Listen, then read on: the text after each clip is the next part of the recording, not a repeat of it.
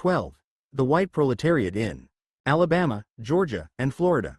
How in those southern states where Negroes formed a minority there ensued strife between planters, poor whites, Negroes and carpetbaggers, which after varying forms of alliance finally ended in the subjection of black labor.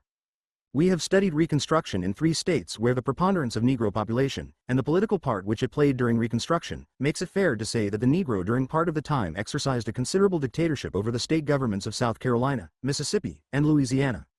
In these states, the material for studying the participation of the Negro in Reconstruction is large, although by no means complete. We now come to states where the Negro population is large, but where from the beginning the political influence of the Negro was comparatively small. In Virginia, North Carolina, Alabama, Georgia, Arkansas, Texas and the border states, the interests of black labor were never in the ascendant. But from the first there was a battle between carpetbaggers and planters to control white and black labor.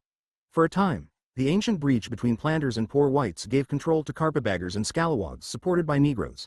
But war and poverty had depleted the old planter families. And some poor whites, eager for land and profits, and jealous of Negroes, came to join the planters. They gradually drove the carpetbaggers to the wall, and took forcible control of colored labor, with the help of the whole labor vote which they controlled. The carpetbaggers made the hardest fight in North Carolina, Alabama and Georgia. Alabama had 85,451 whites when it entered the Union in 1820, and 42,450 Negroes. By 860, there were 526,271 whites and 437,770 Negroes. There was competition for appointment to the provisional governorship of Alabama, but Lewis E. Parsons was appointed June 1, 1865. He called an election for a convention based on white suffrage. The convention in September admitted that the institution of slavery has been destroyed in the state of Alabama. It adjourned September 30th, and the legislature met November 20th.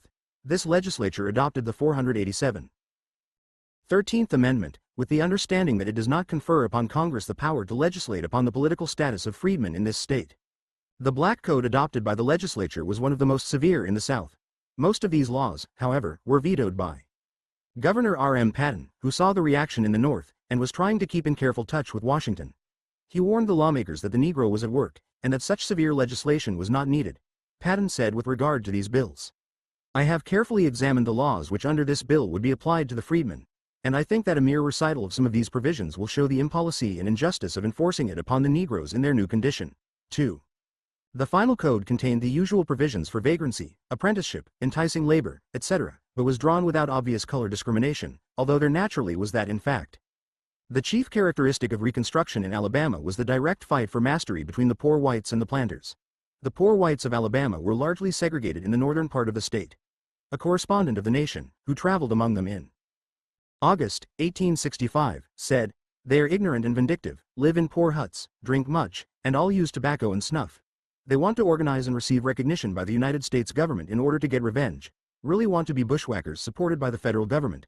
They wish to have the power to hang, shoot, and destroy in retaliation for the wrongs they have endured. They hate the big nigger holders, whom they accuse of bringing on the war and who, they are afraid, would get into power again.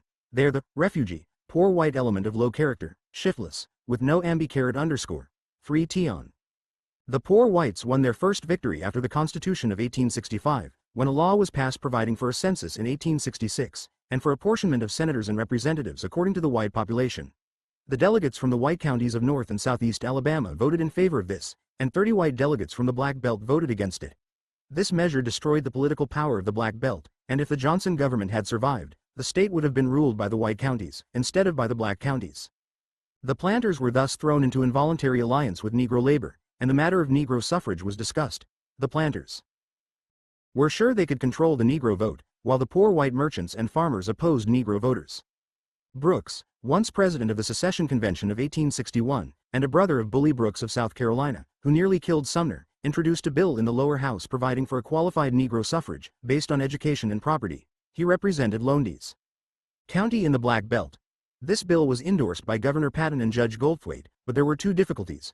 First, the unbending opposition of the triumphant poor whites, and secondly, the suspicion of the planters themselves that their ability to dictate to the blacks was not so certain.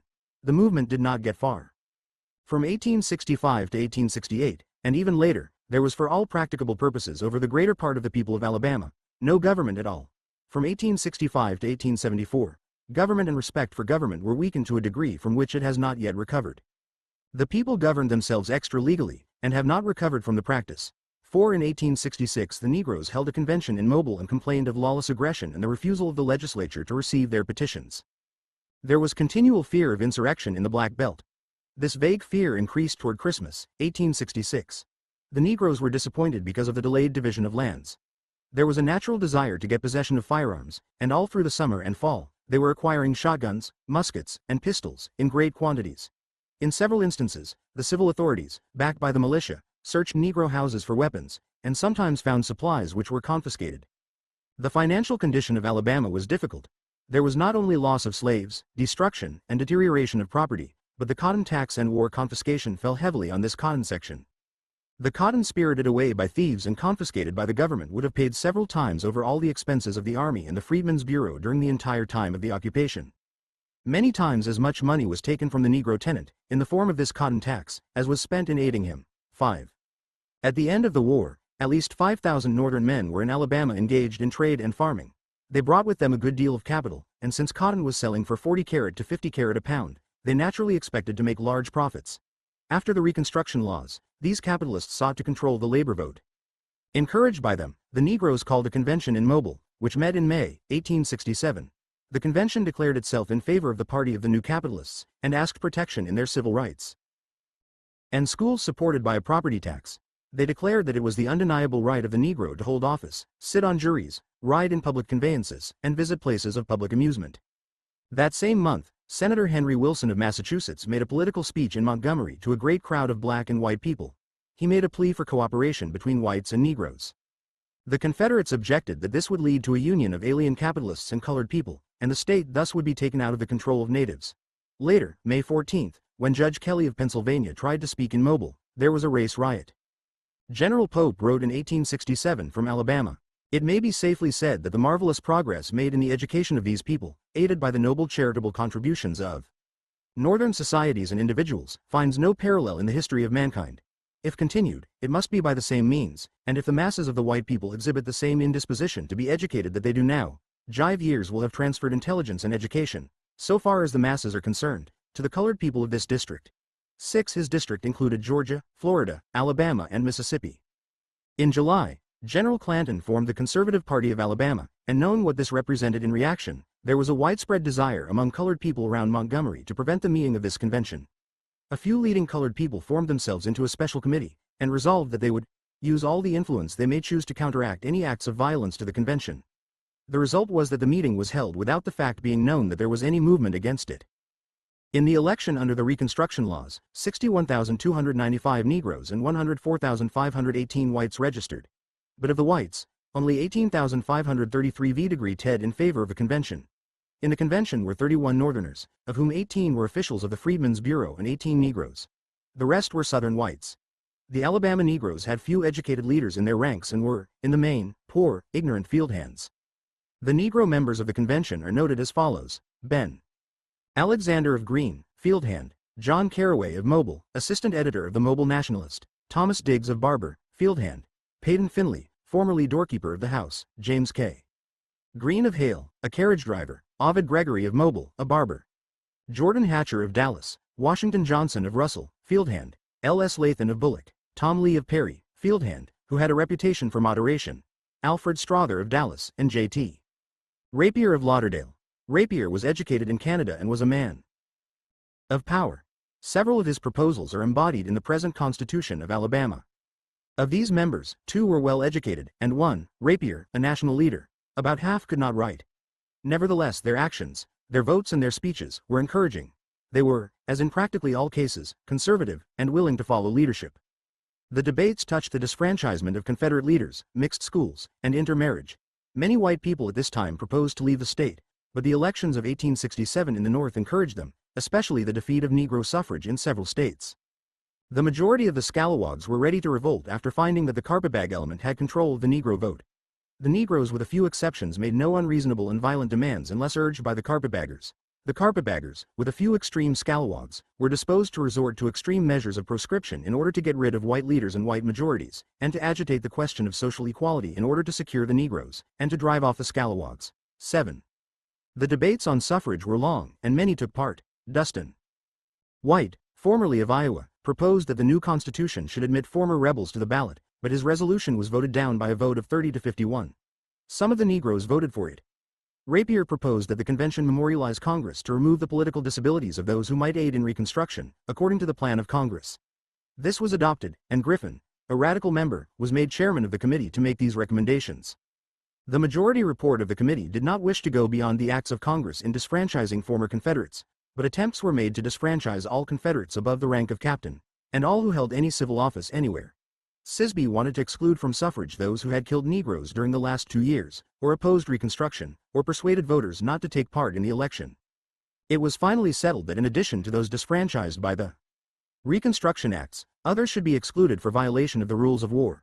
Such persons could neither register, vote, nor hold office, until relieved by the vote of the General Assembly, and until they had accepted the civil and political equality of men. Lee, Negro, said that such a course would endanger the ratification of the Constitution, and if the Negroes did not get their rights now, they would never get them. He wanted his rights at the Seacourt House and at the polls and nothing more. 8. The colored representative of Dallas County demanded that the Negroes be empowered to collect pay from those who held them in slavery at the rate of $10 per month for service rendered, from January 1863, the date of the Emancipation Proclamation, to May 20, 1865. An ordinance to this effect was adopted by a vote of 53 to 31. The Scalawags, as a rule, wished to prohibit intermarriage of the races, and Symbol of Montgomery reported an ordinance to that effect. Caraway, a Negro, wanted life imprisonment for any white man marrying or living with a black woman, but he said it was against the Civil Rights Bill to prohibit intermarriage. Gregory, a Negro of Mobile, wanted all regulations, laws and customs wherein distinctions were made on account of color or race to be abolished. Caraway succeeded in having an ordinance passed, directing that church property used during slavery for colored congregations be turned over to the latter. Some of the property was paid for by Negro slaves and held in trust for them by white trustees. Some of it had belonged to the planters, who had erected churches for the use of their slaves. The Negro members demanded free schools and special advantages for the Negro, and a few carpetbaggers spoke of the malign influence of the old regime in keeping so many thousands in ignorance. The Scalawags demanded separate schools for the races, but pressure was brought to bear, and most of them gave way. 16 of the native whites finally refused to sign the Constitution, and united in a protest against the action of the convention in refusing to provide separate schools. The protest said that the Constitution agreed upon tended to the abasement and degradation of the white population of the state, because it authorized mixed schools, and because the convention had refused to prohibit the intermarriage of the races. The protest pointed out, as evidencing the degree in which leading white Republicans deferred to their colored colleagues, that, though the Judiciary Committee had unanimously reported a measure providing against amalgamation, yet the convention tabled it, and many members of the committee, who had concurred in the report of the committee, receding from their position, voted to lay it on the table. 9. The Constitution was adopted by the convention by a vote of 66 to 6, 26 not voting. Just before the convention adjourned, Caraway, a Negro, offered a resolution, which was adopted, stating that the Constitution was founded on justice, honesty, and civilization, and the enemies of law and order, freedom and justice, were pledged to prevent its adoption. This Constitution was afterward repudiated by the Convention of 1875, when the Negroes had been driven from political power. Nevertheless, it was a more modern and democratic instrument than any of the preceding constitutions of the state, and the new Constitution of 1875 retained many of its provisions. On the 1st, 2nd and 3rd of February, 1868, the new Constitution was to be voted on. According to the Reconstruction Act, the adoption of the Constitution required a majority of the registered vote. A conference of conservatives was held in Montgomery, January 1st. It was decided that as many as possible should register, and then stay away from the polls. The time of voting was extended to 5 days. The Constitution received 70,812 affirmative votes and only 1,005 negative, yet this was not a majority of the registered vote, so that the plan of the conservatives was successful. However, Congress changed the law so as to make a majority of the vote cast valid for adopting the Constitution, and thus declared it adopted. Alabama was admitted to the Union, June 25. On July 13, the General Assembly convened. The 14th Amendment was ratified, and William H. Smith elected governor. The legislature held 3 sessions during 1868, on July 13, September 16, and November 2. There were 26 Negroes in the House and 1 in the Senate. One of the first things that the legislature did by means of the Negro votes was to relieve the disabilities of those disfranchised by the state constitution. In 1869, a general state system of schools was put into operation, and the private schools of Mobile merged into the system. November 25, the 15th Amendment was ratified. At the beginning of the Reconstruction government, the debt of the state was $8,355,683. At the first session of the legislature there was no important legislation, but at the second session of the legislature, the previous custom of Alabama, of aiding railroads, was taken up, and the aid increased from $12,000 to $16,000 a mile. The argument was that under the old law capitalists had not been attracted, but that now they would come in.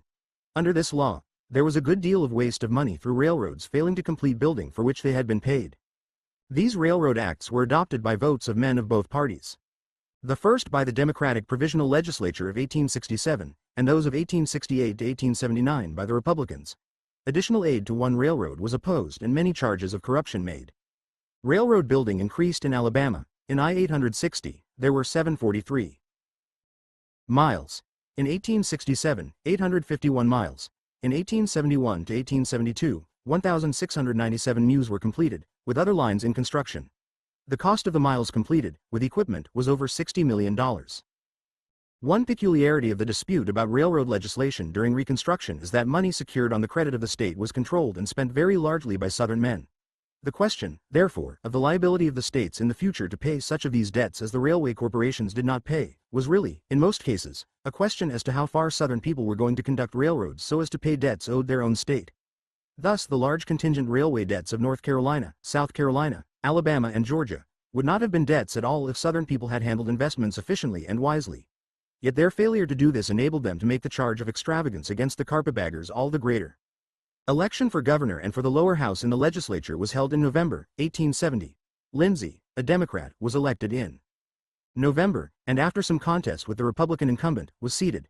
His administration was admittedly not a success, and there was as much railroad graft as ever. In 1872, Lewis, a Republican, was elected, but two bodies, one Democratic and the other Republican, both claimed to be the legislature of the state. The Democrats met at the State House, and the Republicans at the United States Court House. Both appealed to the President, and December 11, 1872, the President submitted an unofficial plan for compromise. The Republicans finally secured a majority in both houses. In 1874, the debt, including railroad bonds, amounted to $25,503,593. There were conflicts between whites and blacks during the election, but the Democrats carried all the state officers and had majorities in both houses of the legislature. A new constitution was adopted, the number of officers was cut down and the salaries, and the school funds were seriously curtailed, and the system weakened. The Ku Klux Klan was rampant in Alabama. In one district, 6 churches were burned by incendiaries before the election of 1870. Many schoolhouses were burned. Between 1868 and 1871, there were 371 cases of violence, including 35 murders. The planters and poor whites after their first enmity early made alliance in Alabama, and their concentrated social weight descended on whites who dared to vote with the blacks. Such persons were warned and attacked until they fled the state or made peace with the new masters. Later, Northern capital poured into the poor white belt to develop coal and iron. Convict labor was widely used and exploitation developed, with labor divided by race and helpless. It is absolutely essential, declared a great Negro convention in Montgomery, December, 1874, to our protection in our civil and political rights that the laws of the United States shall be enforced so as to compel respect and obedience for them. Before the state laws and state courts, we are utterly helpless.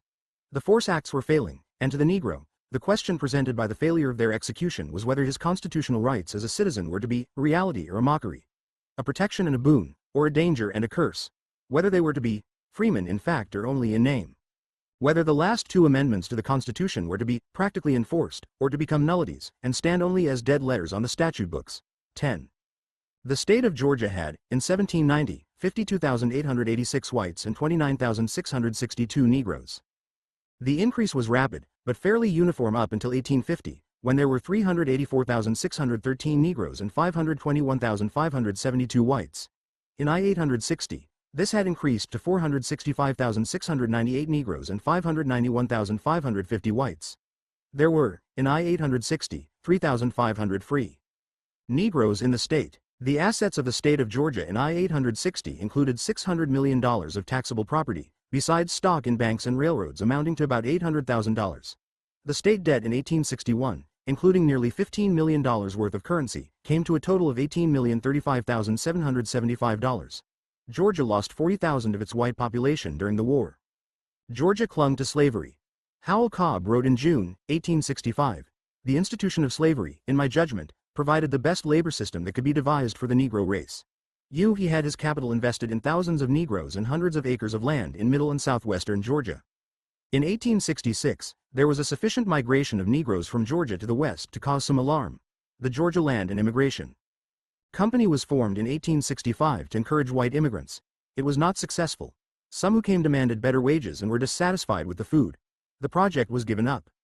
By May 1866, 1,200 citizens of Georgia had received special pardons from the president under the $20,000 exemption clause, and as early as 1865 and 1866, there was evident in Georgia a transition of leadership from the old landed aristocracy to the new commercial class. In June, James Johnson, a lawyer of Columbus, was appointed provisional governor of Georgia, instead of Joshua Hill, who had been strongly urged, and had urged himself. Former Governor Brown had summoned the state legislature, acting on the assumption that the state was already restored. The state legislature was prevented from assembling by military order, and Brown resigned the governorship.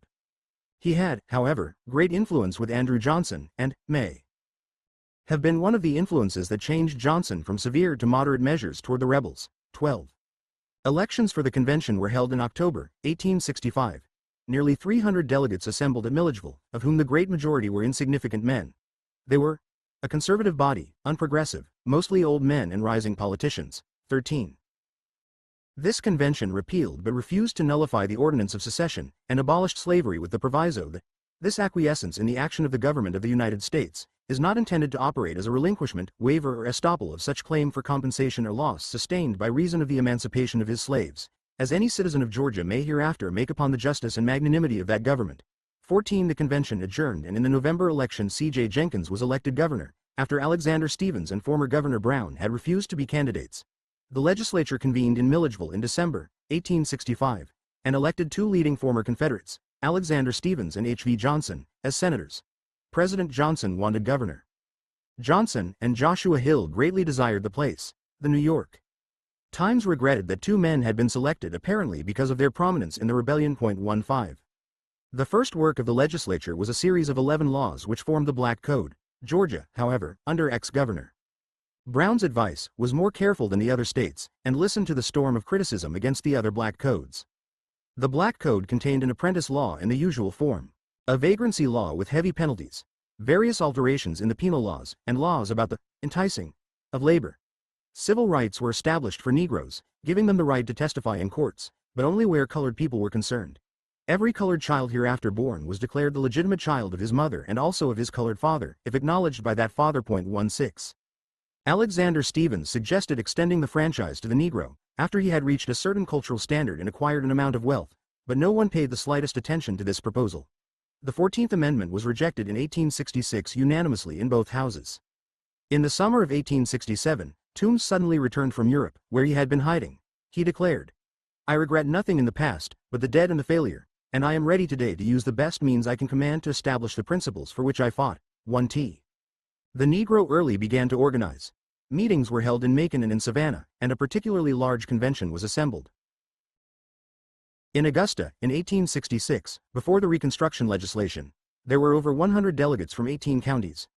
James Porter was elected president, and the convention went on record as not asking universal suffrage, but advocating property and educational tests as qualifications for the right to vote. It appointed a board to look after the education of the Negroes within the state, and finally formed itself into a body to be called the Equal Rights Association of Georgia. The platform of the association sought to inculcate principles of honesty, industry and sobriety among Negroes, and a kindly feeling toward former masters. Negroes were advised to work hard, to learn to read and write, and to buy homes. There were two other important resolutions passed. 1. That the coastlands held by Negroes were not to be regarded as territories, and that land was not to be confiscated from its owners.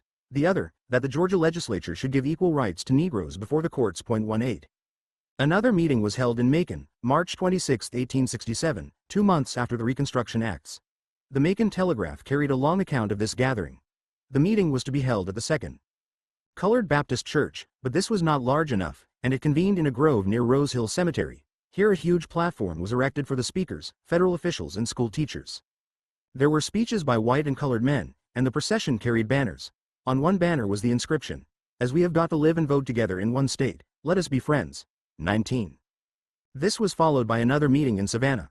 On the platform were ex-Governor Johnson, several Army officers, and 3 colored men. Ex-Governor Johnson was made president. 5 resolutions were passed recognizing the power of Congress, the enfranchisement of colored people, the education of the whole people as of the highest importance, and early registration and election for the convention. 20. The last of this series of meetings was held in Augusta with an attendance of 1,000 people. Again, ex-Governor Johnson was the principal speaker, but the meeting was not quite as harmonious as the former meetings. In the other meetings, there had been evidently a careful attempt to reconcile the desires of the white and colored people. But in this meeting, the wishes of the colored people were more frankly expressed. The resolutions asked for equal political rights and the abolition of corporal punishment. White papers reported that many intelligent colored men disapproved of the spirit of the resolutions, but this was evidently white propaganda. 21. Errol Pope, Governor Jenkins went to Washington to seek an injunction before the Supreme Court on the part of the state of Georgia against the Secretary of War, General Grant, and General Pope. His petition was dismissed May 13 for want of jurisdiction. Later, the governor returned to Washington, carrying the Great Seal of the state and about $400,000 in cash which disappeared. He filed a bill of complaint in the Supreme Court against General Grant, General Meade, and others for illegal seizure of the property of the state, and again asked for an injunction but was unsuccessful. General Pope gave Negroes the right to serve on juries in August, and in January, he was removed by President Johnson, and General Meade substituted. In the registration under the Reconstruction laws, 93,457 Negroes registered and 95,214 whites. This meant that the whites were registering in spite of the advice of leading men like Ben Hill. Joseph Brown, on the other hand, counseled the whites not to let the newcomers and Negroes sweep on to victory unopposed, and Brown's advice was evidently followed. Notwithstanding this, 24,000 Negroes were persuaded or intimidated into not voting, and 60,000 whites did not take part. While it is often stated that the great mass of white people were debarred by the Reconstruction Acts, it is notable in Georgia that the average vote, before the war, was 102,585, while the registration of whites was 95,214. Thus those debarred from registering were estimated at between 7,000 and 10,000. The convention met in Atlanta on December 9, 1867, and sat until the middle of March, 1868. Of the 169 delegates to the convention, 37 were Negroes, 9 were white carpetbaggers, and 12 conservative whites. The great majority, then, were native whites. This convention therefore was not controlled by carpetbaggers and Negroes, but by native whites. A reporter of the Savannah News, December 14, 1867, declared that the Negroes in the convention appeared well dressed and well behaved, with few exceptions. 22. The convention was interested in suffrage, qualifications for office holding, relief, and a liberal constitution. In these matters, Negroes took active part in the discussions, and used their political privilege intelligently and with caution.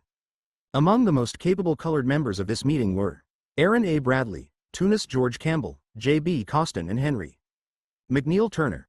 Bradley was a fighter, and attacked both Democrats and Republicans when they tried to coerce the Negroes.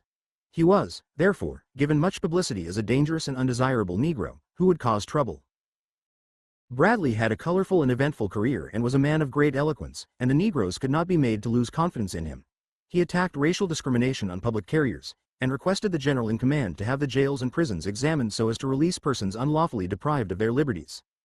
Bradley left the convention because of charges that he had deceived Negroes on an island off the coast of Savannah. As a matter of fact, he was trying to protect their land, and they had so much confidence in him that they sent him back as senator in 1888.23. Turner was the most prominent of the Negroes. He was born in South Carolina in 1833 and was appointed chaplain in the army by President Lincoln. He was a preacher in the African M.E. Church, of which he eventually became bishop. In 1865, he was appointed to the Freedmen's Bureau in Georgia. He traveled over the whole state, and when he became a part of the Republican organization in 1867, was well known for his speeches in all parts of Georgia. Turner was not liked by the whites. The Atlanta Intelligencer called him an unscrupulous fellow, shrewd enough to deceive the poor, deluded Negro. He had to withstand all sorts of attempts to involve him in difficulties. He said that the whites accused him of every crime in the catalog of villainy. I have even been arrested and tried on the wildest and most groundless accusations ever distilled from the laboratory of hell. He was acquitted, however, in every case. 24. Turner, nevertheless, sought to win the confidence of the conservatives. He tried to prevent the sale of property on which owners were unable to pay taxes, and he introduced a resolution for the relief of banks. Both these passed the convention. He desired civil rights, but did not wish the downfall of the aristocracy. There was enthusiasm in his efforts to secure pardon for Jefferson Davis. He tried to secure internal improvements by state action rather than by private companies. As a member of the Education Committee, he sought to insert provisions that 5 years after the common school system had come into full operation, no person on becoming 21 years of age should vote, unless he possessed an educational qualification. Another Negro leader was Tunis Campbell. He was born in Massachusetts, and came south as an agent of the Freedmen's Bureau. He first established himself on an island off the coast of Savannah, where he established his own government, and armed force was necessary to remove him.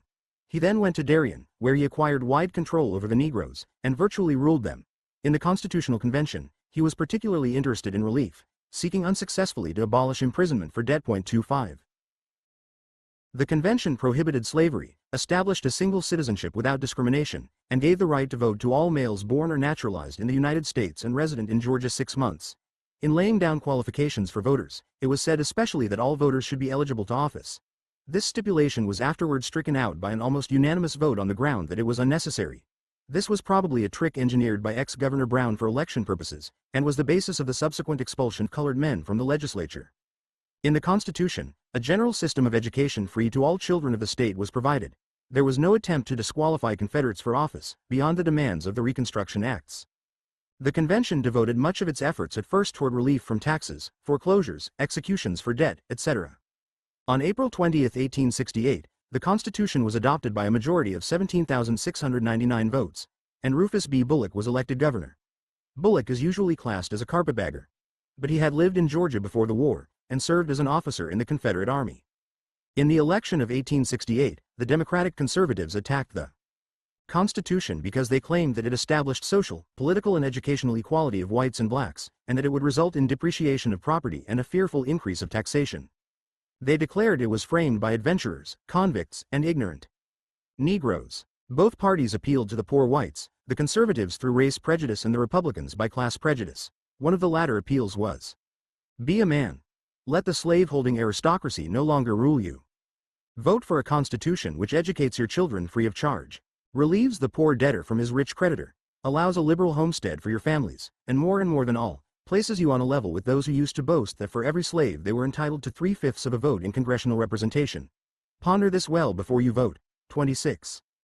The result of the election was mixed, but the conservative Democrats had 17 of the 44 members of the Senate, and 88 of the 170 members of the House. There was evidence of fraud and intimidation of the Negroes in many counties where the Negroes were in the majority, and the electoral vote of the state was given to Seymour. In this legislature, 3 Negroes were elected to the Senate, and 29 to the House. Bullock was installed as governor, June 28, but he complained to the military commander that many men ineligible to office under the 14th Amendment were seated in the legislature. The legislature investigated, but finally found none ineligible. The 14th Amendment was ratified July 21. Georgia was duly restored to the Union by the Omnibus Bill, passed by Congress, June 25, 1868. Military authority was withdrawn. 7 congressmen from Georgia were seated in the House, but the senators were elected too late to take their seats before Congress adjourned. Just as soon as congressional power was withdrawn, the Georgia legislature turned upon its Negro members, of whom there were 3 in the Senate and 29 in the House. Their presence was an offense. 27.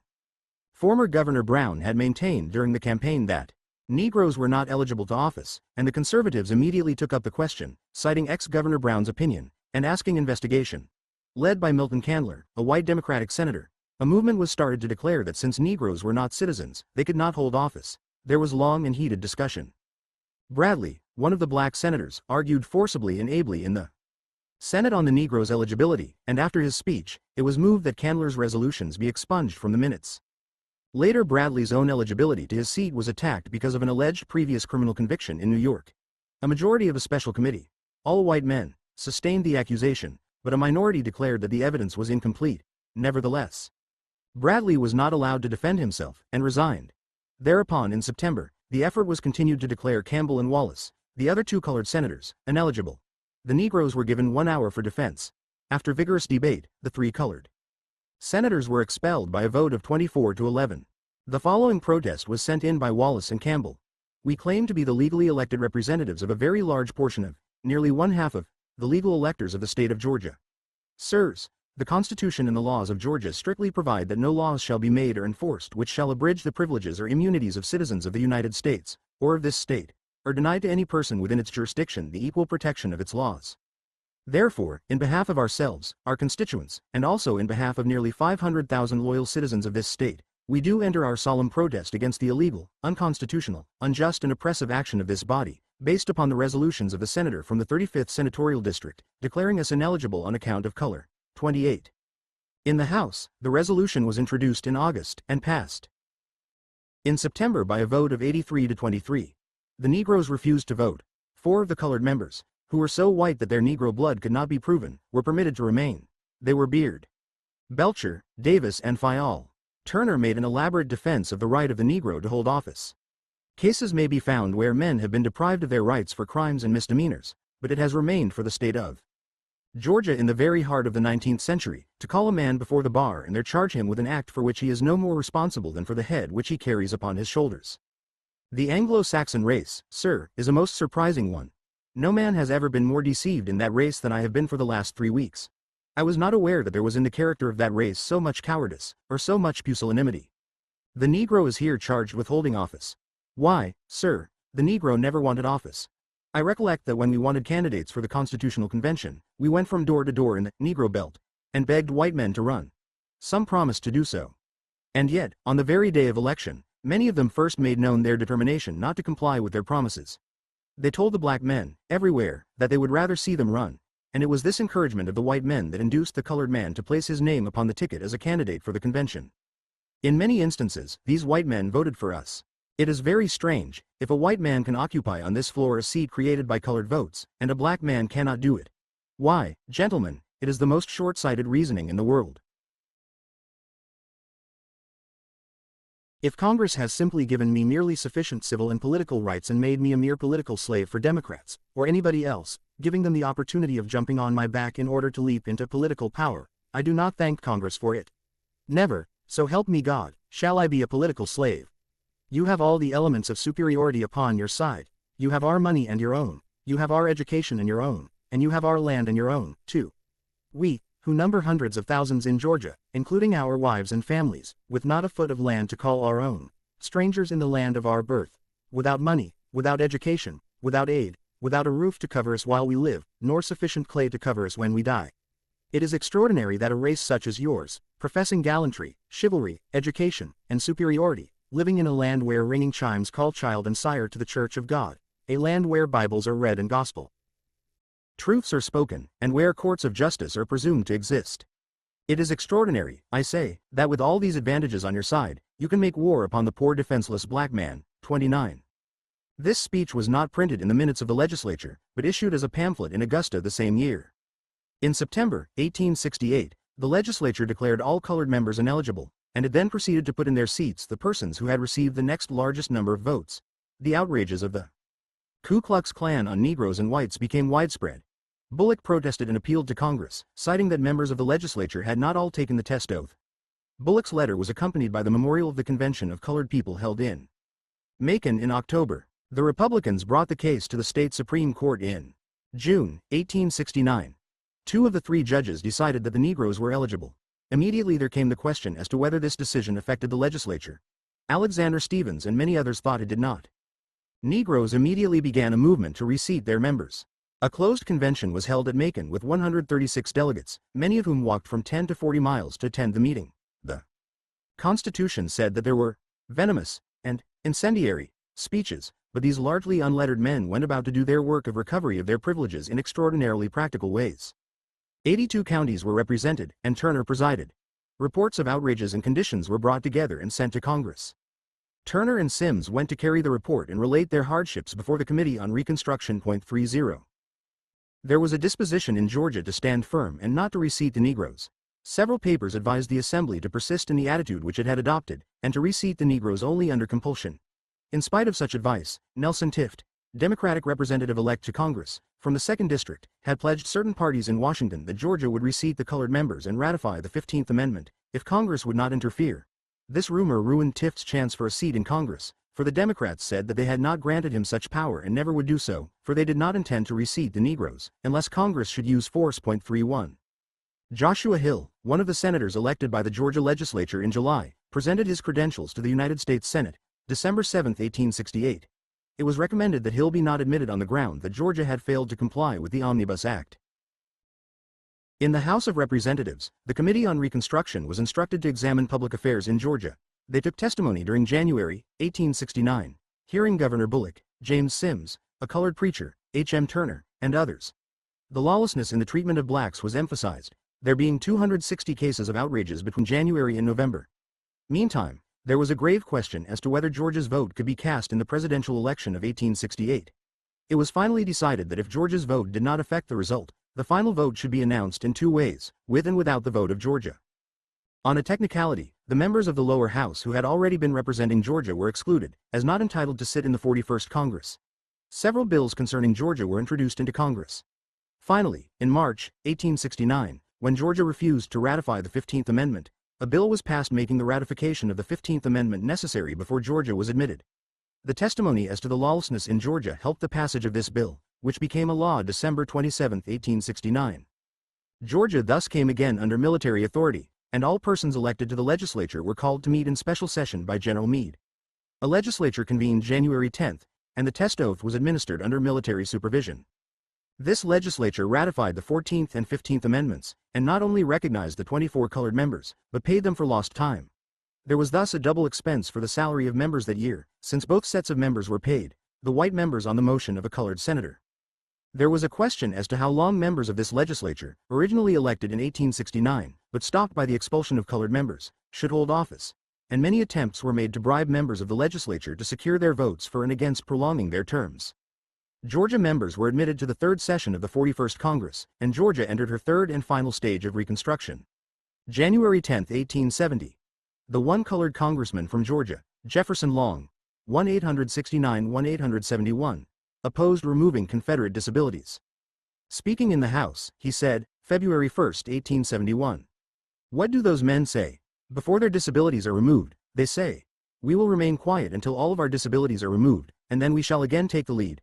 Why, Mr. Speaker, in my state since emancipation there have been over 500 loyal men shot down by the disloyal men there, and not one of those who took part in committing those outrages has ever been brought to justice.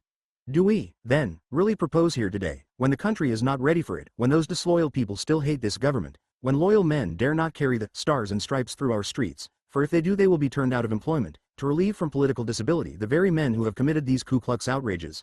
I think that I am doing my duty to my constituents and my country, when I vote against any such proposition. The parties in Georgia were now three: the conservatives, who represented the former planters; the scalawags and carpetbaggers, or radicals, who stood together as a commercial, capitalistic group; and a moderate group who held the balance of power. The legislature of 1868 was evenly divided between conservatives and radicals in the Senate, but the House had a majority of the conservatives, and after the exclusion of colored members, the conservatives had a majority in both, 25-19 in the Senate, 127-48 in the House. When the legislature was reorganized in 1870, the radicals had a majority in both houses, 27-17 in the Senate, 87-83 in the House. In the election of 1871, the moderates threw their power to the conservatives, and the combination gained 2/3 of the seats. Negroes in the Georgia legislature introduced numbers of bills. Senator Campbell not only introduced bills for education, but on the jury system, in regard to churches, concerning the city government of Savannah and of Reedville, on pleading and practice in the courts, and on better government of cities and towns. Most of these were reported back by the various committees with recommendations that they pass. The number of Negro members was reduced to 26 by the death of Representative Lumpkin, of Macon County. He had spoken little, but his vote could be counted on always for worthy bills.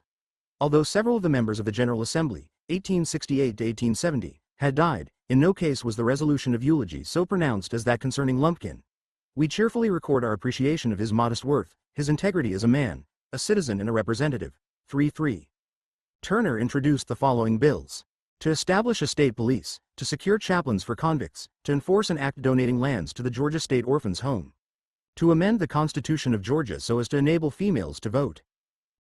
Mond, Monroe and Lee, and to provide for the mode of collecting the same, approved January 22, 1852, and the several acts amendatory thereof, and to prescribe the costs in insolvent cases due magistrates and constables in this state, to add an additional section to the 9th Division of the Penal Code, also, a bill declaring certain persons husband and wife. 34. Turner's resolution extending sympathy to the inhabitants of Richmond, Virginia, who had just suffered a terrible disaster, was adopted by the House. The Negroes in the General Assembly seem to have had a special interest in correcting the methods of maintaining and managing the penitentiary of this state. Representative Turner offered several resolutions for reform in the system. This penitentiary system began to characterize the whole South. In Georgia, at the outbreak of the Civil War, there were about 200 white felons confined at Milledgeville. There were no Negro convicts, since under the discipline of slavery, Negroes were punished on the plantation. The white convicts were released to fight in the Confederate armies. The whole criminal system came to be used as a method of keeping Negroes at work and intimidating them. Consequently, there began to be a demand for jails and penitentiaries beyond the natural demand due to the rise of crime. Federal officials began the custom of leasing the convicts to private persons for work. This system was extended by Bullock, who leased 500 victims to a firm of contractors. The legislature of 1871 confirmed this lease, and in 1876, the Democrats hastened to order a 20-year lease of convicts, which began the horrible system of convict leasing, and gave to the state a profit in crime, not to mention the vast profits which came to the private contractors. Naturally, then, the colored members of the legislature, even before this system was settled, were interested in securing better conditions for convicts. Senator George Wallace and Representative James Sims served on a joint committee from the Senate and the House respectively, to ascertain the number of inmates and how they were treated.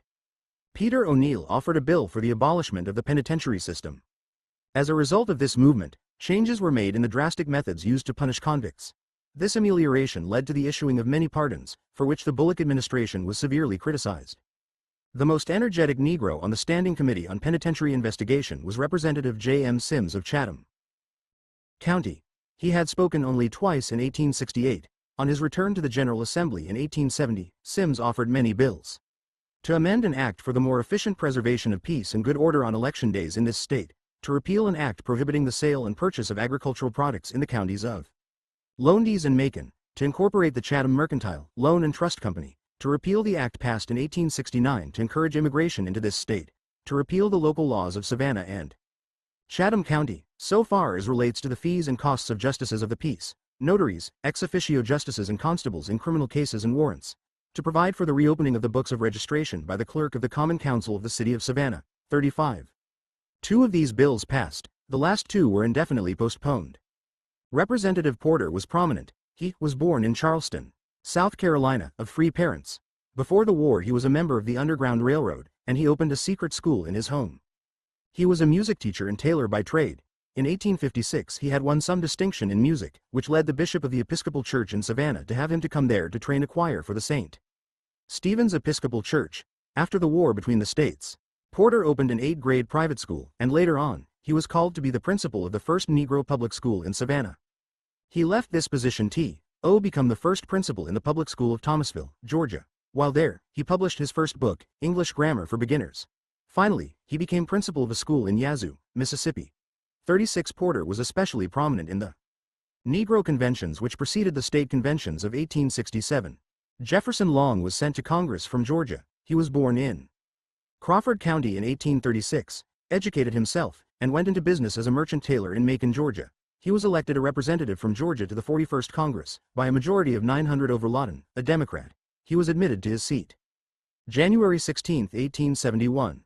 The record of the Negro in the Georgia legislature is creditable, and yet Clark Howell afterwards declared Negro members of this legislature were unlettered, ignorant politicians, who seemed a stack of puppets and harlequins of a menagerie. Outrages and guerrilla warfare against Negroes were widespread in Georgia.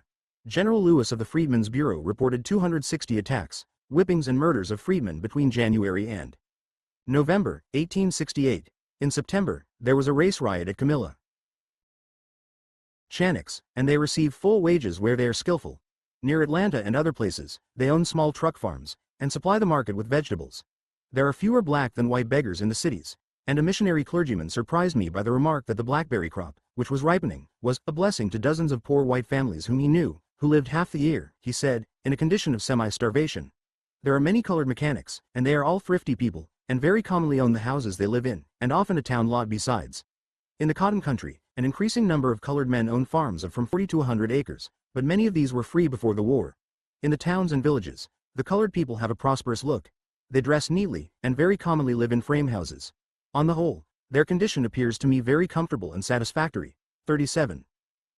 He gives these facts in an official report of the Comptroller General of the State for 1874, giving the character and value of property and amount of taxes returned by colored taxpayers for that year. The number of colored polls listed was 83,318. These returned an aggregate value of taxable property amounting to $6,157,798, on which they actually paid $30,788 in taxes.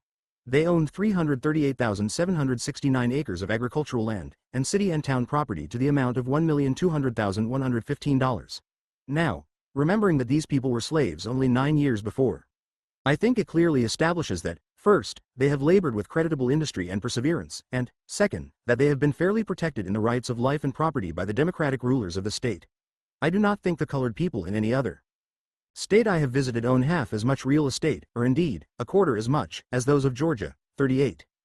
The difficulty of securing adequate wages led to a Negro labor movement. This step was undertaken by two Negro leaders, Congressman Jeff Long and State Representative H.M. Turner. Their purpose was to organize a union among Negroes, demanding a minimum wage of $30 a month for field hands and $15 for women. The convention received considerable notice, and the employers condemned it. There were strikes in Macon and Dougherty County. In Houston County, there was agitation, and county associations of field hands were attempted, but this movement for rural unions was not very successful. Georgia was thus a state where a coalition of planters and Negroes began before Reconstruction. But while the planters advised the Negroes and made fair promises, they took no active part with them. When the new political life began, the planters and the poor whites combined to put the Negroes out of the legislature. The carpetbaggers and scalawags formed a moderate bloc and fought with the planters to gain control of the poor whites. In this way they succeeded and were able to ignore the Negroes, bribe white labor with silence and make commerce and business triumphant in the state. The carpetbaggers and scalawags spent money extravagantly, but they spent it, in their printing and contingent funds, with southern merchants and supply houses, thus combining capitalistic interests. Georgia does not present the stock picture of a state looted by outsiders. It looted itself. Reviewing the events recorded from the beginning of this chapter, we observe that the period of Reconstruction in Georgia was not a period when a swarm of harpies took possession of the state government and preyed at will upon a helpless people.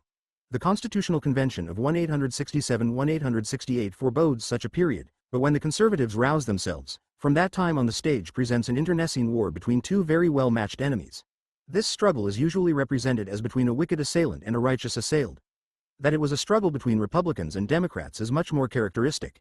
In such a contest mutual vilifying of course abounded, and it is not to be supposed a priori that the vilifying of one party was more truthful than that of the other. 39. None were more proud of the extravagance that accompanied this building of the commercial state than white Georgians. They welcomed the bearers of Northern capital then as now. The most extraordinary man in the Reconstruction history of Georgia was Hannibal I Kimball, who was a capitalist interested in railroads, and often associated for business purposes with ex-Governor Brown. He was especially close to Governor Bullock, and was a focus of bribery and corruption. He was a type of a class of aspiring Northern men who have rushed to the South since the war, some to run plantations, some to open mines of coal and iron, some to build railroads, others to establish great hotels, and all to give a grand impulse to Southern progress, and show the old fogies in the South how to do it. Many of these enterprising men have already come to grief and left the country, while others are in full career to fortune, or her eldest daughter, misfortune. 40. Kimball has been of course represented as bribing Negroes, but what Kimball and his kind bribed was the city of Atlanta, the state of Georgia, and the whole South. And while he doubtless gave his tens and hundreds to Negro legislators, his thousands and tens of thousands went to that vast majority of white men who saw in him and his methods the salvation of the new capitalistic South, and who made the wealth and advertising of Atlanta overshadow the old-fashioned conservatism of Savannah and Macon. Moreover, Georgia was not ruled by carpetbaggers. Facts do not warrant the description of the Reconstruction government of Georgia as a Negro carpetbagger combination. There were some of both classes in the Constitutional Convention and in the legislature of 1868, already mentioned, and many in the federal service, particularly as internal revenue officers, but they generally held minor positions. 41. The planter candidate for governor, who opposed Bullock, testified that in 1870 no more than a dozen former non-residents were holding office in Georgia, and that the judges appointed by Bullock were entirely satisfactory. The economic boom of Georgia was evident.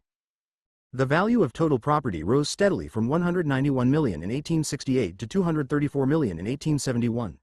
By 1870, the cotton crop of Georgia had surpassed the largest crop raised under slavery, a proof that Negro labor had not been demoralized by emancipation.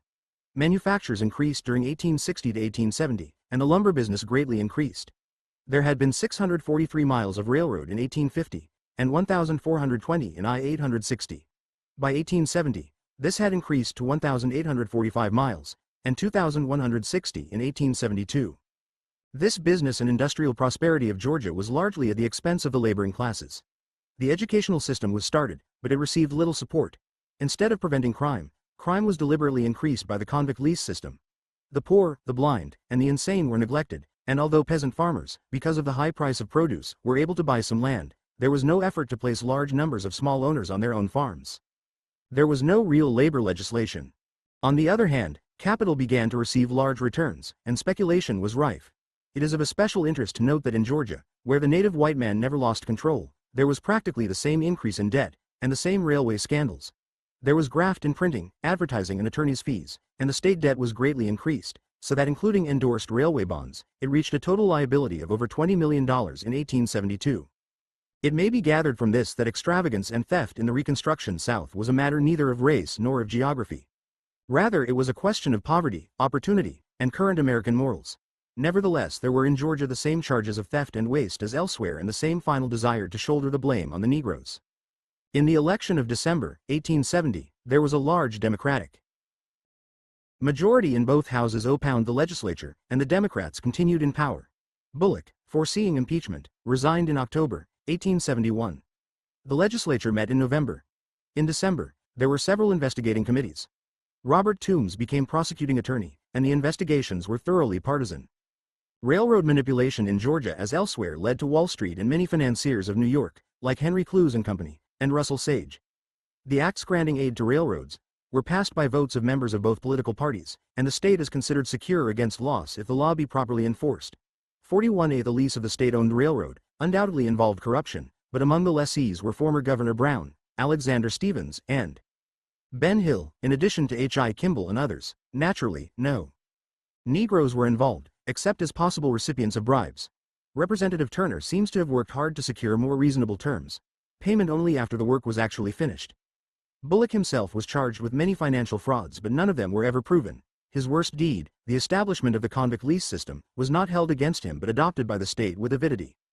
Florida had long been a refuge for runaway slaves, and the desire to reclaim these slaves had led to the so-called Seminole Wars and the final annexation. There were 27,943 whites and 26,534 Negroes in 1840, the first census after the state entered the Union. In I-860 there were 77,746 whites and 62,677 Negroes. There never were as many as 1,000 free Negroes in the state before emancipation. Florida was a poor state with a small population. It had been dominated by rich planters and the poor whites had had little opportunity. The state therefore in many respects resembles South Carolina rather than Alabama in that the black man was the dominant labor and no white proletariat ever ruled. On the other hand, black labor never came to self-assertion, while planters and carpetbaggers manipulated it from the first and gerrymandered its representation. White rule was ever in control, but it was only partially proletarian in character. Although there were hundreds of Negro soldiers in the state at the time of Johnson's proclamation, he ordered a convention based on white suffrage, and the convention met October 2, 1865. It was composed almost entirely of Confederates, and the message of the provisional governor, Marvin, gave them encouragement. It is doubtful if there was any noticeable opinion among the whites in favor of Negro suffrage. Certainly Marvin spoke decidedly against it. It does not appear to me that the public good of the state or of the nation at large would be promoted by conferring at the present time upon the freedmen the elective franchise. Neither the white people nor the colored people are prepared for so radical a change in their social relations. Nor have I any reason to believe that any considerable number of the freedmen desire to possess this privilege. 42. The convention finally said, "The people of the state of Florida, in general convention assembled, do ordain and declare, that while we recognize the freedom of the colored race, and are desirous of extending to them full protection, we declare it the unalterable sentiment of this convention, that the laws of the state shall be made and executed by the white race." 43. The convention sat 12 days and adjourned for the ensuing election. E.S. Walker was elected governor. He recommended the removal of black soldiers from the state and advocated various black laws. He said with regard to Negro suffrage, "Each one of us knows that we could not give either an honest or conscientious assent to Negro suffrage. There is not one of us that would not feel that he was doing wrong, and bartering his self-respect, his conscience and his duty to his country and to the Union itself, for the benefits he might hope to obtain by getting back into the Union." 44. A commission of 3 was appointed to report laws concerning the Negro. They recommended a county criminal court mainly for Negro offenders and the same discrimination against emancipated slaves which had been used formerly against free Negroes. They were not sure how they could keep the Negro at work, and they were tearful concerning his future. If, after all, their honest efforts shall prove unavailing, and this 4 millions of the human family but recently dragged up from barbarism, and through the influence of Southern masters elevated to the status of Christian men and women, shall be doomed by the inscrutable behest of a mysterious providence to follow in the footsteps of the fast-fading aborigines of this continent, and when the last man of the race shall be standing upon the crumbling brink of a people's grave, it will be some compensation to the descendants of the Southern master to catch the grateful and benignant recognition of this representative man, as he points his withered finger to the author of his ruin and exclaims, "Thou didst it." 45. The black laws of Florida followed. to save them from the ruin which inevitably awaits them if left to the tender mercy of the canting hypocrisy and mawkish sentimentality which has precipitated them to the realization of their present condition. 46. Riage and the right to testify in court, but only in matters in which Negroes were concerned. After the federal law of June 21, 1866, a large number of Negroes flocked to Florida. From 1865 to 1867, the chief thought of the freedmen of Florida, as in other states, concerned itself with what the government was going to do for them with regard to farms, and they were victims of many speculators. The duel in Florida for the control of labor was between two sets of northern men, mostly federal officeholders of various sorts, and the planters. The policy of the planters was so to shift their influence between the northerners so as to gain their ends by political strategy, which they finally did. At the same time, they made some effective efforts to keep in touch with the Negroes so that they retained a good deal of influence over their vote. When the elections of 1867 under the Reconstruction laws were about to take place, the Negroes sought to get in touch with leading white Southerners. One meeting was held in Leon County and several white planters invited to address it and give the Negroes information as to their newly acquired duties as citizens. This increased the rivalry between the planters and the carpetbaggers, with the result that the planters made few further open efforts to cooperate with the Negro voters. The Southern whites tried to kill the convention by refraining from voting, so that the total vote cast was 14,503, of which all but 1,220 was cast by Negroes. In the convention of 1868, 46 delegates were returned. 18 of these were Negroes. Of the 27 whites, 2 were conservatives, 15 carpetbaggers, and the rest Southern whites. The most cultured member of the convention, probably, was Jonathan Gibbs, a Negro. Gibbs was a tall and slightly built black with a high forehead and a color indicating mulatto origin. His voice was clear and ringing. He possessed some of the qualities of a born orator and a genuine sentimentalist. 47. E. Fortune, another colored member, was a native of Florida with a fair education, courageous in his opinions. Among other colored leaders were Armstrong, Oates, and Wallace, who wrote the history of Reconstruction in Florida. The convention, which met January 20, 1868, had a colored man of Tallahassee, C.H. Pierce, as temporary president. He was not a strong man and was later convicted of technical bribery. But, on the whole, his advice and effort seemed to have been sincere and he had the confidence of large numbers of colored people. Of the 46 delegates there were only 20 present. Richards, a white man of Illinois, who, as Wallace says, had been only 2 days in the county from which he had been returned, was elected permanent chairman. Richards, however, struck the right note in his speech. He said, "We should provide for a system by which all may obtain homes of their own and a comfortable living, and also provide for schools in which all may be educated free of expense, clothe honest industry with respectability, inaugurate a public sentiment that shall crown the man with honors as the benefactor of his race who makes 2 blades of grass grow where one grew before, and prohibit all laws that are not equal and just to all within our state." 48. The first difficulty was a matter of money. There was only $500 in the treasury, and the convention had to issue scrip to pay its expenses. This scrip circulated at less than par value and made the expenses appear much larger than they actually were. 2 factions early developed among the carpetbaggers, and the policy of the planters was to wait and take advantage from time to time of the outcome of this internal fight. This left the Negroes in a peculiarly helpless condition, and it was only the ability and sanity of men like Gibbs that enabled them to make any headway at all. On the second day of the convention, an ordinance was passed forbidding the sale of property for debt, suspending the collection of taxes, releasing all persons held to labor for non-payment of taxes, but not forbidding the laborer the right to collect wages from his employer. It was distinctly legislation in the interest of labor. The convention had been in session about 2 weeks when the planters took a hand. The 2 factions among the northern white leaders were the conservative Osborne faction, which leaned toward the planters, and the more radical Billings faction, which sought complete control of the Negroes. The Osborne faction and the planters, under the leadership of ex-Governor Walker, succeeded in breaking up the convention so that nearly half of it seceded and went off secretly to a neighboring town to work on a constitution. This rump convention adopted a constitution and sent it to the federal general of the district for his approval. They then took a recess. Afterwards they returned to Tallahassee, broke into the legislative hall at midnight, and declared themselves the rightful convention. General Meade intervened and made the 2 factions come together and adopt a constitution which proved to be mainly the constitution drawn by the seceders. This constitution was a peculiar document. It put vast appointing power in the hands of the governor, making him a practical dictator of the state, and it was also charged that the basis of representation was so unfair that less than 1/4 of the registered voters would elect a majority in the state senate and less than 1/3 a majority of the assembly. 6,700 voters in the rebel counties elect as many senators as 20,282 voters elect in Union counties. 7 senators are elected by 3,027 voters in rebel counties, and only 1 senator is elected by 3,181 in Union County, Leon, and 23 voters elect 1 senator in a rebel district.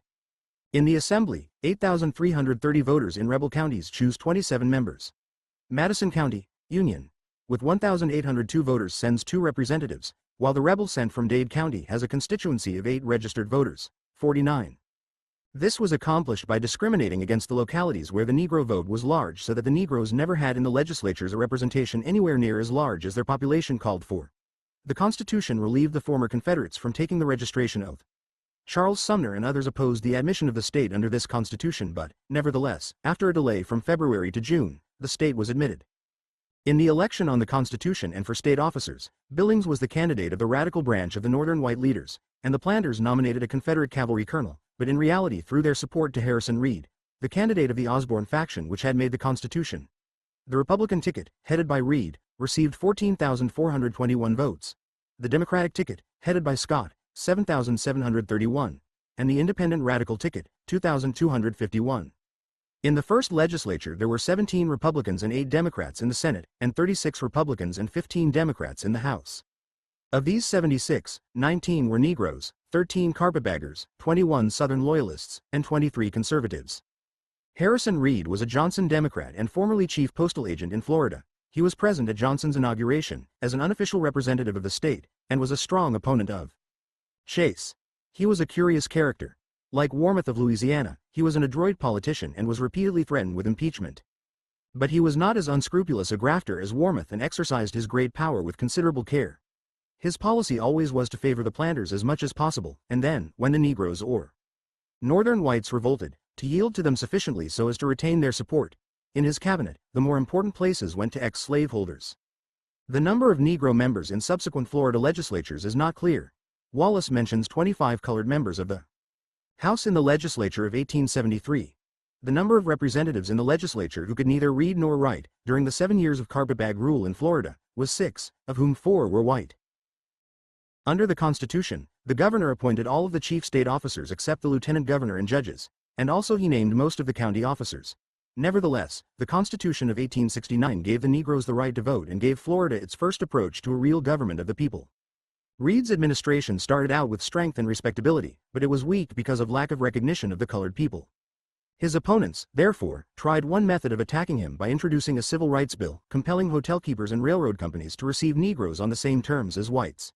The bill was passed in the Assembly, but the governor called in members of the Senate and explained why he thought it was not wise to push such legislation. Colored people became alarmed, but through Pierce and other leaders their apprehensions were allayed. The ill will against Reed began when electors were chosen in November, 1868. Impeachment proceedings against him were begun, but the Supreme Court ruled that there was no quorum in the Senate at the time. The Secretary of State, Alden, had joined in the opposition to Reed and was removed. Gibbs, the colored leader, was selected as his successor, which greatly increased the strength of Reed among the freedmen. The ensuing turmoil in Florida cannot be understood unless one keeps carefully in mind just what was taking place. The planters were encouraging lawlessness and inciting the Negroes to make extravagant demands for equality in order to embarrass the carpetbaggers and excite the poor whites. The carpetbaggers and northern capitalists were seeking to get rid of Reed, and bribing white and black members of the legislature in order to get through special legislation for capital. The Negroes were trying to find a program of labor legislation, which would help and uplift the masses. Reed was playing capital, labor and planters against each other, and in the midst of these contradictory and opposing forces, the state staggered on. The governor informed the legislature that the past 7 years of anarchy and insurrection had left nothing in the treasury, with $600,000 of debts and a large amount repudiated. The former inadequate school fund had been robbed of its last dollar to aid the Confederate forces. The railroad system, half completed, was bankrupt, the revenue laws inadequate, no schools or school systems, no benevolent institutions, no almshouses, penitentiaries, and scarcely a jail. In the first Reconstruction legislature, Negro leaders, Harmon and Black, tried to pass a school law for the education of the masses. At the second session of the legislature a homestead law was passed and the school laws amended. Acts of violence throughout the state continued and there was considerable bribery in the legislature. The second session of the legislature met January 5, 1869. There was a second attempt to impeach Reed, foiled by the action of 2 colored members, H.S. Harmon and E. Fortune, and finally defeated by a vote of 43 to 5. An extraordinary session of the legislature was called May 17, 1869, on account of financial difficulties and matters connected with the sale of the Pensacola and Georgia Railroad and the Tallahassee Railroad. 50. Railroad legislation was introduced, Littlefield and Swepson, already operating in North Carolina, being connected with the matter. State aid was asked at the rate of $12,000 a mile for these railroads, which would amount to $4 million. Wallace says that members of the legislature were openly bought, white men receiving from $2,000 to $6,000 and colored men $500 or less. There were disturbances in various counties and open violence and bloodshed in 1868 to 1869. Reed was asked to declare martial law, but instead he sent Secretary Gibbs to the centers of disturbance. Gibbs received close attention from the colored people and openly attacked the carpetbagger leaders. The legislature met in January, 1870, in its third regular session. The governor repeated a statement which he had made before. In several counties organized bands of lawless men have combined to override the civil authorities, and many acts of violence have occurred. But these have been incidental to the state in all its past history, and arise less, perhaps, from special enmity to the present form of government than from opposition to the restraints of law in general. 51. It is true that these same localities, being, to all intents, border sections, have from time immemorial been the resorts of lawless and reckless men, and in some of them, as in earlier periods of the existence of the western and southwestern states, the law of Judge Lynch and the regulators, for years before the war, had been the only code of much efficacy. I had hoped better results from the reorganization of government under Republican auspices, but the bitterness resulting from the war, the noxious teachings of disappointed and defeated political opponents, assisted by the occasional lack of discretion on the part of injudicious political friends, succeeded for a long time in setting at naught the advice and the efforts of the better men of all classes, until improvement at times seemed to be hopeless. And I have been strongly and forcibly urged to the declaration of martial law. 52. Again an attempt was made to impeach Reed, but the colored members stood by him. The impeachment committee sent in 2 reports. A majority report signed by 4, and a minority report signed by 1. The minority report, which was adopted, said, "Looking back over the history of the state for the last 10 years, so full of excitement, agitation, and turmoil, we are profoundly impressed with a sense of the value of the results of the reconstructive legislation of the national government, and its subsequent result in the organization of our own state government. We feel bound in duty to call attention to the many difficulties and embarrassments, particularly of a financial description, with which in the administration of a newly organized government, Governor Reed has found himself continually surrounded, without sympathy, with scanty resources, without the support from a portion of his cabinet, as it appears from the testimony and from official documents, called to fill a multitude of offices by the appointment of comparative strangers. He must have been seriously embarrassed and hampered on every hand. After deliberate consideration of the charges, the evidence, the surrounding and difficult circumstances, and in view of the results that may be expected to follow the action taken, we do not find the charges preferred to be so far sustained by the evidence given as to warrant us in recommending an impeachment." The report was adopted by a vote of 27 to 22. All the colored members of the legislature except 1 voted against impeachment. 53. In 1870 the Democratic Party put in nomination Bloxam for lieutenant governor. The Republican politicians declared that if Bloxam was elected they would unite with the Democrats so as to impeach Governor Reed and make Bloxam governor. Wallace thinks that Bloxam was in fact elected but counted out by the returning board, of which Gibbs, the colored Secretary of State, was a member. He says that Gibbs consented with great reluctance and under threat of impeachment if he did not yield. It must be remembered, however, that Bloxam was the friend and mentor of Wallace and edited his book. The legislature met in January, 1872, and again sought to impeach the governor. The more ignorant of the members of the assembly were secured to vote for the impeachment. A Southern county judge was promised appointment as a circuit judge, and a Democratic member of the assembly was promised a share of the new bonds. Ex-Governor Walker promised the support of the Democrats. The governor in his message complained that more than 2/3 of the bonds issued in aid of Littlefield roads had been wasted without any real progress. The bonds were entrusted to firms of swindlers in New York. Impeachment proceedings were based on this, and the governor was suspended from office, but the trial was never held, and at an extra session of the legislature he was restored to office. There had been much corruption in every legislature under Reed, but Wallace says, the colored members at this session began to show more manhood by openly denouncing the tricks of the carpetbaggers and refusing to be enslaved by caucus rule. They showed their independence by this resolution introduced by Daniel Milnes, colored, of Duval County.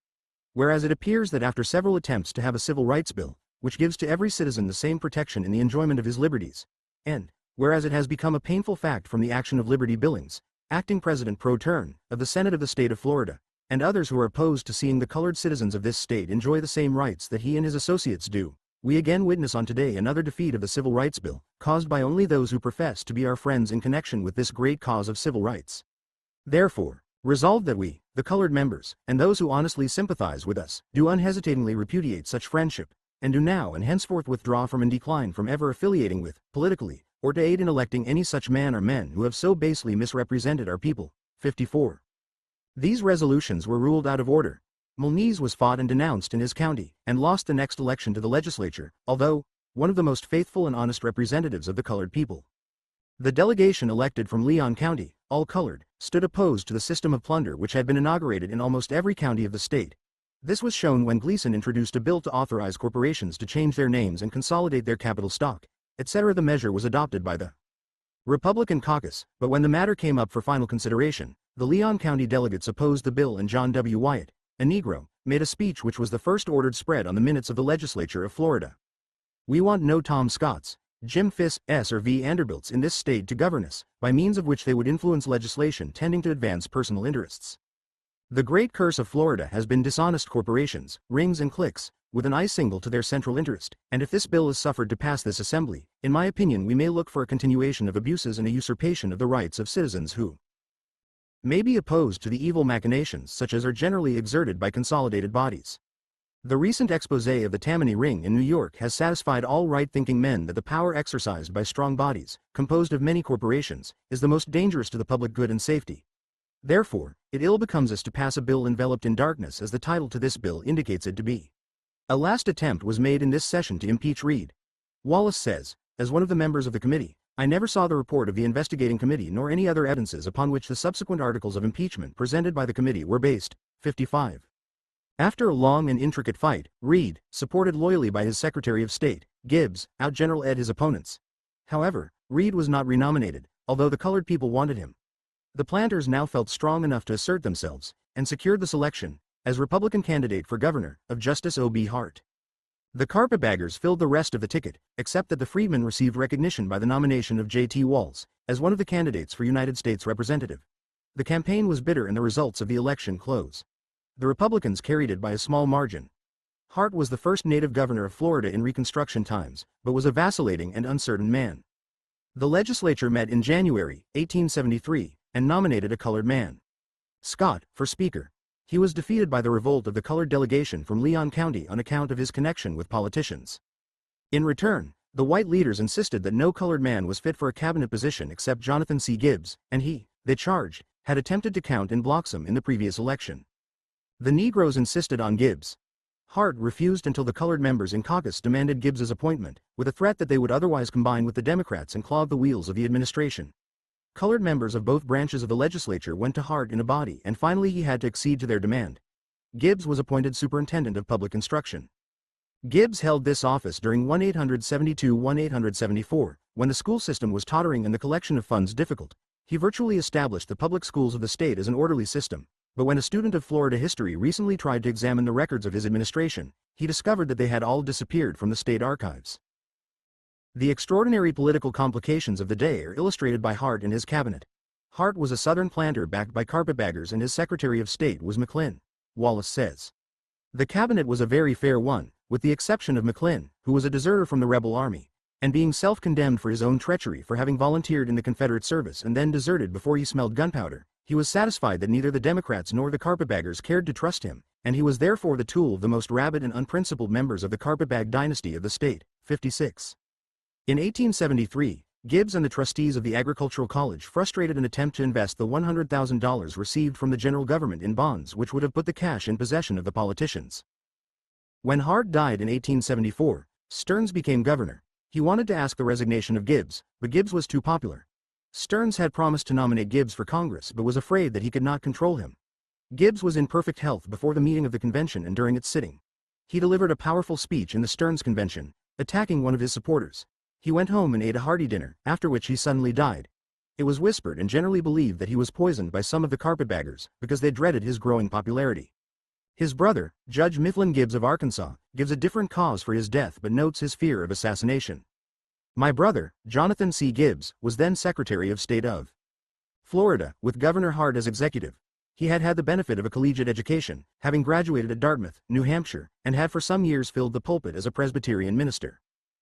The stress of Reconstruction and obvious necessity for ability in secular matters induced him to enter official life. Naturally indomitable, he more than fulfilled the expectations of his friends and supporters by rare ability as a thinker and a speaker, with unflinching fidelity to his party principles. I found him at Tallahassee, the capital, in a well-appointed residence, but his sleeping place in the attic resembled, as I perceived, considerably an arsenal. He said that for better advantage it had been his resting place for several months, as his life had been threatened by the Ku Klux.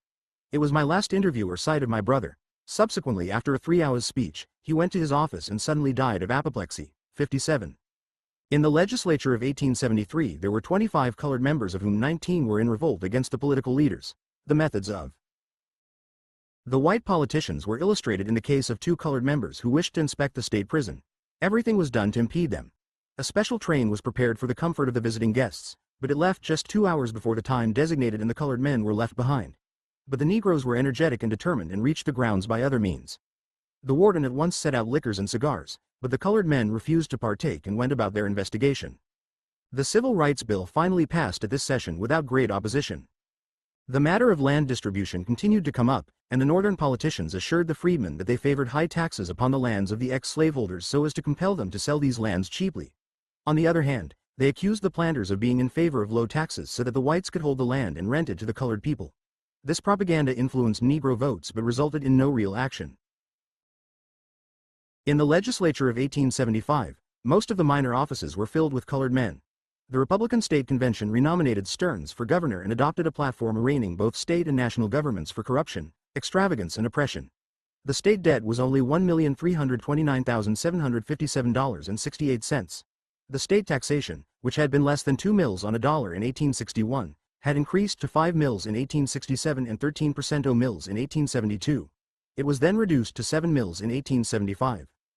The expenditures were but $190,000 against receipts of about $220,000.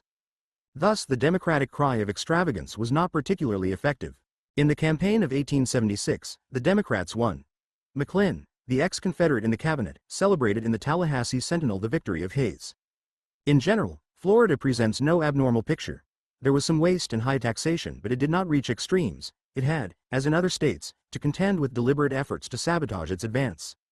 The Floridan said in 1871, "No greater calamity could befall the state of Florida, while under the rule of its present carpetbag, scalawag officials, than to be placed in good financial credit.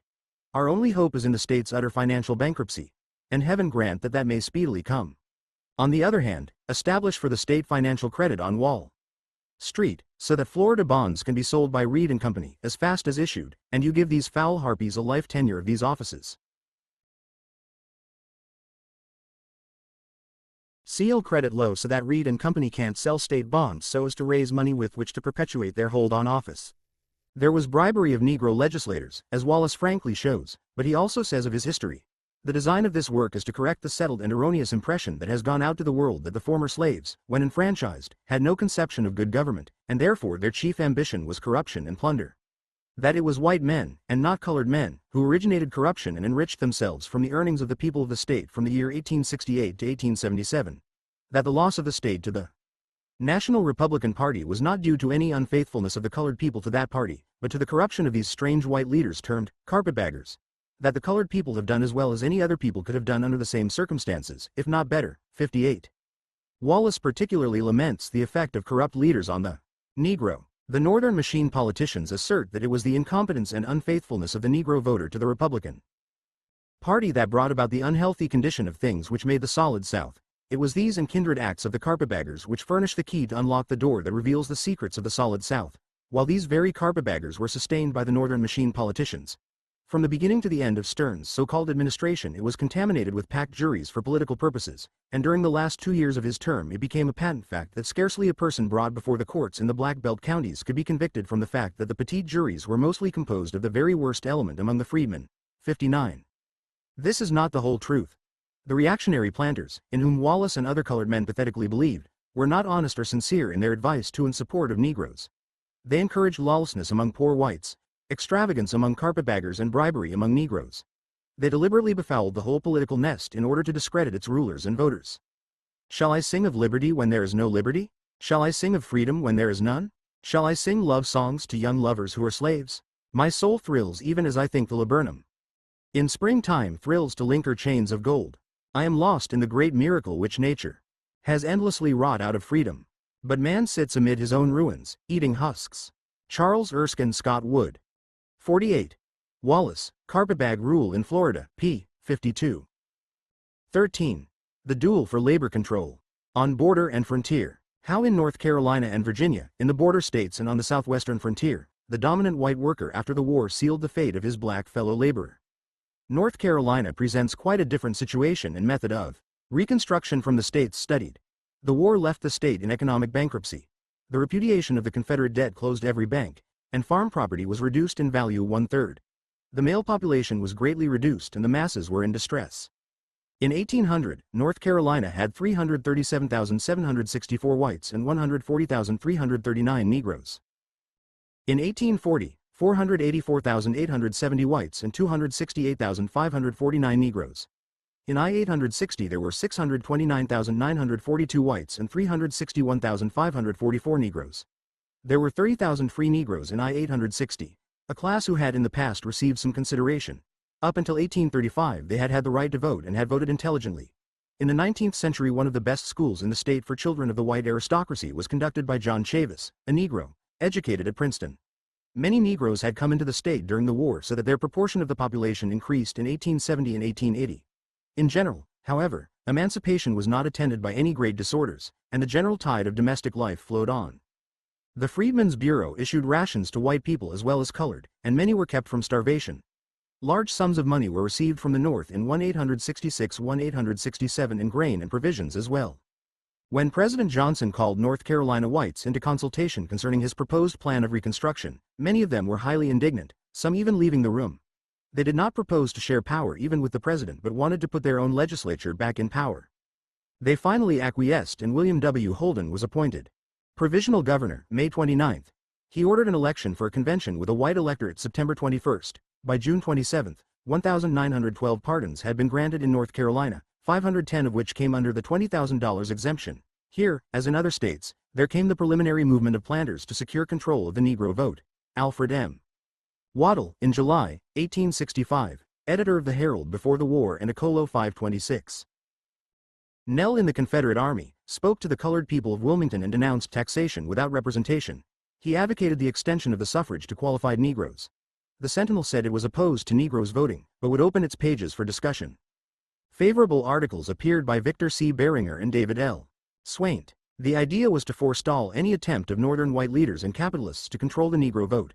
The Negroes, however, had thought and leadership, both from the free Negro class, who had some education, and from colored immigrants from the North, many of whom had been born in North Carolina but had escaped from slavery. During the year 1865, Negroes circulated petitions asking the president for equal rights. The Convention of 1865 met October 2. The Ordinance of Secession was repudiated and slavery abolished, but no action at first was taken on the Confederate debt. Johnson interfered and at last the debt was formally repudiated, although the leading papers of the state called the action humiliating. The General Assembly met in November, when the 13th Amendment was ratified, but the vote explained that this amendment did not give Congress power to legislate on the civil and political status of the freedmen. A commission was appointed to report on new legislation for the freedmen. This commission reported in 1866, and the General Assembly passed a bill which defined Negroes and gave them the civil rights that free Negroes had had before the war. An apprenticeship law disposing of young Negroes, preferably to their former masters and mistresses, was passed and Negroes could be witnesses only in cases in which Negroes were involved.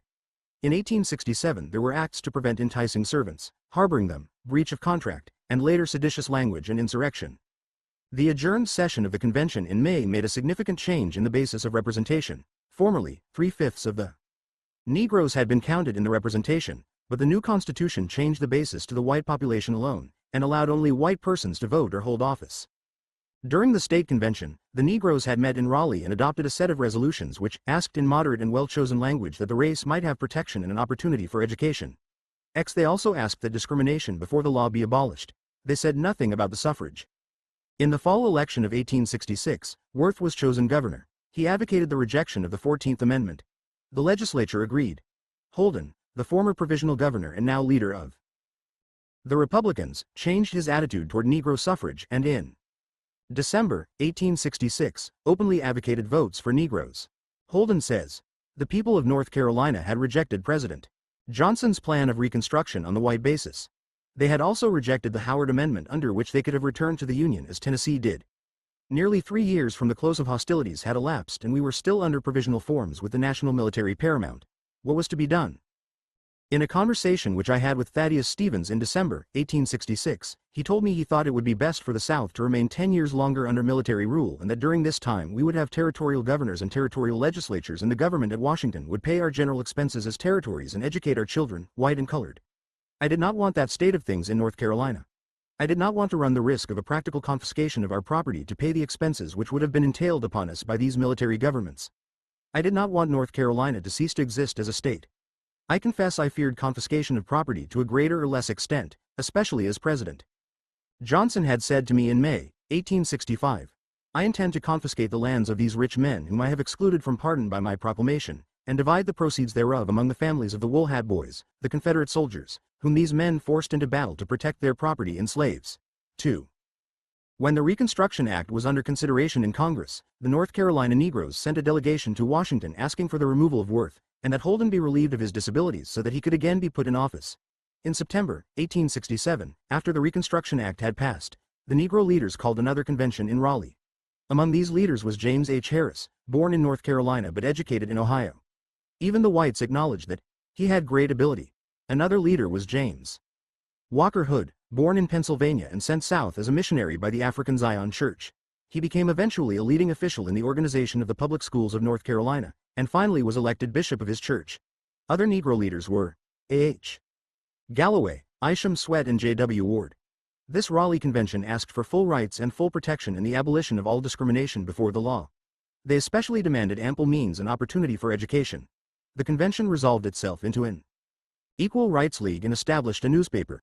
The order for general registration was published in May 1867, and the registration was to begin in July in 170 registration districts. In the appointment of the boards, Governor Worth wanted to avoid the appointment of Negroes but recommended a few. For the General Board, G.W. Broody, a colored minister from the North, was selected by General Sickles.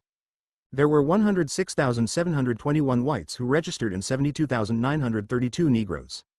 93,006 voted for the Constitutional Convention, and 32,961, all of them white, voted against the Constitution. The Constitution was ratified April 21, 1868, by a vote of 93,084 against 74,015. In the registration, 19 counties had Negro majorities and in several other counties the white majority was less than 100. Immediately there was an attempt to organize political parties. A People's Convention met March 27 with white and black delegates. It was denounced by the planters as a meeting of Holden's miscegenationists. The colored delegates took a prominent part and made many speeches, and a Republican Party was organized.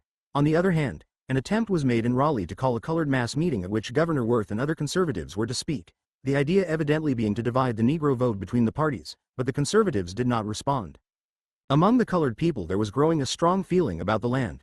Some wanted the land confiscated and given to small farmers. But many of the northern capitalists opposed this. Harris advocated taxation of large estates so that the land could be sold and opportunity given Negroes to buy. On the other hand, he wanted the disabilities of the planters removed, while most of his followers were opposed to this. The election was held in November 1867, and resulted in a large majority for the convention, although over 50,000 people, mostly whites, did not vote. On January 14, 1868, the Constitutional Convention on the Congressional Plan convened at Raleigh. Of the 133 members of the body, 18 were Northern carpetbaggers and 15 were Negroes. The leading carpetbaggers were H. L. Grant of Rhode Island and the Reverend S. S. Ashley of Massachusetts, afterwards the Superintendent of Public Instruction, the Reverend James Walker Hood of Pennsylvania was the outstanding Negro delegate. The Rev. Ashley was made chairman of the Committee of Education, and from this position he greatly influenced the educational provisions of the Constitution of 1868. The leading Negro members were James H. Harris, J.W. Ward, J.W. Hood and A.H. Galloway. The next year, Hood was made an agent of the Bureau of Education, and there did his life work. In the convention, the chief matters of discussion were segregation in schools, intermarriage, and propositions concerning holding of state offices by Negroes. The records of the proceedings of the convention adhere strictly to parliamentary form. There were no speeches by any of the members of the convention recorded. The Constitution which was adopted had a Bill of Rights in which men were declared equal, slavery prohibited, and the people's right to education asserted. Property qualifications for office were abolished, and universal suffrage and a system of public schools ordered to be established. There were also provisions for vagrants, a penitentiary, public charities and orphanages. 3. The convention wrangled over the question of separate schools for Negroes, and finally refused to make separation of races in schools compulsory. They discussed intermarriage and universal suffrage. There was a proposition to get loans from Congress for agricultural purposes and buying land and homes. This was declared to be pay for Negroes for their long labor without reward and for their services during the war. Loans from $3 million to $10 million were proposed. The convention passed 75 ordinances and 56 resolutions and sat for 55 days. The reception of this constitution and the work of the convention was characteristic. The planter press in the state was strong and it insulted the convention in every way possible. The real brunt of the attack, however, fell not on the Negroes but on the Northern capitalists and leaders. The Republican Standard called the convention one of the ablest, most dignified and most patriotic bodies that ever assembled in the state. The reactionary Sentinel called it the so-called Convention of Ethiopian Minstrelsy, ham radicalism in its glory. Some said that the pillars of the Capitol should be hung in mourning for the murdered sovereignty of North Carolina, and Josiah Turner, who has the chief credit for finally overthrowing Reconstruction in North Carolina, said, "In the legislative halls, where once giants sat, are adventurers, mannequins, and gibbering Africans." The North Carolinian, February 11, 1868, said, "The Cowles Museum contains baboons, monkeys, mules, torgee, and other jackasses." 4. Evidently the state, by a combination of Northern capitalists and Negroes, and by a corresponding refusal of the whites to cooperate, was passing under a new regime. In the convention the carpetbaggers had large influence in the committees, and when the state was organized they undertook to run it upon a larger scale, spending more money, certainly, in part for the reason that the state had more things to do, as, for instance, public education, internal improvements, the extension of the credit of the state and public improvements. By 1868, the ex-planters in North Carolina had begun to organize themselves as Democrats, although some of them for financial reasons became scalawags and allied themselves with the carpetbaggers. The conservatives fought the Constitution on the ground that it made the Negro a social equal, and while it gave representation to the Negro, it did not give representation to property. In Wilmington, for instance, it was said that Negroes cast the majority of votes, that 39/40ths of the real estate belonged to the white people. Property was thus arrayed against labor, while labor was allied with the new carpetbag capital. This new capital was in the hands of persons who had but lately come to the state. In no state was the fight of the planters against carpetbaggers more bitter. Due to the long presence of the army in the state during the war, with the easy communication by water, a large number of Northerners after the war chose North Carolina as a likely home and place for work and investment. Holden summoned the legislature to meet July 1, 1868. In his inaugural address, he defended the carpetbaggers and stated that in the history of the state most of the leaders had come from the outside. This legislature ratified the 14th Amendment and voted down a provision for separate Negro schools. There were 3 Negro members of the Senate out of a total of 15, and 16 members of the House, out of a total of 120. 2 of the Negroes acted as speakers at various times.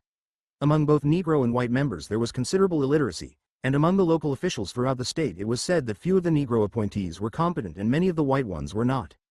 Thus the Reconstruction problem in North Carolina, while it had to deal with ignorance and inefficiency, was only to a very small extent a Negro problem. The real fight in North Carolina was between the old regime and the white carpetbaggers, with the poor whites as ultimate arbitrators, and Negro labor between, struggling for existence. The brunt of attack was the Northern newcomers. The combination by which the white immigrants gained control of the state with the support of the Negroes had to meet, as in all Southern states, a charge of extravagance if not corruption, during the 2 years of the government of Holden. The debt of North Carolina was increased from $16 million to $32 million. It is doubtful, however, if Holden could be held responsible for this, and certainly the Negroes could not. Most of this debt was to aid railroads. The aid granted to railroads by the Convention of 1868, and the legislatures of 1868–1869, was generally approved and passed by votes of members of both parties.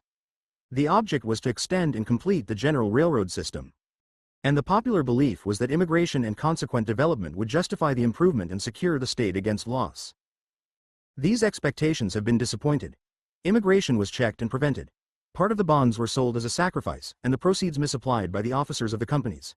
Among the men managing the railroads and converting the proceeds were members of both political parties.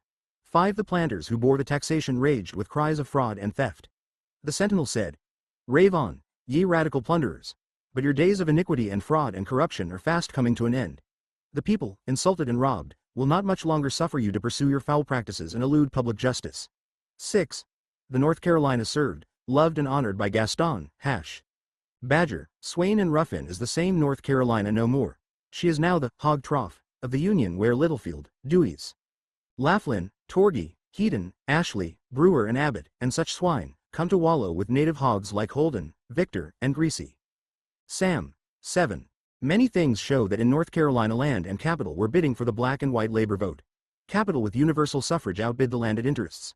The landholders had one recourse, and that was to draw the color line and convince the native-born white voter that his interests lay with the planter class and were opposed to those of the northern interloper and the Negro.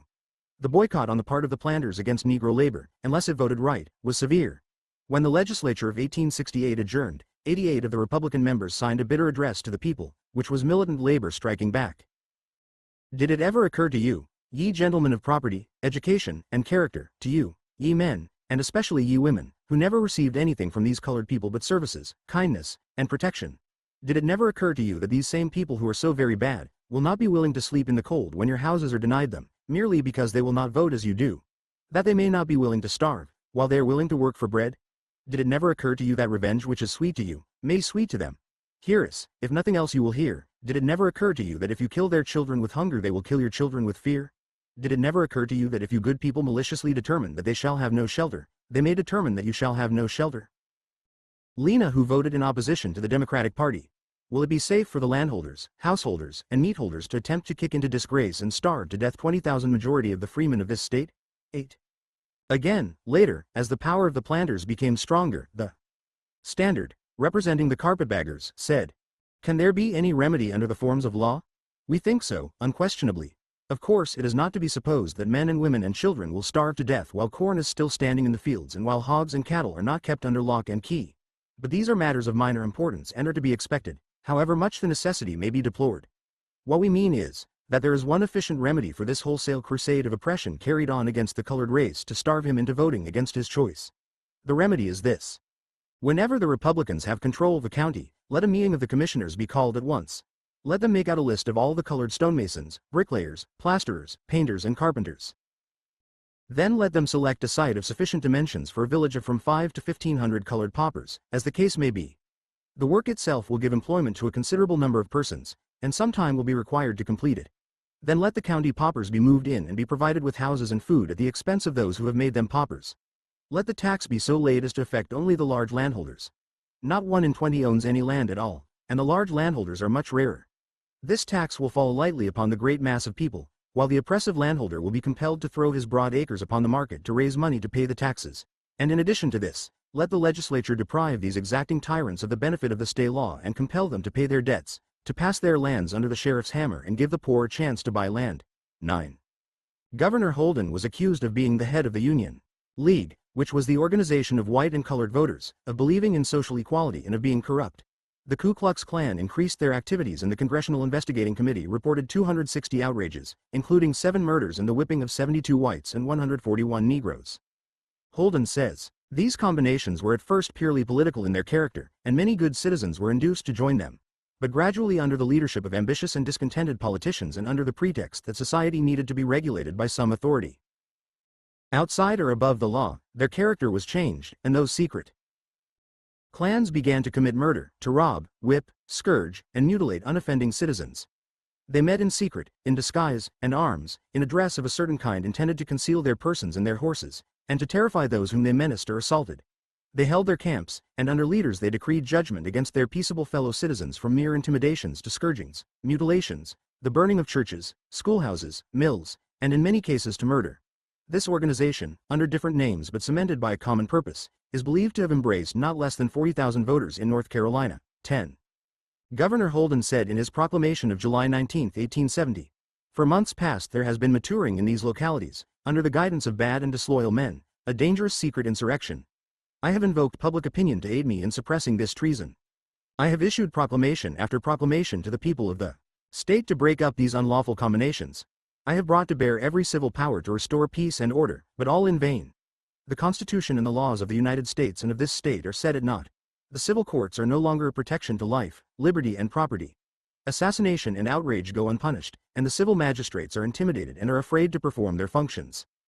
To the majority of the people of these sections the approach of night is like the entrance into the valley of the shadow of death. The men dare not sleep beneath their roofs at night, but abandoning their wives and little ones, wander in the woods until day. X1.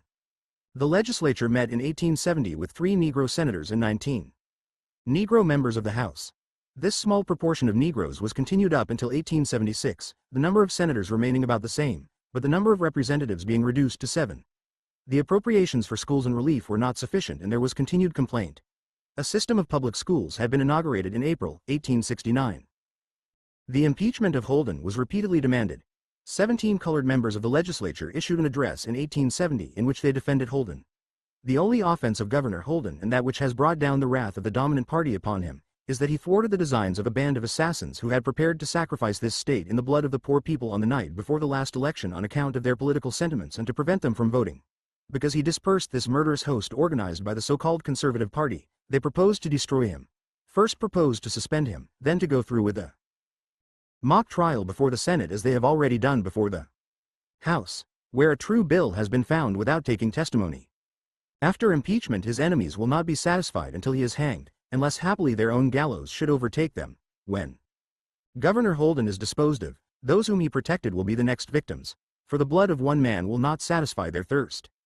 They are mad because Reconstruction measures have triumphed and we are permitted to represent you in this body. They are mad because we refuse to bow the knee to them. 12. The legislature which convened in the Capitol in the fall of 1870 was made up of a Senate of 36 conservatives, 3 Negroes, and 2 carpetbaggers, and a House of 75 conservatives, 19 Negroes, and 2 carpetbaggers.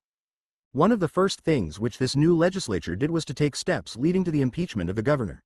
He was accused of being the head of the Union League in North Carolina, of believing in the social and the political equality of the two races, and of conducting the affairs of the state of North Carolina in a wasteful way. As members of the Union League, it was to be expected that Negroes would give their full support to the only political organization which made any pretense at wanting them among its membership and which they believed to be the one thing standing between them and reenslavement. In a letter to Captain Pride Jones of Hillsborough, Holden said, "Every citizen, no matter of what color, or how poor or humble, has a right to labor for a living without being molested, to express his political opinions without let or hindrance, and to be absolutely at peace in his own house." 13. But the strategy of North Carolina became increasingly clear: to drive out Northerners who dared to take political leadership of Negroes and to unite all whites against Negroes on a basis of race prejudice and mob law. Thus under race, they camouflaged a dictatorship of land and capital over black labor and indirectly over white labor. The Albemarle Register said, "This paper in the future is in favor of drawing the line between whites and blacks regardless of consequences." Despite all the charges of fraud, corruption and stealing, Holden, when finally impeached, was charged not with dishonesty, but with using and paying troops to put down insurrection in the state. He said in defense, that as regarded the white militia, we all agreed, at least those of us who took part in this discussion, that the governor would be employing a militia composed of Ku Klux to put down Ku Klux. That as regards the colored militia it was inexpedient and impolitic to use them, owing to the prejudice in regard to race and color. It was then suggested, by whom I do not recollect, that it would be best to organize a regular force. 14 white Northerners added that far from the Ku Klux trying to stamp out corruption, that to punish or prevent corruption is no part of the object of the Ku Klux, but that they tolerate those who rob the state. This may be because among the robbers are members of both political parties, including some who direct and others who control and might easily suppress the Klan, and if the Ku Klux were to punish corruption impartially they would strike men in sympathy with themselves, even their own members. Another reason for the indulgence of public robbers by Ku Klux is that the doings of both tend to the same result: the overthrow of the state government. The one assaults while the other undermines. 15. In the ensuing Constitutional Convention, Torgey, one of the ablest and most honest of the carpetbaggers, defended the carpetbaggers and said that Columbus, the Pilgrims and even Jesus Christ were carpetbaggers. O'Hara, a Negro delegate, moved to make the cohabitation of a white person and a Negro a felony. This was rejected 59 to 46. Torgey proposed to make it a misdemeanor. This was rejected 61 to 43. From 1870 on, North Carolina was in the power of the Democratic Party, so that radical Reconstruction controlled the state for only 2 years. Wages were low during Reconstruction and probably would have been under any government. In I-860, FNO a year was the wages of a man hired out. In 1867, $104. In 1868 and 1870, $89. The value of the chief crops was $38 million in 1867, $31 million in 1870. In I-860, the value of manufactured products was $9,011,050. In 1870, $19,021,327. Concerning this whole North Carolina struggle, Torgey expressed the truth when he said that democratic methods of government were never indigenous to southern soil. In truth, it has never become acclimated there, but has remained from the first an exotic. A few thousand of the white people of North Carolina accepted it in 1868, simply as the equivalent of the unionism which has always held so dear a place in their hearts. A few hundred Adullamites accepted it as the alternative of political bankruptcy and the shibboleth of profitable power, and a few score of earnest natives accepted it with a clear perception of its basic principles, and a bona fide belief in their beneficence and righteousness. A few hundred carpetbaggers received it as the spontaneous product of their native states, the sentiments for which they fought and bled. The African race in bulk received it as the incarnation and sheet anchor of that liberty which they had just tested. Ignorance, poverty and inexperience were its chief characteristics. 16. Thing over 300,000 Negroes, of whom 285,369 were slaves and 20,124 free Negroes. By 860, the slaves had increased to 490,865 and the free Negroes to 58,042. The western counties of Virginia, beyond the mountains, opposed secession, and at a meeting held in August, 1861, they called themselves the Restored Government of Virginia, and made F.H. Pierpont governor. This body gave the consent of Virginia to the forming of a new state of West Virginia. Governor Pierpont then moved his capital to Alexandria, under the protection of the federal armies, but actually had only a small part of Virginia under his control. In May, 1864, this restored government adopted a constitution with white suffrage. President Lincoln recognized the government, and President Johnson, May 9, 1865, restored federal functions in Virginia.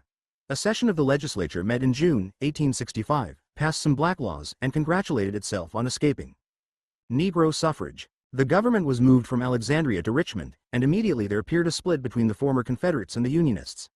The freedmen were especially disappointed and held a convention in Alexandria in August, 1865. The body reviewed the indignities, brutalities and inhumanities, to which the Negroes were subjected as slaves. It asserted that a large number of Virginians bore the Negroes an undeserved malice because they were black, and had been freed by the United States government. As a protection against such people, the freedmen demanded the rights, privileges and immunities common to citizens, including the right to vote. The freedmen declared that they were prepared to exercise the suffrage intelligently, and they pledged their loyalty to the interests of the state and to the United States. They presented a claim to citizenship on the ground that they should not be regarded as a separate class, but granted the considerations prayed as an evidence of the natural equality of all men. 17. In the congressional election of October 12, the reactionaries were completely successful and in January, 1866, passed a stern black code with the usual vagrancy law and contract labor law. Ordinary civil rights were granted the Negro, but he could testify in court only when he was himself involved. Even some of the Confederates thought these laws too drastic and General Terry prohibited their application. The Congressional Committee of 15 began an inquiry into affairs in Virginia in January, 1866, and had 49 witnesses of all shades of opinion. Andrea May 17 and took a stand in favor of public schools and Negro suffrage. Late in 1866, Pierpont, recognizing the trend of affairs, recommended modification of the vagrancy law and ratification of the 14th Amendment. But the legislature at first refused, and then in extra session debated the matter. Before they had come to any final decision, the Reconstruction laws became operative. The Reconstruction Act of March 2 had been passed when the legislature met again. On March 5, the Negroes had attempted to vote in a municipal election at Alexandria. The mayor and judge asked advice of President Johnson and of the Attorney General, but received no answer. The Negroes cast 1,400 votes, the white conservatives, 1,000 votes, and the white radicals, 72 votes. The Negro votes were not counted, and the military commander forbade further local elections until after registration. Meantime, the considerable immigration of white politicians and officeholders began to organize the Negro vote. Among those who early took leadership was James W. Honeycutt, a native of South Carolina, who became the radical leader of the Negroes. John C. Underwood became a more moderate leader, and John Minor Botts, a conservative leader. At first, Botts was not in favor of Negro suffrage. Various Republican papers were established which told the Negroes that they were in danger of being re-enslaved, and they were given to understand that the plantations would be broken up and every freedman given a 40-acre farm. The reactionaries were strongly against Negro suffrage. They wanted the Negro neither to vote nor hold office, but would grant him some civil and economic rights. They nevertheless insisted that Negroes cooperate with their former masters. There was a great deal of sickness, poverty and death among Negroes at this time and some crime. There was also much philanthropic effort, fraternal and insurance societies, attempts at theatrical exhibitions, and some intermarriage between the races. Negro churches and schools were built and burned. A riot took place in Alexandria on Christmas Day, 1865, in which 2 whites were injured and 14 Negroes killed. Yet Whitelaw Reid said, "The Negroes were everywhere found quiet, respectful and peaceable. They were the only class at work, and in, perhaps, most respects their outward conduct was that of excellent citizens." 18. With regard to their deportment, the Alexandria Gazette expressed the consensus of press opinion that the Negroes generally behaved themselves respectfully toward the whites. 19. The economic oppression of the Negro led during 1865–1867 to considerable migration. Perhaps as many as 200,000 left the state, and there were attempts to organize unions and strikes for higher wages. Particularly in the tobacco factories. In Richmond there was a stevedores strike and another strike on the Richmond and Danville Railroad. In 1875, a state convention of Negroes assembled which organized the Laboring Men's Mechanic Union Association to protect Negro labor. The Superintendent of Public Instruction in his report for 1871 said, "The more striking evidences of thrift are, of course, given by comparatively a small proportion of the race, and the general willingness to labor which exists among them is to be partly accounted for by the habit having been formed in slavery. But in the past history of the race in America, there have always been examples of Negro shrewdness and enterprise in every neighborhood. With the very limited opportunities which a slave had for getting money, it is astonishing how many of them bought themselves and their families, in order to enjoy freedom. And how common it was for them to gain money for themselves by extra work, by little manufactures and other honest means. And it is not to be forgotten that during the late war, the Negroes of Richmond contributed thousands of dollars to sustain the Confederacy, and many stood the test of the battlefield on both sides." 20. In 1868, the Negroes of Richmond organized the Virginia Homebuilding Fund and Loan Association, and in 1875 there was a Land and Financial Association chartered by the legislature to purchase land in small parcels for Negroes.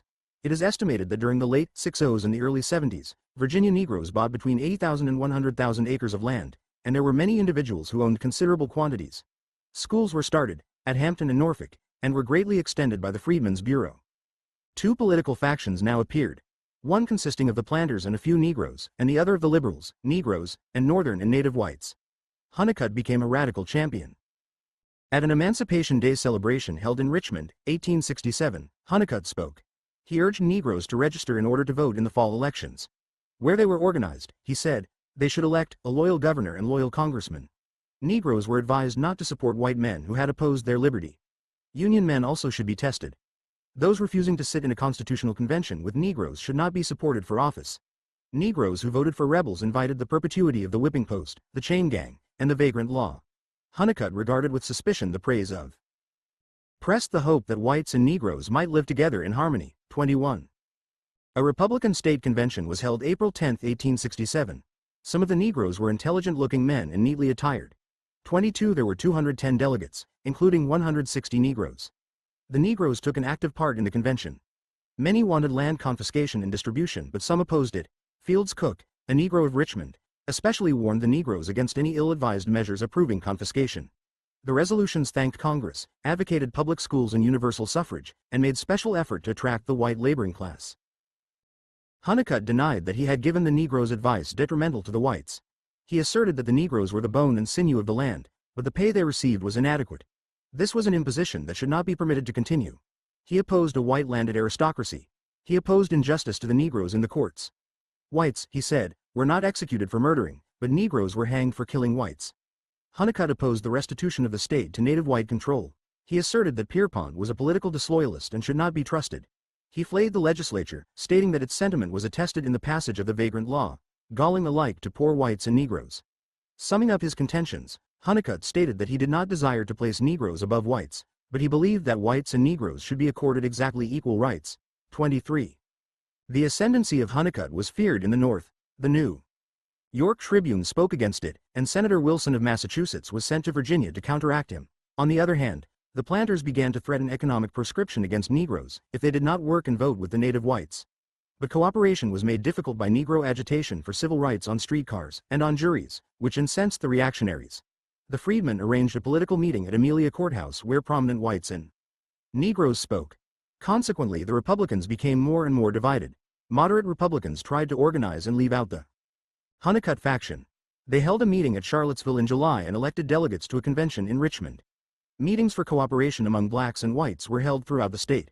The Richmond meeting was held in the African Baptist Church and was completely captured by Hunnicutt. This defeated cooperation. In the registration 225,933 persons registered, of whom 120,101 were white and 105,832 were Negroes. The whites had majorities in 52 counties and the Negroes in 50 counties. The election took place October 18, 19 and 20, 1867. The whites cast 76,084 votes and the Negroes 93,145. The call for a convention was authorized. The planters had 33 delegates, the liberals 72 delegates, and among the latter were 25 Negroes. Honeycutt was arrested for inciting the Negroes to insurrection but released on bail. The reactionary press boldly advocated proscription of Negro labor and the discharge of workmen who supported the liberal cause. 150 Negroes employed in iron mines were discharged because they voted for the radical ticket. Lewis Lindsay said to this that, before any of his children should suffer for food, the streets of Richmond should run knee-deep in blood. And he thanked God that the Negroes had learned to use guns, pistols, and ramrods. Commenting on this, the editor of the Inquirer deplored that the capitalist was threatened with murder if he dared to discharge men who had declared themselves his implacable enemies. He is to house, feed and cherish the black vipers who meet in midnight conclave, and not content with heaping foul epithets upon him, conspire to defraud him of his property. Undaunted by the presence of the military, the Negroes openly avow sentiments which deserve death upon the gallows. 24. The Petersburg Index asserted, the Negroes are the last men who should complain if their white employers were to discharge them and supply their places with white men. The Lynchburg Virginian said, they, the native whites, should concert measures without delay to fill the state with white laborers from the North and from Europe. They must crowd the Negro out. They must rid the state of an element that will hinder its prosperity, an element that, under the influence of base white demagogues, themselves without property, would tax the property of others to relieve themselves of obligation to educate their children and care for their paupers. 25. A white man's convention was held in Richmond, November 11. It appealed to the North not to permit the disgrace of Negro suffrage to be inflicted upon the state, and urged the organization of a party to bring the state under a white man's government. The Constitutional Convention with 105 members met in Richmond, December 3, 1867. There were 35 reactionaries and 65 liberals and 5 doubtful. Among the liberals were 25 Negroes. The native press ridiculed the convention, calling it the Convention of Kangaroos, and the Black Crook Convention. The convention began work in January and first took up a Bill of Rights with a statement of the natural equality of men.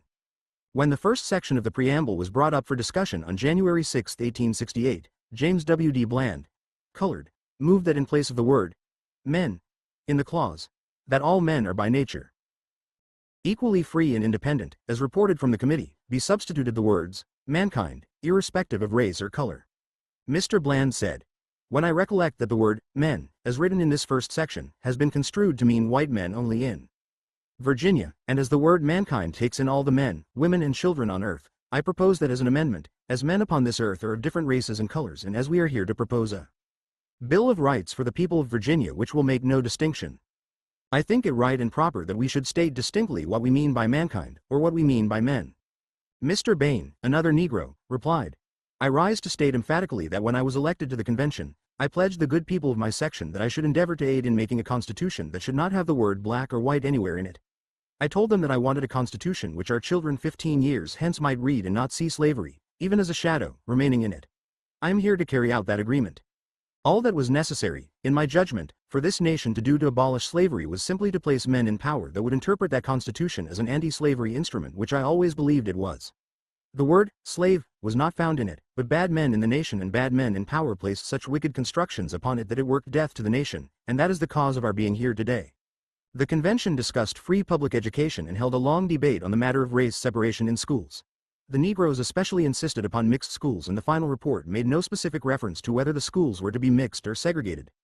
When the debates over mixed schools were in progress, Bain proposed an amendment to the committee's plan so as to place blacks and whites in the same schools.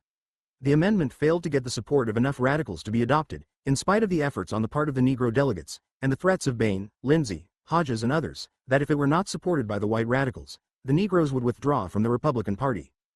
The suffrage was the paramount question. The liberals stood for universal suffrage, while the reactionaries declared that government was the prerogative of white men. Finally, the enfranchisement of all males 21 years of age was adopted. Mr. Bain said, does the gentleman mean that the black men are not to have any rights in this country? Does he mean to set us free today and in 50 or 60 years to come, then to give us the right of suffrage? I want it distinctly understood that the old slaveholders' coach moves too slow for us. They design to enslave the blacks again if they can. They design to make him a slave by cutting him off from all opportunities for labor, by starving and oppressing him. Set the Negro free now and let him remain here. No, that is too much for him. He will enjoy it too much. 100 years to come will be time enough for him to have these rights. In order to carry out their ideas and designs, they have commenced just like they did with secession. They are preaching the danger of a war of races in this hall. They are preaching it in Congress, in the cities and over the country, in the streets and on the seas, on the steamboats, in the cars, in the taverns, and everywhere. This war of races is being preached up constantly, but nobody preaches it up but that side of the House which hates the Republican Party and hates the federal government. Lewis Lindsay, a Negro, said, "We want to give to the poor classes in this state, blacks and whites, every right to which they are entitled, and we will go home satisfied. I want this black race to have every right that is conferred upon every other man." Mr. Bain said, "In one breath he tells the convention that this boon is given to us by the blessed providence of God, and in the next, he says that the Northern fanatics have clothed us with these rights. If the Northern fanatics are the means with which God wishes to confer upon us these rights, I will take the rights whether they or the devil brought them to us. I know that we have them. There is no power on earth or in hell that can deprive the black man of his right to vote." The economic problems appear in many guises. One resolution was introduced. Resolved, that the Committee on Limitations and Guarantees, when appointed, be entrusted to consider and report the propriety or impropriety of incorporating in the proposed Constitution a provision clothing the General Assembly with power to declare and punish as a misdemeanor the discharge of any person employed as a laborer on account of his political opinions. Mr. Bain said, "I claim to be an ignorant man, one not wholly acquainted with this kind of work. I give this convention notice that unless they settle the question mentioned at this time and in the commencement of the sessions, we ignorant men will set to it ourselves and to satisfy ourselves. If we are to be bound and obligated at this time, let us know it." Mr. Mary White asked, "Why is it that the cry is coming up from the colored men, actually now taking the form of a petition to Congress, that they cannot get employment because the white people hustle them out of it?" Mr. Bain answered, "Will the gentleman allow me to answer his question? The colored people will not work because the employers do not pay them. $6 a month will not pay a man and feed and clothe his wife and children. Former Confederates were disfranchised by a test oath and for participation in the rebellion as officers. The Constitution was adopted by a vote of 51 to 36, only one Negro voting against it. 26. The reactionary members of the convention joined in a statement. "For nearly 5 months we have patiently sat in this convention listening to the encomiums upon the Negro race, to wholesale denunciations against the whites of the South, to propositions and speeches leveled against property, and addressed to the cupidity of enfranchised slaves suddenly invested with the controlling power in the state. It was the subject of remark among us during the progress of the convention," said they, "that the Negroes grew more and more impracticable. The reported debates of the convention will show how active they gradually became in the proceedings of the body." 27. This Constitution was especially opposed because the test oath went further than congressional legislation. It also provided for the reorganization of counties which interfered with the rule of certain families who had dominated various county governments. Income taxes were imposed on incomes over F600, a poll tax on all males, and a homestead exemption. Civil and political rights were guaranteed, and a system of free public schools. Voting on this Constitution was postponed by the military commander, General J.M. Schofield, who was hostile to it, and refused to let money for the election be taken from the state treasury. The election, therefore, could not be held unless Congress made a special appropriation. Political parties, nevertheless, began to prepare for the election and the Republicans nominated H. Wells over Honeycutt. The Conservative Party condemned the abominable Constitution and nominated Withers, a Confederate colonel. Withers pledged himself to fight against Negro suffrage and said, "I appear before you as the standard-bearer of the white man's party. I do not ask the support of the Negroes, nor do I expect it, for I consider them unfit to exercise the right of suffrage." 28. In the meantime, the Republicans appealed to Congress and the House of Representatives passed a bill to hold the election in August, 1868, and then afterward another bill to hold it in May, 1869, but the Senate would not assent. Meantime, more moderate men in Virginia proposed that Negro suffrage be accepted, but that the new Constitution be rejected. This led to a convention in December in Richmond which stated that while it did not believe in Negro suffrage it would accept it. A committee went to Washington and also a Republican Party committee was sent. They appeared before the Committee of 15. Finally, the Republicans held a new convention, again nominating Wells, but with him as lieutenant governor, a Negro, Dr. J.D. Harris. This convention split, and the seceders nominated a white man, Walker, for governor. President Grant ordered an election to be held July 6, 1869, with a separate vote as to the test oath and disfranchisement of Confederates. The reactionaries supported Walker and the ensuing campaign turned entirely on the Negro. Walker was elected, the whites casting 125,114 votes and the Negroes 97,201 votes. Harris was defeated by a vote of 99,600 to 120,068 for his white opponent. The disfranchisement and test oath clauses were rejected, but the Constitution was ratified. Among the white people there was great rejoicing over the result. The Petersburg Index said, "Virginia has accepted restoration, has rebuked proscription, has vindicated her right to a voice in the control of her affairs, and by a vote unprecedentedly large, places at the head of the government the ticket of peace and equality." The Danville Register said, "Let us all now go to work, white and colored, looking forward hopefully to a just and liberal system of legislation and an impartial administration for the protection of all alike. The Lynchburg Virginian said, "The deluded Negroes have been taught a lesson which will bring them to their senses, and we shall have no more trouble with them." The Norfolk Journal rejoiced that Virginia was redeemed, regenerated and disenthralled. 29. The colored conservative Republican group sought to encourage the depressed Negroes and appealed to the whites not to take economic revenge upon the Negroes and drive them away from their jobs because they had voted in accordance with their convictions. October 5, the General Assembly came together and ratified the 14th Amendment. But the liberal Republicans continued dissatisfied and declared that the election held in July resulted in a Confederate triumph and was achieved by artifice, intimidation and fraud. They tried to keep the federal government from admitting the state, but Grant recommended its admission and Virginia was restored February 8, 1870. The new Constitution was on the whole an excellent instrument. Taylor says that it gave Virginia the only democratic instrument of government it has ever had. In spite of some of its cumbrous provisions and its imperfect machinery, the Underwood Constitution was as far ahead of that of the old regime or that of the present Virginia caste system as a modern steamship is of an Indian canoe. Such an innovation, of course, struck the reactionaries as a disaster, destructive of all that the gods had ordained as equitable and just. 30. An Englishman in 1870 said of the legislature, "I counted among the delegates," he said, 3 or 4 colored men, one of whom was a pure Negro, very well attired, and displaying not more jewelry than a gentleman might wear, while another, who seemed to have some white blood in his veins, was a quite masculine-looking person, both physically and mentally. The Senate was presided over by the Lieutenant Governor of the state, who was altogether like a young member of the British House of Lords, as the Senate itself had a country gentleman sort of air not perceptible in the lower house, which more resembled a town council or parochial board than the House of Commons. There were 2 colored senators among the number, quite black, but senatorial enough, and like men who in Africa would probably have been chiefs. In the lower house the colored delegates mingled freely with the other members, but in the Senate these 2 sat in a corner by themselves. 31. Here, then, was a state in which the Negroes never had control, and nevertheless its chief difficulty under white control was the progressive piling up of an enormous debt which in January, 1872, amounted to $43,690,542.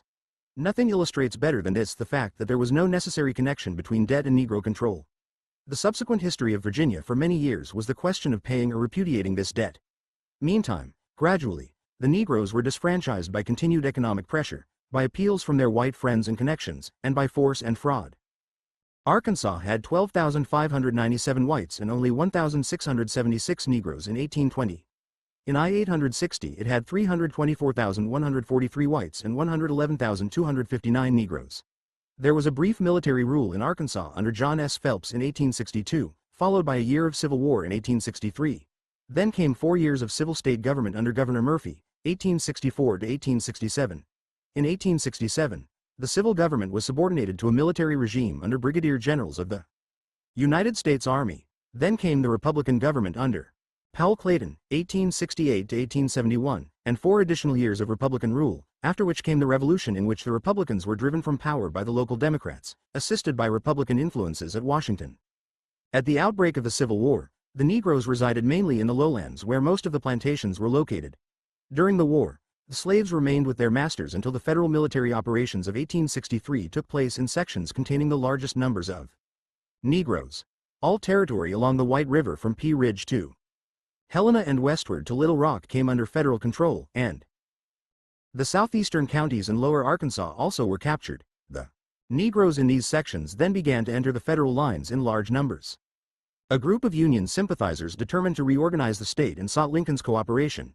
He cautiously gave it under his military power, but the group went ahead boldly, held a convention in January, 1864, adopted a constitution and elected Isaac Murphy governor. 2 senators were sent to Washington, but Congress called a halt on this summary action and would not admit them. In 1866, the returned Confederates practically took charge of the Murphy government and sent a commission to Washington to confer concerning the condition of the state. The most important change in the Constitution during this time was the abolition of slavery and the prohibition of indenture of any Negro except as an apprentice. Some of the leaders preferred permanent despotism to restoration under Negro suffrage. General Albert Pike said Negro suffrage would make a hell on earth, a hideous, horrid pandemonium filled with all the devils of vice, crime, pauperism, corruption, violence, political debauchery, social anarchy. 32. Meantime, congressional Reconstruction was begun.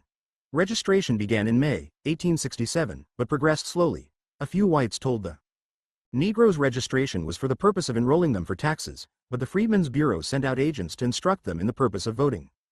The total number of registered voters in Arkansas was 66,805, 41,134 voted at the election, and of these 27,756 voted for and 13,558 against holding a constitutional convention. Upon these figures, General Ord announced the names of delegates elected to the convention. The Arkansas Constitutional Convention convened January 7, 1868, in the city of Little Rock, and adjourned February 14, 1868. There were 8 Negro delegates to the convention: J.W. Mason, Richard Samuels, William Murphy, Monroe Hawkins, William Gray, James T. White, Henry Rector, and Thomas P. Johnson. Hempstead County had 1 Negro out of 4 delegates. Jefferson, 1 out of 4. Lafayette, 1 out of 2. Phillips and Pulaski each had 2 out of 4. Of the Negro delegates, 1 was a postmaster, 2 were farmers, 4 ministers, and 1 a planter. Seipert, leader of the white conservatives, proposed in the convention of 1868 the adoption of the Constitution of 1864. Seipert claimed to be a friend of the Negro. He had been a Freedmen's Bureau agent for a while, and had always been desirous of advancing the interests of this unfortunate race. He knew the Negro in all his attributes, that their people were now being misled. He appealed to the Negro members present. Mr. Brooks, white, interrupted, to rise to a point of order. It was disrespectful to style the gentlemen of the convention Negroes. Mr. Gray, colored, of Phillips County, said he took no objection to the appellation. His race was closely allied to the race which built the great pyramids of Egypt, where slept the remains of those whose learning had taught Solon and Lycurgus to frame the systems of their laws, and to whom the present ages are indebted for the hints of art and knowledge. Mr. Seipert, white, said he was glad that the rebellion had been crushed. He was glad the Negro was free, but while he would have the Negroes protected, as they now are by law, in all their just rights, he could never consent to see them entrusted with the elective franchise, and made the rulers of white men. Mr. Gray of Phillips replied, I must confess my surprise at the action of the gentleman from White County, Mr. Seipert. I am here as the representative of a portion of the citizens of Arkansas whose rights are not secured by the ordinance offered by the gentleman from white men, sir, who have stood by the government and the old flag in times of trouble when the republic trembled with the thought of civil war, from center to greater than circumference, from base to cope. From this and other considerations, we are here not to ask charity at the hands of this honorable body, but to receive at the hands of the people of Arkansas in convention assembled, the apportionment of our rights, as assigned by the Reconstruction Acts of Congress. I am here, sir, to see those rights of citizenship engrafted upon the organic law of this state. The gentleman from White does not seem to recognize the fact that the present Constitution is not in accordance with the Constitution of the United States, guaranteeing to each state a republican form of government. The gentleman from White says the Negro cannot become a citizen. The fact is patent that we have exercised the rights of citizenship under the Constitution, in all the states except South Carolina, and that we voted for that time-honored instrument, the federal Constitution, by voting for the men that ratified it. Before the Revolution, all native-born free persons were British subjects and hence citizens, as the British government did not base allegiance or citizenship on color or complexion. Hence, we passed from British subjects to American subjects, without changing our relative status as to citizenship. This, I think, disposes of the assertion that we cannot be citizens under the Constitution. But, sir, I claim that it is ours, not only on constitutional grounds, according to the rulings of distinguished American jurists, but ours by right of purchase on the numerous battlefields of our country. It is ours, because from the Revolution down to and through the Rebellion, we have stood unswervingly by our country and the flag. We fought for liberty. That liberty cannot be secured to us without the right of suffrage. The government owes the debt, acknowledges it, and apportions it out among the several states. We are here, sir, to receive the amount due us from the state of Arkansas. The troubles now on the country are the result of the bad exercise of the elective franchise by unintelligent whites, the poor whites of the South. I could duplicate every Negro who cannot read and write, whose name is on the list of registered voters, with a white man equally as ignorant. 3-3. James T. White, a colored man, spoke on social equality. I cannot think that the extension of the right of suffrage to colored men could be construed as opening the parlors of white people to a forcible entrance of colored men. But, on the contrary, their virtue and pride of race will be a sufficient safeguard to prevent them from anything like social intercourse. Who is to blame for the present state of affairs? When I look around I see an innumerable company of mulattoes, not one of them the heir of a white woman. This is satisfactory evidence of the virtue of white women. In the late bloody war, these gentlemen left their wives and daughters in the care of colored men for 4 years, and I defy the gentlemen to cite me a single instance where they have failed to live up to their integrity. Gentlemen, the shoe pinches on the other foot. The white men of the South have been for years indulging in illicit intercourse with colored women, and in the dark days of slavery this intercourse was largely forced upon the innocent victims, and I think the time has come when such a course should end. 34. Mr. William Murphy, a colored man, said February 10, when the late war resulted in the issuing of the Emancipation Proclamation by Abraham Lincoln, 4 millions of our enslaved brethren were called to aid in the establishment of this union of loyalty. For the colored troops have proved their loyalty, they protected the Union flag. So they stood, and white gentlemen have been compelled to surrender the sword. At the same time they will rise here, under the same flag, after they have dropped their swords and their bayonets, and seek to limit our privileges. I would never have spoken, but to say this to the men that have been our masters, men whom we have brought to the very condition they are now in, and have not only fed them, but have clothed them, have tied their shoes, and finally have fought until they are obliged to surrender. Yet now that they have surrendered, they say we have no rights. Has not the man who has conquered upon the battlefield gained any rights? Have we gained none by the sacrifice of our brethren? Concerning the adoption of the Constitution, James P. Johnson, a colored man, said, I believe this Constitution to be the best one that Arkansas ever had. The gentleman from Ashley, Mr. Moore, has undertaken to show us that the class of men of whom he is a representative are our best friends. My God! I hope he will put his hand over his mouth and never speak that word again. We are very much inclined to believe the men who are trying to secure equal rights of voting according to the true Republican doctrine of the equal rights of all men. You do not want us to have any rights, but just let us stay in slavery as we were before the war. James Mason, another colored delegate, read the following explanation of his vote, which he asked to have spread upon the journal. I object to the continued disfranchisement of all persons who are now disfranchised by the present Reconstruction Acts of Congress, and I believe many are now disfranchised who ought not be. But in the face of the reiterated assertions of gentlemen of the Conservative Party, that they are not to give us the right of suffrage under any circumstances, I am forced to accept this Constitution as being good as a whole and as being the best that I can get under the circumstances, and give up my ideas of limited disfranchisement and qualified suffrage. James White, the colored delegate, added, another reason why I shall vote, and why if I had 10,000 votes I would give them all for the Constitution, is that I see in it a principle that is intended to elevate our families, the principle of schools, of education. That is the only way that these Southern people can be elevated. Were they properly educated they would not be led from any prejudice to oppress other men. Were they educated they would not hate us because we have been slaves. But like these gentlemen, if they should puzzle their brains and risk their lives upon the battlefield for the Union, they would stand up for our rights. Away with Union men who will not give all men their rights. Talk about friendship. The devil has such friends locked up, and hell is full of them. In the course of convention sessions, a conservative taunted a carpetbagger with the assertion that the Negro vote was his only way to ride into Congress. Thereupon, Negro members said their race was ready both to vote and fight for the whites who would grant them political rights. Brooks, leader of the Radicals, declared, we, the great Republican Party, hold that they, the Negro, should have the ballot. And we intend that they should have it, and we will sustain the government based upon the principles of universal franchise and universal equality. On the other hand, Hinkle, a scalawag, exclaimed, great God! Is there no help for the widow's son? And asserted that all the devils in hell could not keep him from making himself a record by voting against adoption of the Constitution. 36. Despite this, the final vote was 45-21 in favor of adoption. On April 1, it was announced that the Constitution had been ratified by a vote of 30,380-41. On May 7, a bill for the readmission of Arkansas was presented in Congress by Thaddeus Stevens. It was finally passed in both houses and over the President's veto on June 22, 1868. Before the bill was presented to Congress, however, the state legislature had met April 2, 1868, and adopted the 14th Amendment, which was one of the prerequisites to her admission. The Constitution of Arkansas, like that of Florida, was a document which centralized power in the state government. The governor appointed nearly all the local officers in counties and townships, and he had the power to fill vacancies even in the few offices he did not originally fill. He appointed judges, collectors, and assessors of taxes, justices of the peace, prosecuting attorneys, registrars of elections who in turn appointed the judges of elections.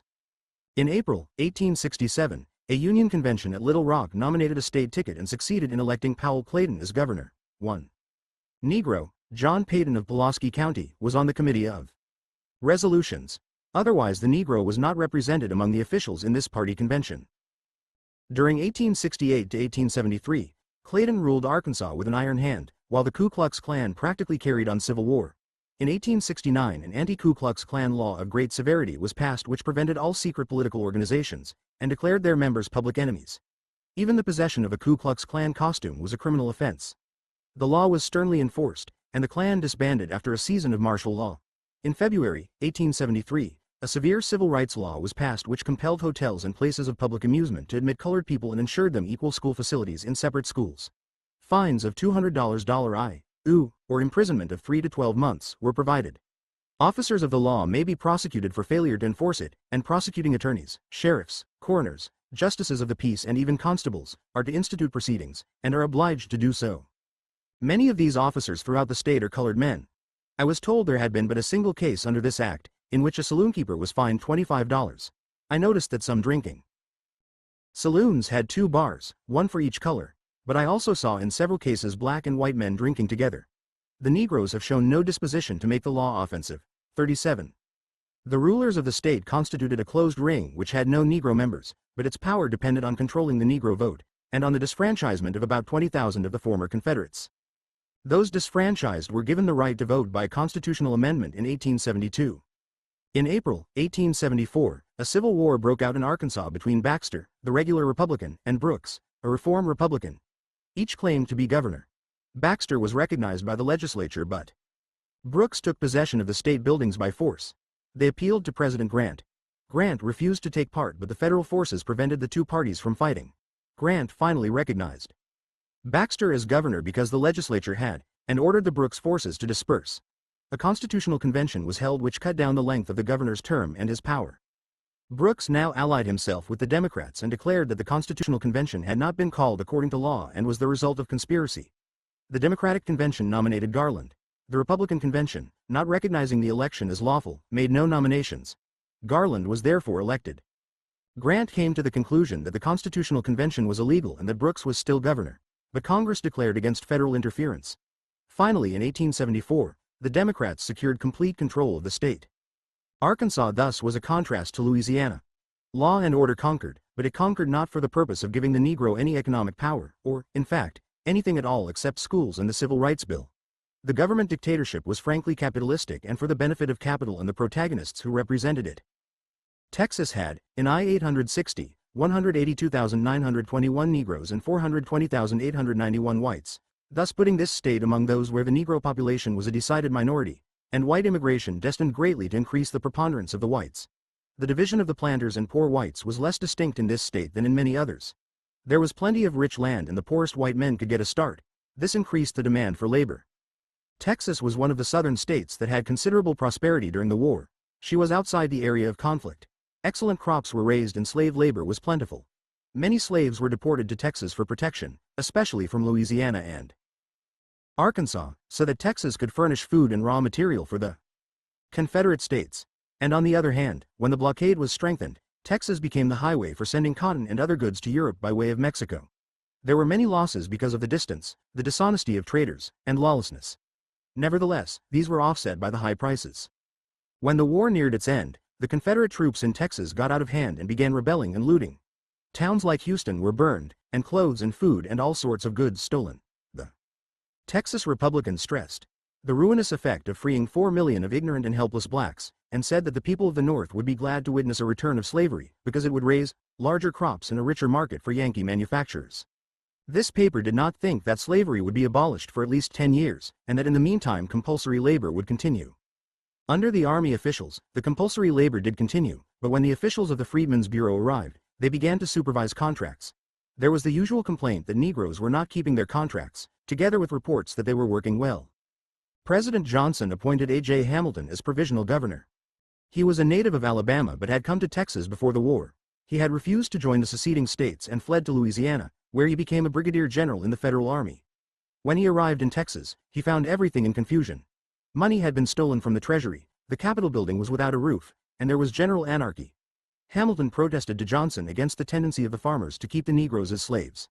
The question of the legal status of the Negroes the governor left to the courts, and the courts contradicted themselves in their decisions, some of them admitting Negro testimony and others refusing it altogether. There continued the strong feeling that either the Negroes were going to remain in bondage, or compensation was going to be paid for their emancipation. The lawlessness continued, robbery and murder of Unionists and freedmen were common, and outlaws defied arrest. One county reports that the civil authorities are helpless because the country is full of ruffians and lawless men, another that the laws cannot be enforced without the aid of the military. The Inspector General on the staff of General Howard declared, early in 1866, that Texas was in the worst condition of any state that he had visited, that almost the whole population was hostile in feeling and action to the United States, that there was a mere semblance of government, and that the whites and the Negroes were everywhere ignorant, lawless and starving. The Assistant Commissioner for Texas under the Freedmen's Bureau arrived in Texas in September 1865, and began to appoint local agents in December. He found the freedmen not only willing but anxious to improve every opportunity offered for their moral and intellectual advancement. 38. In January 1866, one Black Belt county reports that 2/3 of the freed population were then at work at good wages, and that 7,000 contracts had been filed already, and that unemployed freedmen were becoming scarce. By the end of January there were 26 day and night schools and 1,600 Negro pupils enrolled. There was the usual bitter attack upon the presence of Negro troops, late in 1865 and early in 1866. After much delay, an election was held January 8, 1866, and a convention was scheduled to meet in Austin in February. There were strong differences of opinion among the delegates.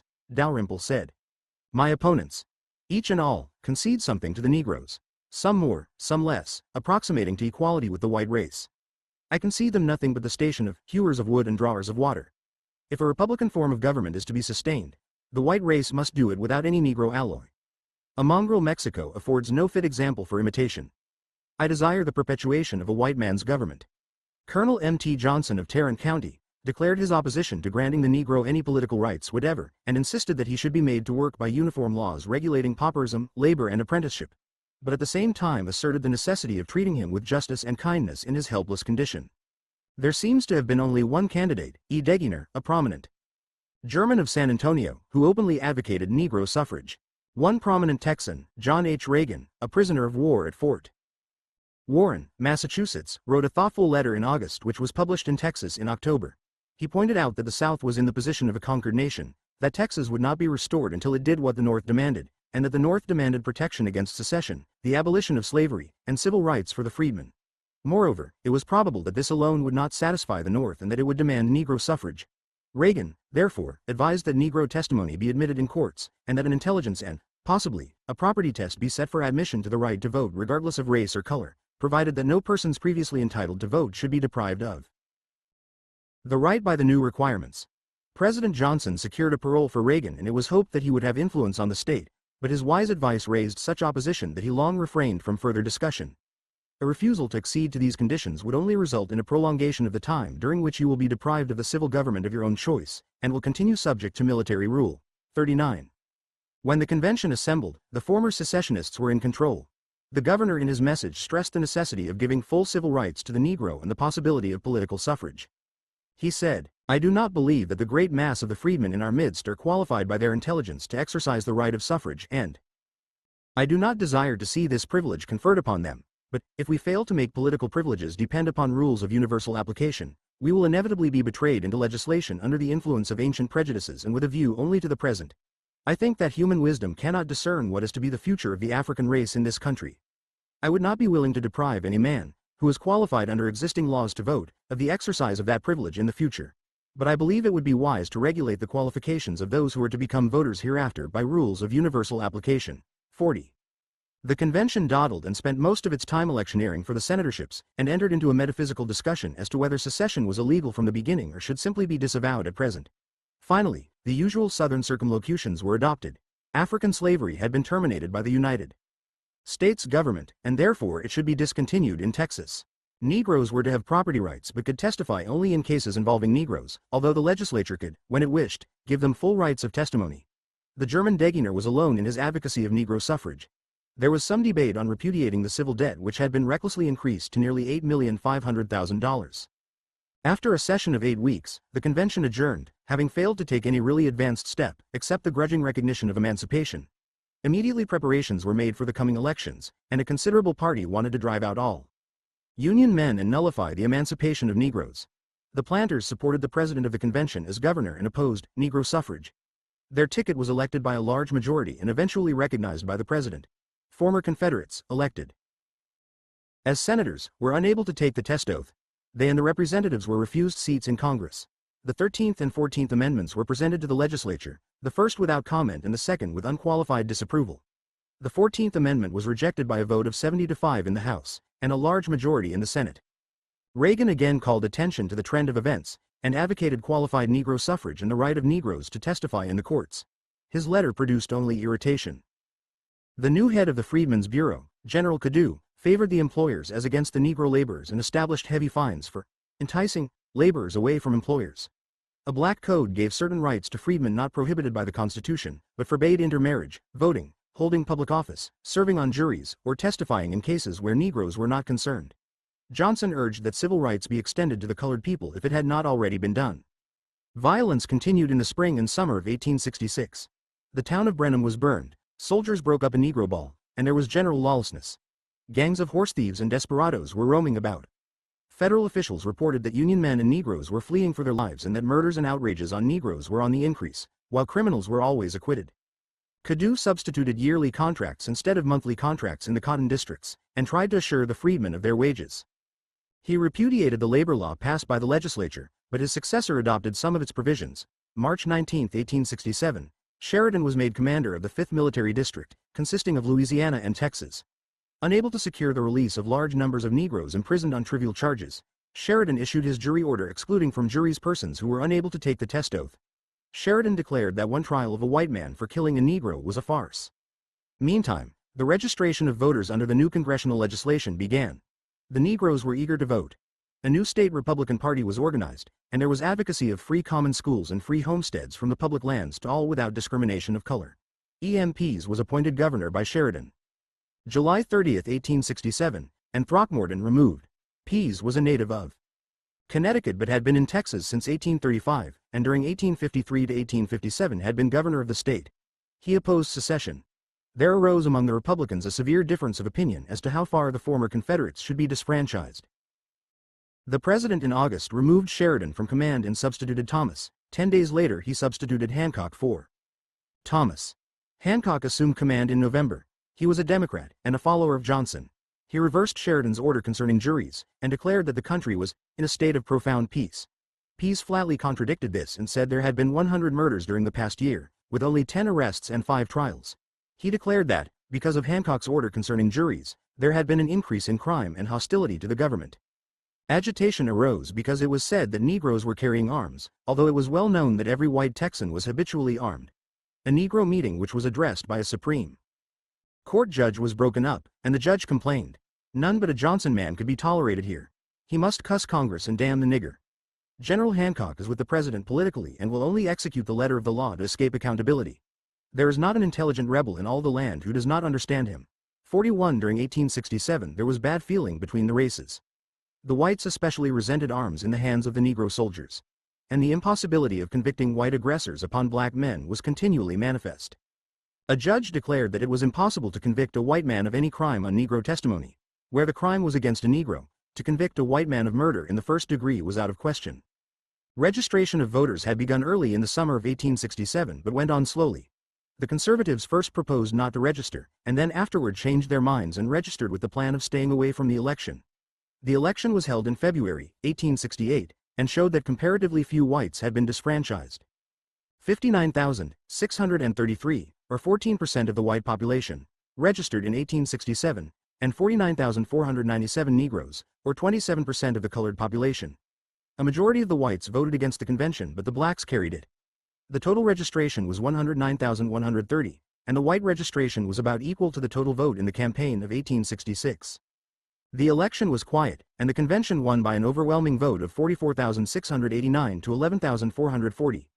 In the Constitutional Convention, it was characteristic that among the 90 members there were 12 reactionary white members from the Black Belt, elected undoubtedly by all too common methods. There were 9 Negroes, and delegates from the black districts bordering on the Brazos and Trinity Rivers. J.T. Ruby came from Galveston. He was an educated Negro and was elected from the white district of Galveston. Ruby was a mulatto from Philadelphia and for 15 years was the leader of the Negroes. He was rated as an astute politician and a man of unusual ability. He was very popular in Galveston, where his brother held a position in the Custom House. E.J. Davis was a new white leader of the Unionists. He had been an opponent of secession and an officer in the Union Army during the war. He was one of the first to defend Negro suffrage. Governor Pease sent in a message in which he declared that from December 1867, to June 1, 1868, in 67 counties out of 127, 206 murders had taken place with few attempts to punish the offenders. He recommended schools and homesteads and the encouragement of immigration. Ralph Long of Limestone, a Negro, was an outstanding leader. It was he who offered the resolution annulling certain court decisions which declared that the Emancipation Proclamation should not take universal effect. His resolution was rejected by a two-thirds vote. On July 2, the Committee on Lawlessness and Violence reported 509 whites and 486 Negroes killed, 1865 to 1868. More than 90% of these murders were committed by white men. The report continues. In other words, according to the lowest calculation, the peace administration of Generals Hancock and Buchanan has to account for twice the number of murders committed under the Sheridan-Throckmorton administration, and 3 times the number committed under the Sheridan-Pease administration. Moreover, fuller reports show that since the policy of General Hancock was inaugurated, sustained as it is by President Johnson, the homicides in Texas have averaged 55 per month, and for the last 5 months they have averaged 60 per month. It is for the commander of the 5th Military District to answer to the public for at least two-thirds of the 330, or more, homicides committed in Texas since the 1st of December, 1867. Tion. 42 delegates were sent to Congress with this report, while the Houston Telegraph advocated their assassination. The convention in making the Constitution came to the question of the suffrage in August, and then postponed it until after the recess, which took place after 92 days of work. The reason for the recess was differences among the Republicans and fear of mob law among the Democrats before the presidential election. Mobs appeared. G.W. Smith, a white New Yorker and leader of the Negroes, was jailed and lynched, together with several of his black followers. Feuds were rife in many of the counties. Bands of Ku Klux roamed about. Negroes were boycotted or given employment as they joined Democratic groups. In January, when the convention came together again, the question of suffrage was discussed. The Democrats proposed to exclude Negroes, while unrestricted suffrage was defeated by a vote of 34 to 31. The final proposition allowed Negroes to vote and disqualified only those classes mentioned in the 14th Amendment. This finally passed by a vote of 30 to 26. The whole fight on suffrage was not a fight against Negro suffrage, but a question as to how far former Confederates were to be allowed to vote. The measure finally passed amid the great mass of these.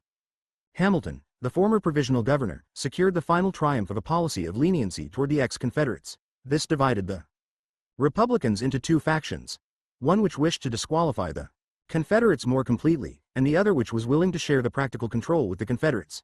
3 Negro members, Ruby, Williams and Newcomb, revolted against the prolonging of the session of the convention and resigned, declaring that the convention was prolonged for the purpose of subsidizing a venal press.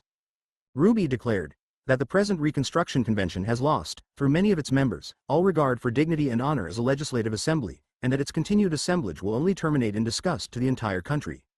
The convention never actually adjourned, nor was the Constitution ever adopted by actual vote.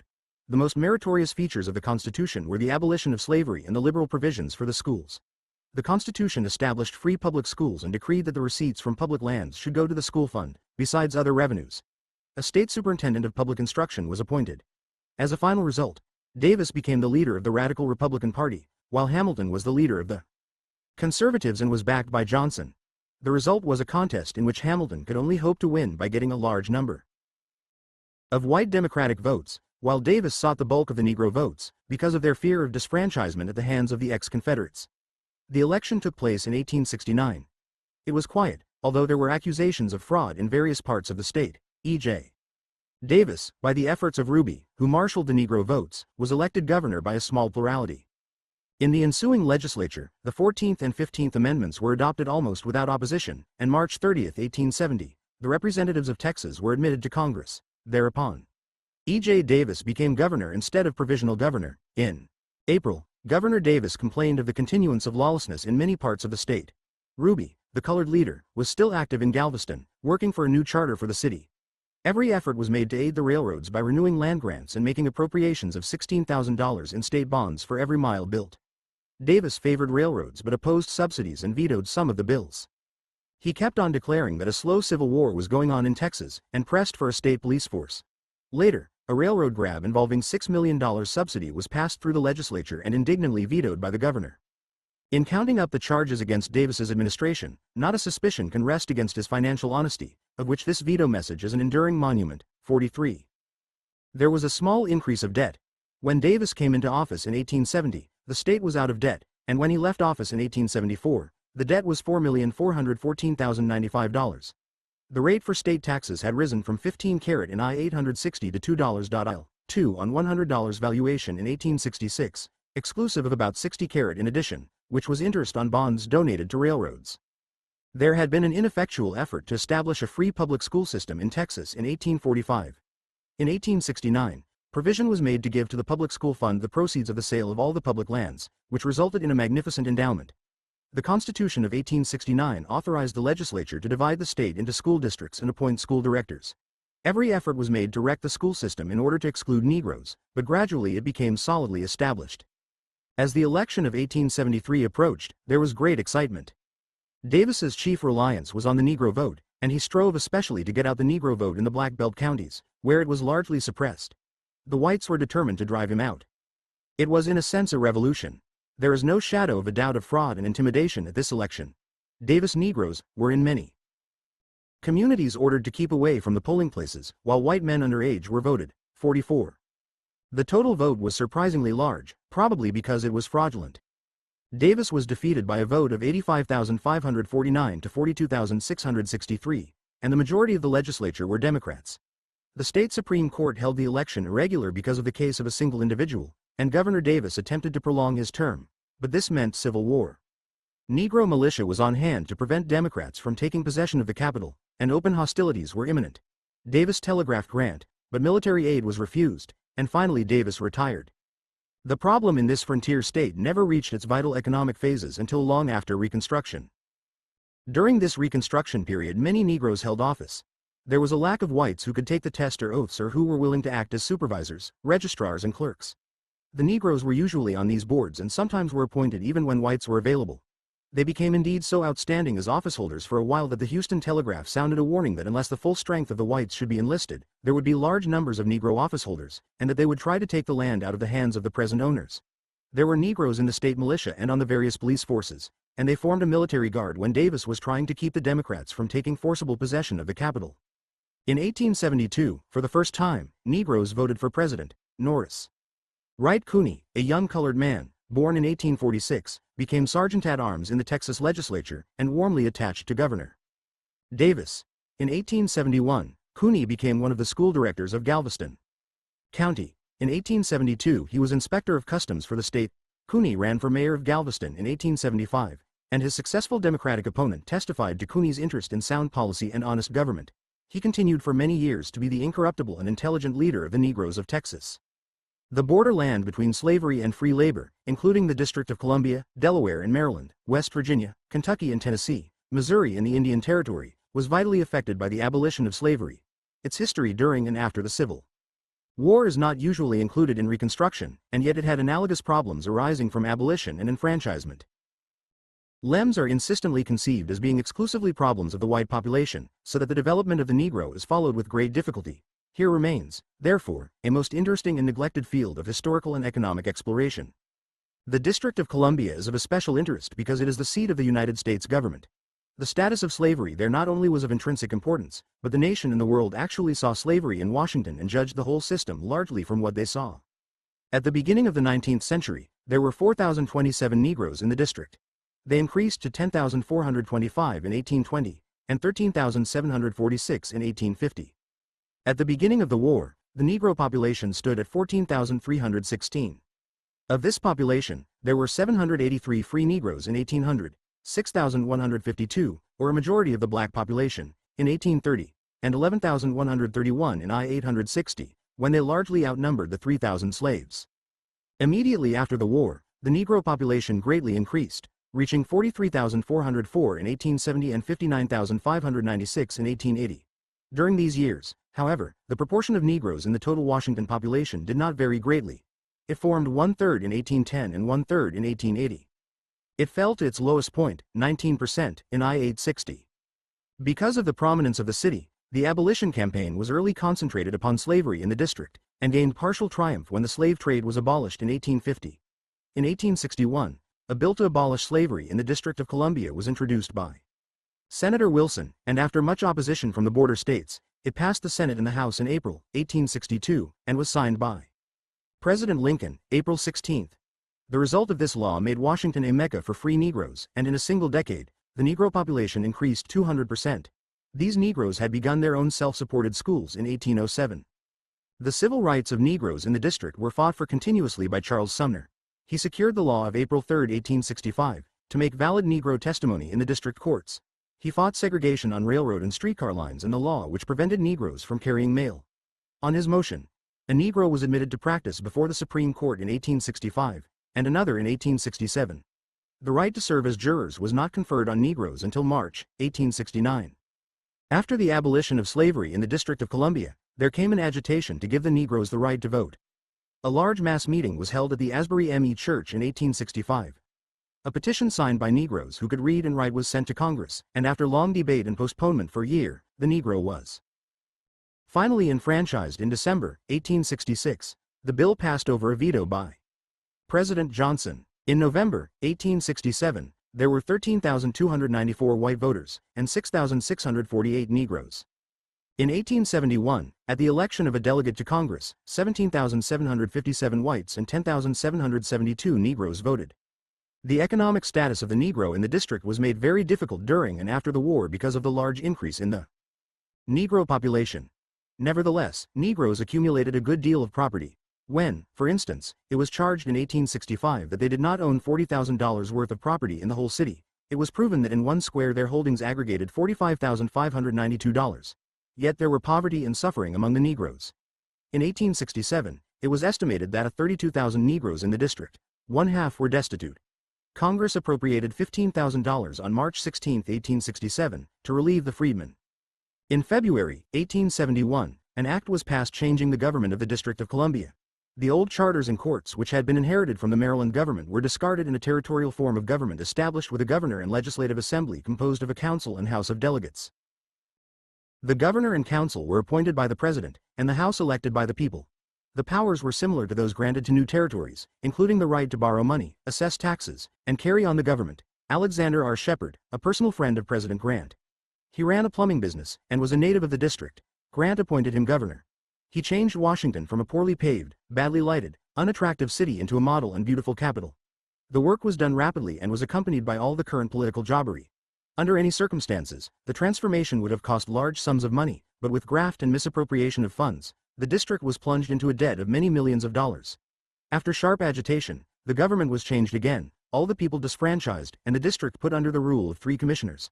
Naturally, in this case, as in the southern states, the harm and dishonesty of the Shepard regime was charged to the colored voter, while the beauty and accomplishment of the reborn city was put to the credit of white civilization. There was about as much sense in one charge as in the other.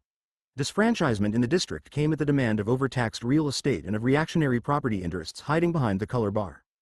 Maryland had at the beginning of the 19th century 125,222 Negroes. This number increased gradually to 155,932 in 1830, decreased in 1840, rose in 1850 to 165,091, and in I-860, was estimated at 171,131.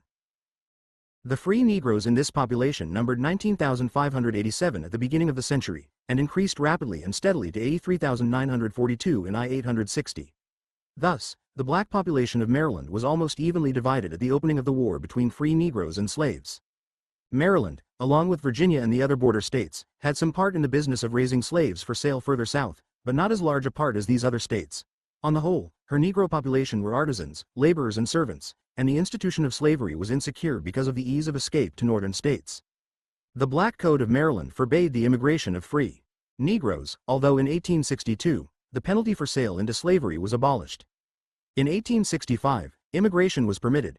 The Assembly of 1867 repealed many parts of the Black Code, but among other things, did not allow a colored woman to be a competent witness against the white father of her child. During the war, nothing was done to interfere with the institution of slavery, but the Convention of 1864, charged with forming a new Constitution, had a considerable number of delegates in favor of abolition. Finally, a clause for immediate abolition of slavery was passed by a vote of 2 to 1. When the Constitution went before the people, it was accepted by a narrow margin. A constitutional convention was held in Annapolis in 1867, and another constitution adopted by an overwhelming popular vote. It did not declare that men were created equally free, and compensation for freed slaves was demanded. This represented a reactionary movement, as compared with the Constitution of 1864. During the campaign, the Unconditional Union Party, in 1866, pledged itself against Negro suffrage, while the Republican Party Convention, in 1867, had colored men among the 200 delegates from Baltimore and a large number from the counties. A colored clergyman opened this convention. A colored veteran said there was no need to tell his people how to vote. "We have not," he said, The ability among us to occupy high positions of honor. We are like a newborn babe, taking our first steps to political life and strength, supported by the Radical Party. Another prominent leader said, "It is because we are a minority of the voting population of Maryland that the necessity has been forced upon us of casting around to see by what means we can extricate ourselves from our present position." And another still, "Whenever we can get the suffrage for the colored man, I am satisfied there is no man that can ever betray us again." 4-5. The resolutions of the convention called for the equality of all. Republican Party, as a last resort, should the coming conservative constitution not give impartial suffrage, to appeal to Congress for support. One colored delegate, a member of the Committee on Resolutions, rejoiced to see a day of real political equality between whites and blacks. Another said he was ready, like Simeon of old, to depart in peace, now that he had seen salvation. 46. In 1866, Governor Swan, the man who wanted to arm his militia with federal artillery, addressed an open letter to the editors of the Baltimore American in which he said, "I am utterly opposed to universal Negro suffrage and the extreme radicalism of certain men in Congress and in our own state, who have been striving to shape the platform of the Union Party in the interests of Negro suffrage. I look upon Negro suffrage and the recognition of the power in Congress to control suffrage within the states as the virtual subordination of the Negro in the state of Maryland. I consider the issue upon this subject as well made in the fall elections, and the most important that has ever been brought to the attention of the people of the state of Maryland." 47. Governor Swan was answered in an editorial in the American, a few days later, which read, "At least 9/10 of the Union men of Maryland have taken position with the Congress of the United States. The governor will find, when too late, that he will not be followed by a corporal's guard of those who placed him in his present position in the course he has taken, and that his future affiliation must be with the disloyal, whilst his antagonists will be the true and loyal men of Maryland." 48. Notwithstanding the effort of the Republicans, the conservative Constitution, without Negro suffrage, was adopted a few months later. Negroes did not get the right to vote until after the 14th and 15th Amendments. Few colored men have been nominated to elective offices in Maryland. In 1872, a Negro ran for Congress in the 5th District, but withdrew in favor of a white candidate. Negro labor had a larger chance in Baltimore because of skilled work by the blacks in brickmaking, oyster shucking, work as stevedores, and they practically had a monopoly on ship caulking. After the Civil War, there came a good deal of competition with foreign labor. From the testimony of many persons, the colored people of Baltimore appear to have been actively engaged in all manner of business ventures even before the Civil War. These antebellum enterprises were carried on generally by individual ownership, but immediately after the Civil War, numerous cooperative movements sprang up among the people all over the city. Cooperative grocery stores, coal yards, beneficial societies and other kinds of business met with marked success for short periods, but each one in its turn finally failed, owing either to lack of capital, or trained business management, or both. 49. Prior to the war, the colored people of Baltimore had no place, aside from the churches, in which to hold public entertainments. To meet this need, several colored men, John H. Butler, Simon Smith and Walter Sorrell, formed a partnership, and purchased in 1863 a large 3-story brick building on Lexington Street, near North, and had it converted into a hall. They named it Douglas Institute, after the grand old man from Maryland. Besides public entertainments of all sorts, the hall was used as a meeting place for fraternal orders. The Chesapeake Marine Railway and Dry Dock Company, a company owned and controlled by colored men, was organized in the year 1865. The company was capitalized at $40,000. The stock was divided into 8,000 shares at $5 a share.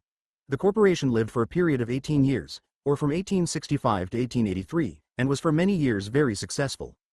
It finally gave up business in 1883. The organization of the ship company saved the colored caulkers, for they became members of the White Caulkers Union. The failure of the whites to drive out the colored caulkers lessened their efforts to drive colored labor out of other fields. Changing economic conditions ended this company, but it was an object lesson to the whites, as well as to the blacks, of the power and capability of the colored people in their industrial development. 50. Before 1865, TNE public schools depended on local authorities. Then an educational revolution took place, and the state began to control the schools. The law of 1865 provided that the part of the school taxes paid by colored men should be used for Negro schools. The law of 1868 ordered a 10-carat tax on fee for state schools, and this was all the colored schools could expect down to 1872, except by donations from philanthropists. In 1872, the state appropriated $50,000 for the colored schools, in addition to the colored tax. But the white schools received all the regular school tax. In 1878, the sum of $100,000 was appropriated, to be taken from the state school fund at the expense of the white schools. This remained the law until 1888. Baltimore had before the war at least 6 private schools taught by colored people, and later, Northern philanthropists founded schools for the freedmen. Kentucky was a state with 41,082 Negroes at the beginning of the century, 170,130 in 1830, and 226,167 in I-860. The Negroes formed a little over one-third of the population. There were comparatively few free Negroes, the number being only 10,684 in I-860. Kentucky was so situated between the two sections that it was in the main current of trade movements. Not only was it vitally interested in the slave trade to the south, but also in the trade in foodstuff and manufactured materials from the north. The economic problem, therefore, for Kentucky during the Civil War, was difficult. Her chief interest was to keep the sections from falling apart and thus spoiling her favored economic position. Then, too, she had several important crops, chief of which was tobacco, and next, corn. Besides these there were hemp, flax, and livestock. In all these economic, industrial activities, the Negro figured largely. On the other hand, Kentucky was near the border, and the loss of capital through runaway slaves was a constant menace to the system. No sooner did the war open than this menace was increased by the action of the slave owners themselves.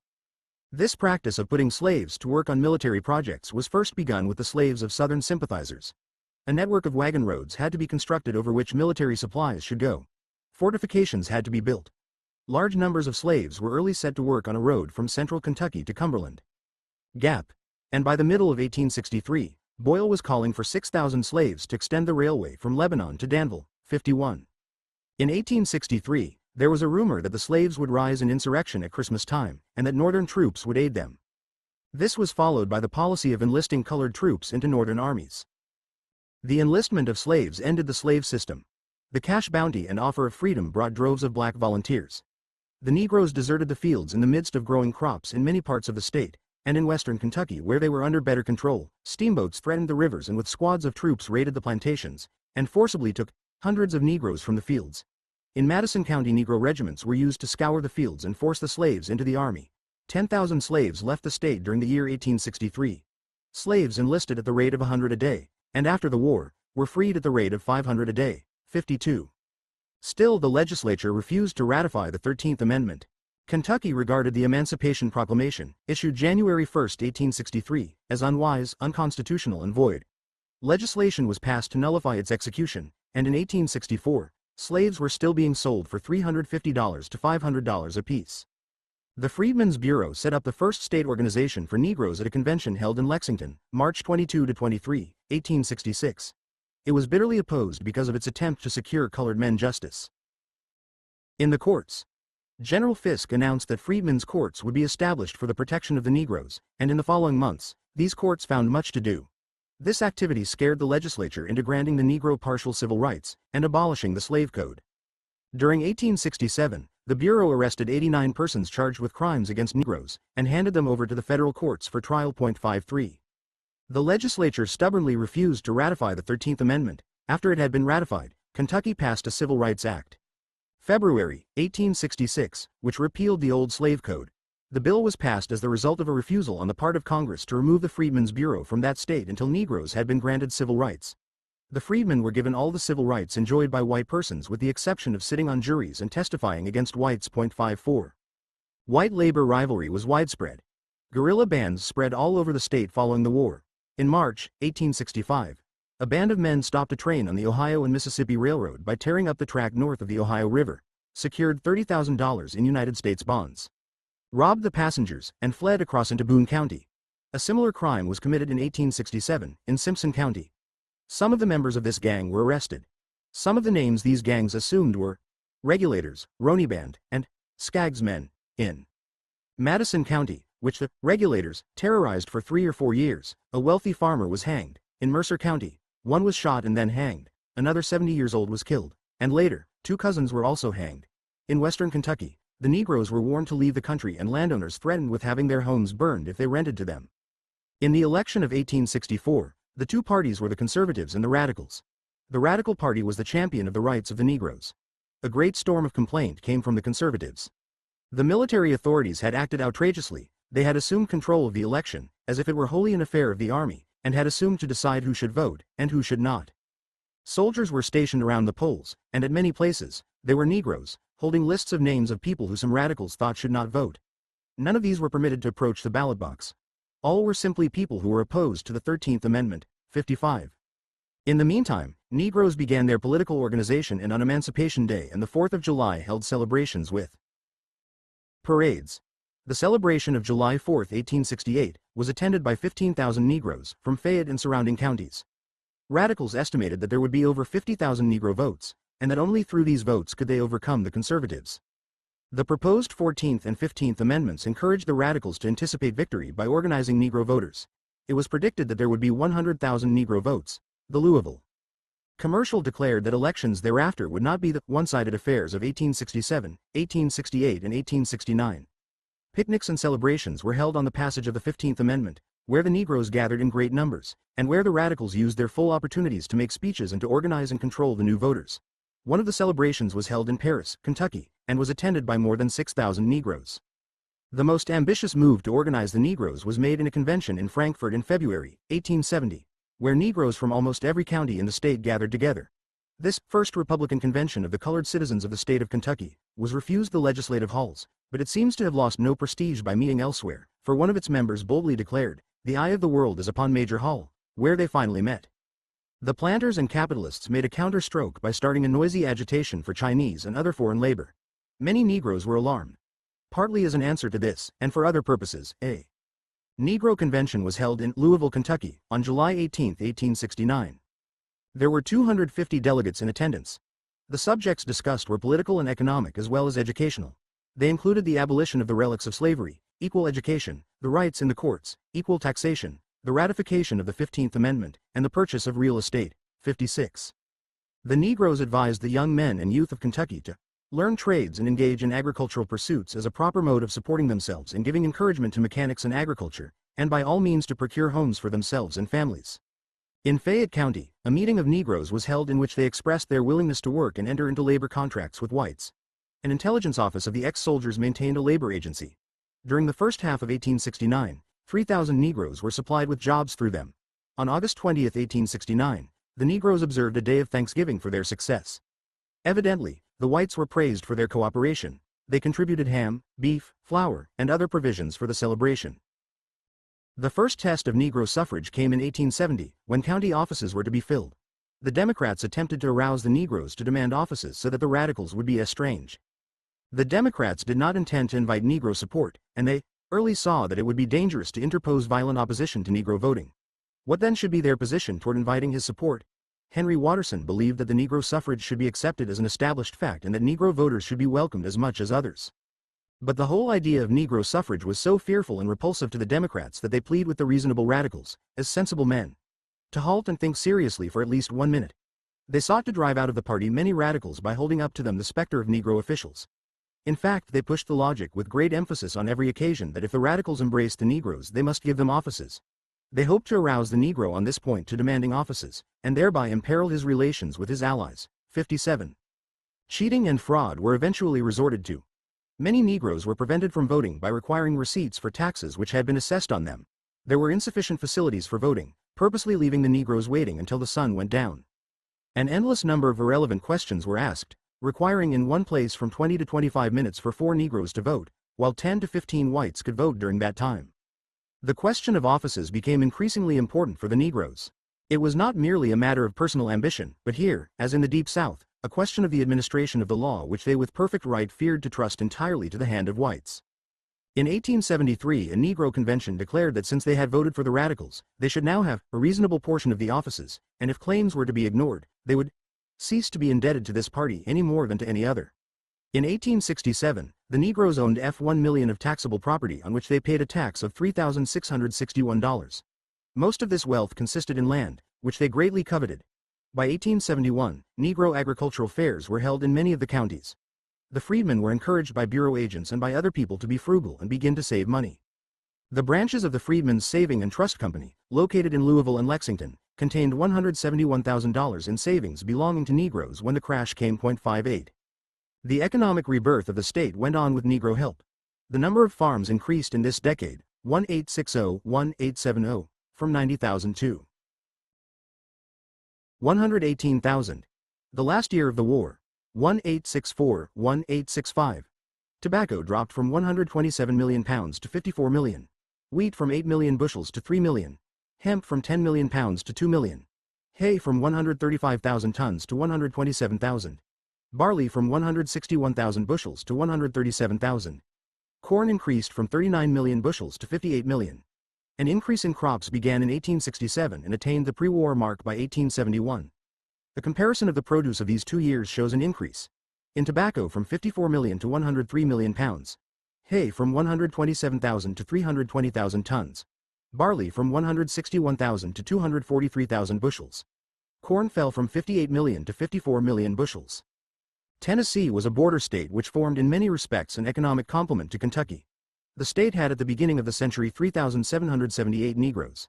They increased rapidly to 146,158 in 1830, chiefly through the development of the cotton belt in the western part of the state near the Mississippi. At the opening of the war, Tennessee had 283,019 Negroes. The number of free Negroes was small, being only 7,300 in I-860. During the decade 1851-860, Shelby County, of which Memphis was the center, gained its great mass of Negro population. From this point the Cotton Kingdom spread west and south. In strong contrast to this, in Nashville and in the middle and eastern part of the state, and in similar parts of Kentucky, there was strong emancipation sentiment in early times, chiefly with the motive of getting rid of the competition of Negro labor. This was manifested by opposition to the custom of slaves hiring out at times, which was prevalent in this part of the state. In the Constitutional Convention of 1796, there was an attempt to prohibit slavery after 1864, which did not pass, but free Negroes who met the requirements of residence and land holding were allowed to vote. They enjoyed this right until 1834. At the Convention of 1834 another attempt to abolish slavery was defeated and the vote was denied free Negroes, with some exceptions. The slave trade in Tennessee was even more lucrative than in Kentucky, and there was strong trade in both slaves and materials down the Mississippi to New Orleans. The Confederates seized most of Tennessee at the beginning of the war, but with the retreat of the Confederate Army after the surrender of Fort Donelson, in 1862, a territory of 30,000 square miles was opened to federal occupation, and a population of 1 million souls was left without government and in possible danger of a slave insurrection. To meet the emergency, President Lincoln, March 3, appointed Senator Andrew Johnson, a former governor of Tennessee, military governor, with the rank of brigadier general. Payne. Lincoln telegraphed September 8, and urged all Union officers to get every man he could, black and white, to guard the roads and bridges and send all the better trained soldiers forward to Rosecrans. On October 21, Johnson and Stearns of Massachusetts were authorized to raise troops in Tennessee. 6 regular Negro regiments, and 2 garrison and hospital regiments, were thus raised. Governor Johnson made attempts immediately and at several times thereafter to reorganize the civil government of the state, but all these attempts failed, until the people of East Tennessee undertook the task in the summer of 1864. In November, 1864, the East Tennessee Union Executive Committee called a convention to meet in Nashville in December. Meantime, the Confederates captured Knoxville, and when it was time for the convention to meet, Hood was threatening Nashville. The convention was, therefore, postponed until January 8, 1865. By that time, the Confederates had been driven out. Johnson had been elected vice president, and Congress had refused to count Tennessee's scattering presidential vote. The convention met and voted for amendments to the Constitution. 1. Abolishing slavery. 2. Providing that all citizens who had borne arms for the United States should be allowed to vote. Color should not disfranchise any person who was a competent witness in the courts. Johnson favored the amendments and they were put through, with slight modification. This is the story of Winston, but by consulting Hull, one learns that slight modification was the dropping of the amendment which allowed Negroes to vote. 59. The report finally adopted by the convention proposed 2 amendments to the state constitution, one to abolish slavery, and another forbidding the legislature to make any law recognizing it. The report directed that all who voted should take the ironclad oath and that the convention should nominate a candidate for governor and a complete legislative ticket. In the ensuing election, 20% of the vote in I-860 was cast. William G. Brownlow was chosen governor by 23,352 votes, against 35 scattering ones. 4 days after his inauguration, Lee surrendered and the new government was safe. The Constitutional Convention had declared in favor of disfranchising all who had fought against the United States. Governor Brownlow was determined to make this declaration into a law. After recommending the ratification of the 13th Amendment to the federal Constitution, he reminded the legislature that the loyal people who had entrusted the qualifications of voters to them wanted them to act decisively in the matter. He asked the legislature for military force to enforce the law when enacted. 60. The law provided that white persons of lawful age and residence, who had entertained unconditional Union sentiments from the outbreak of the war, or who had arrived at the age of 21 years since November 4, 1865, or who could prove their loyalty, or had been honorably discharged from the Union Army, or were Union men conscripted into the Confederate Army, or had voted at the elections of 1864 to 1865, should be entitled to the privileges of the elective franchise. At the next session of the legislature, the governor recommended the amendment of the franchise bill and the colonization of the Negroes in Texas or Mexico, or their admission to full citizenship and suffrage, in case the franchise law restricting the vote of former Confederates should be repealed. The result was that a bill which the first legislature had refused to consider became law on January 21, 1866. This said, that persons of African and Indian descent are hereby declared to be competent witnesses in all the courts of this state, in as full a manner as such persons are by an act of Congress competent witnesses in all the courts of the United States, and all laws and parts of laws of the state, excluding such persons from competency, are hereby repealed. Provided, however, that this act shall not be so construed as to give colored persons the right to vote, hold office, or sit on juries in this state, and that this provision is inserted by virtue of the provision of the 9th section of the amended Constitution, ratified February 22, 1865.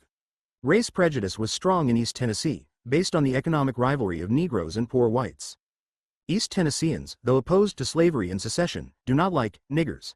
There is at this day more prejudice against color among the middle and poor classes, the Union men of the South who owned few or no slaves, than among the planters who owned them by scores and hundreds. 61. On the other hand, the planters had not surrendered their ideas on slavery. The designs of the great secession majority of Tennessee may have been changed by the events of the war, and so may have been their opinions of their own strength and of the strength of the government, but, unless your memorialists greatly misunderstand them, their sentiments, sympathies, and passions remain unchanged. They welcome peace because they are disabled from making war. They submit because they can no longer resist. They accept results they cannot reject, and profess loyalty because they have a halter around their necks. They recognize the abolition of slavery because they see it before them as a fact, but they say it was accomplished by gross violations of the Constitution, that the Negro is free only in fact, but not in law or of right. 62. The attitude of the state toward Negroes was bad. The predominant feeling of those lately in rebellion is that of deep-seated hatred, amounting in many cases to a spirit of revenge towards the white Unionists of the state, and a haughty contempt for the Negro, whom they cannot treat as a freeman. The hatred for the white loyalist is intensified by the accusation that he deserted the South in her extremity, and is, therefore, a traitor, and by the setting up of a government of the minority. The spirit of revenge is called forth by the attempt to disfranchise them, and by the retaliatory acts of the returned Union soldiers for wrongs done them during the war. The Negro is the Mordecai who constantly reminds them of their defeat, and of what they call a just, but lost cause. And the sight of him in the enjoyment of freedom is a constant source of irritation. 63. On the 1st of May, 1866, a riot broke out in Memphis between the whites and blacks, which continued 2 days and resulted in the death of 24 Negroes and the wounding of 1 white man. As a result of this, the legislature passed the Metropolitan Police Bill, May 14, which provided that the police regulations of the city of Memphis should be in the hands of 3 commissioners appointed by the governor, and made it a crime for anyone else to attempt to exercise any control in the city not subordinate to this board. The provisions of this act were also extended to Nashville and Chattanooga. 64. The Negroes of Tennessee were not content. On Friday, June 23, 1865, they sent out notice of a state convention in August. Great efforts are being made to oppress, and in our judgment in relation to House Bill, No. 47, and re-enslave us. Let us lay our grievances before the general government. Under the government of the noblest patriot of the country, Andrew Johnson, the friend of humanity and liberty, we feel assured that our cause will succeed. We enter anew upon our duties as men, trusting in God. Come one, come all. Rally to the cause of liberty, and to the rescue. 65. The convention was in session 4 days, and resolved that we protest against the congressional delegation from Tennessee being received into the Congress of the United States, if the legislature of Tennessee does not grant the petition before it prior to December 1, 1865. 66. A month before the opening of Congress in December, 1865, the Clerk of the House announced his decision not to put on the official roll the names of any men claiming to be elected from any Southern state. This decision of the clerk was endorsed by the Republican caucus held at the opening of the session. Congress assembled at noon, December 4, and when the clerk, in calling the roll, reached Indiana, Mr. Maynard, from the 1st District of Tennessee, rose and attempted to speak, but the clerk would allow no interruption of the roll. A report of the Joint Committee on Reconstruction, March 5, 1866, proposed to allow the admission of Tennessee with white suffrage, but it was recommitted. July 20 it reappeared and was amended by the Senate so as to require acceptance of the 14th Amendment. In this form, the resolution was passed July 23, and was approved July 24, although the President denied that Congress had any right to pass laws preliminary to the admission of qualified representatives from any of the states and objected to certain words in the preamble. Tennessee complied by promptly accepting the 14th Amendment, July 11 to 12, 1866, the vote being 15 to 6 in the Senate and 43-1-1 in the House. Subsequently, February 6, 1867, the House of Representatives of Tennessee passed a bill striking the word white from the franchise law of the state by a vote of 38 to 25. The Senate concurred February 18 by a vote of 14 to 7. And in March, the Supreme Court of the state upheld the constitutionality of Negro suffrage.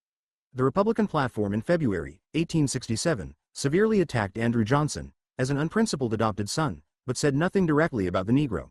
The conservative platform of April 17 said that our colored fellow citizens, being now citizens of the United States and citizens of the state of Tennessee, and voters of this state, are entitled to all the rights and privileges of citizens under the laws and Constitution of the United States, and of the state of Tennessee.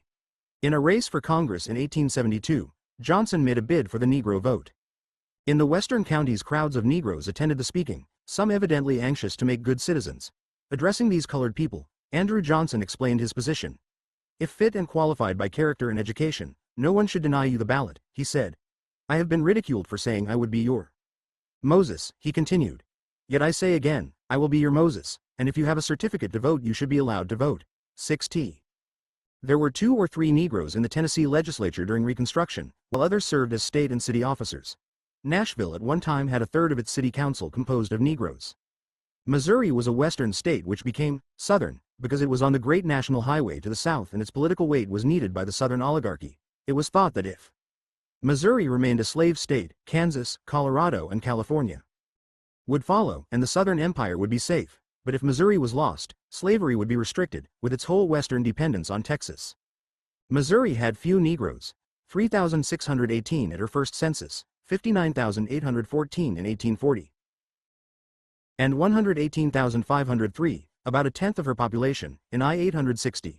Only 3,572 of them were free. Most slaveholding families had only 3 or 4 Negroes. Slavery was not a system, it was a survival, a sentiment, and a matter of common labor and service. This made a sharp economic division, at the outbreak of the war, between those who said slavery was industrially useless in Missouri, but that the South had a right to it, and those who cared neither for slavery nor for the South. There arose a bitter internecine strife, family against family, and neighbor against neighbor. To the Union went 109,000 troops. To the Confederates, 30,000. There were 244 battles and 2,261 engagements in the state, which devastated the land and killed over 30,000 people. War routed thousands of settlers, and spread robbery and crime, lying and murder, mistreatment of women and children, disease and death. The legislature of I-860 favored the South, but not secession. The new governor, Jackson, who sought to force the state into secession, was opposed by F.P. Blair, a leader of the new industrial development. The Civil War came, and Blair was victorious. A constitutional convention in 1865 abolished slavery without compensation. The convention which emancipated the Negro drew up a new constitution which provided for the establishment and the maintenance of free public schools for the instruction of all persons in the state who were between the ages of 5 and 21. Later, the legislature passed a law requiring 1 or more segregated schools to be set up in cities and villages. This law, like many other laws relating to the Negro, was overlooked. During the period, however, there was a growing sentiment in favor of public schools. The school system grew. Negro troops founded the first school of Negro higher training at Jefferson City, Lincoln Institute.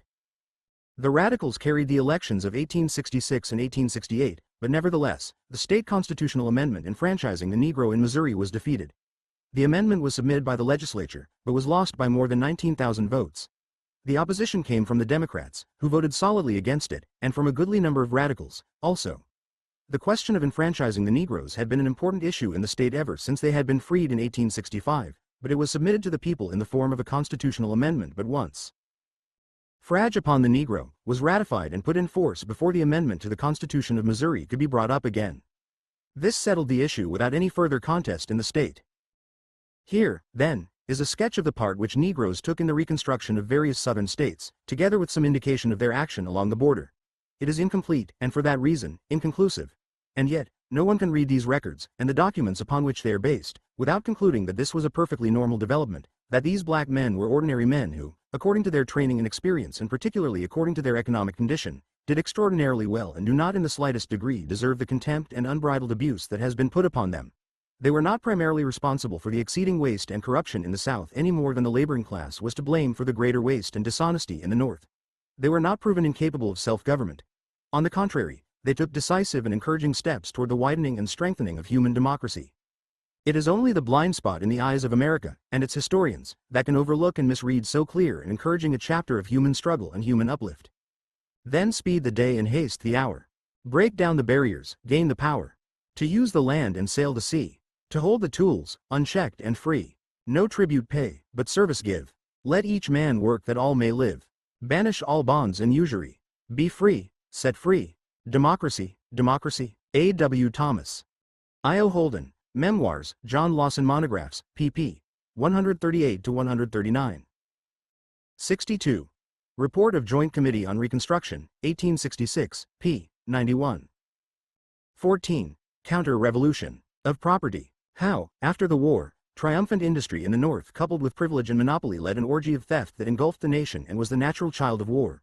And how revolt against this anarchy became reaction against democracy, North and South, and delivered the land into the hands of an organized monarchy of finance while it overthrew the attempt at a dictatorship of labor in the South. The abolition democracy of the North had been willing to try real democracy in the South because they believed in the capabilities of the Negro race and also because they had passed through war, oligarchy, and the almost unbridled power of Andrew Johnson. Relatively few of them believed in the mass of Negroes any more than they believed in the mass of whites. But they expected that with education, economic opportunity and the protection of the ballot, there would arise the intelligent and thrifty Negro to take his part in the community, while the mass would make average labor.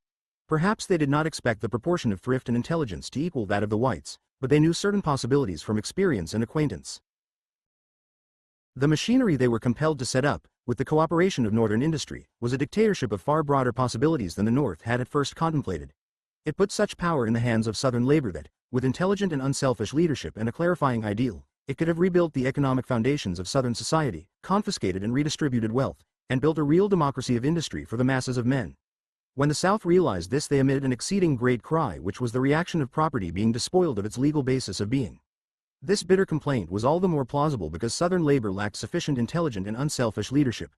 Some in truth it got, from black men who gave their heart's blood to make Reconstruction go, from white men who sacrificed everything to teach and guide Negroes. But for the most part their leaders were colored men of limited education, with the current honesty of the times and little experience, and Northern and Southern whites who varied from con. 580. Conventional and indifferent officeholders to demagogues, thieves, and scoundrels. The next step would have been, under law and order, gradually to have replaced the wrong leaders by a better and better sort. This the Negroes and many whites sought to do from 1870 to 1876. But they failed because the military dictatorship behind labor did not function successfully in the face of the Ku Klux Klan, and especially because the appeal of property in the South got the ear of property in the North.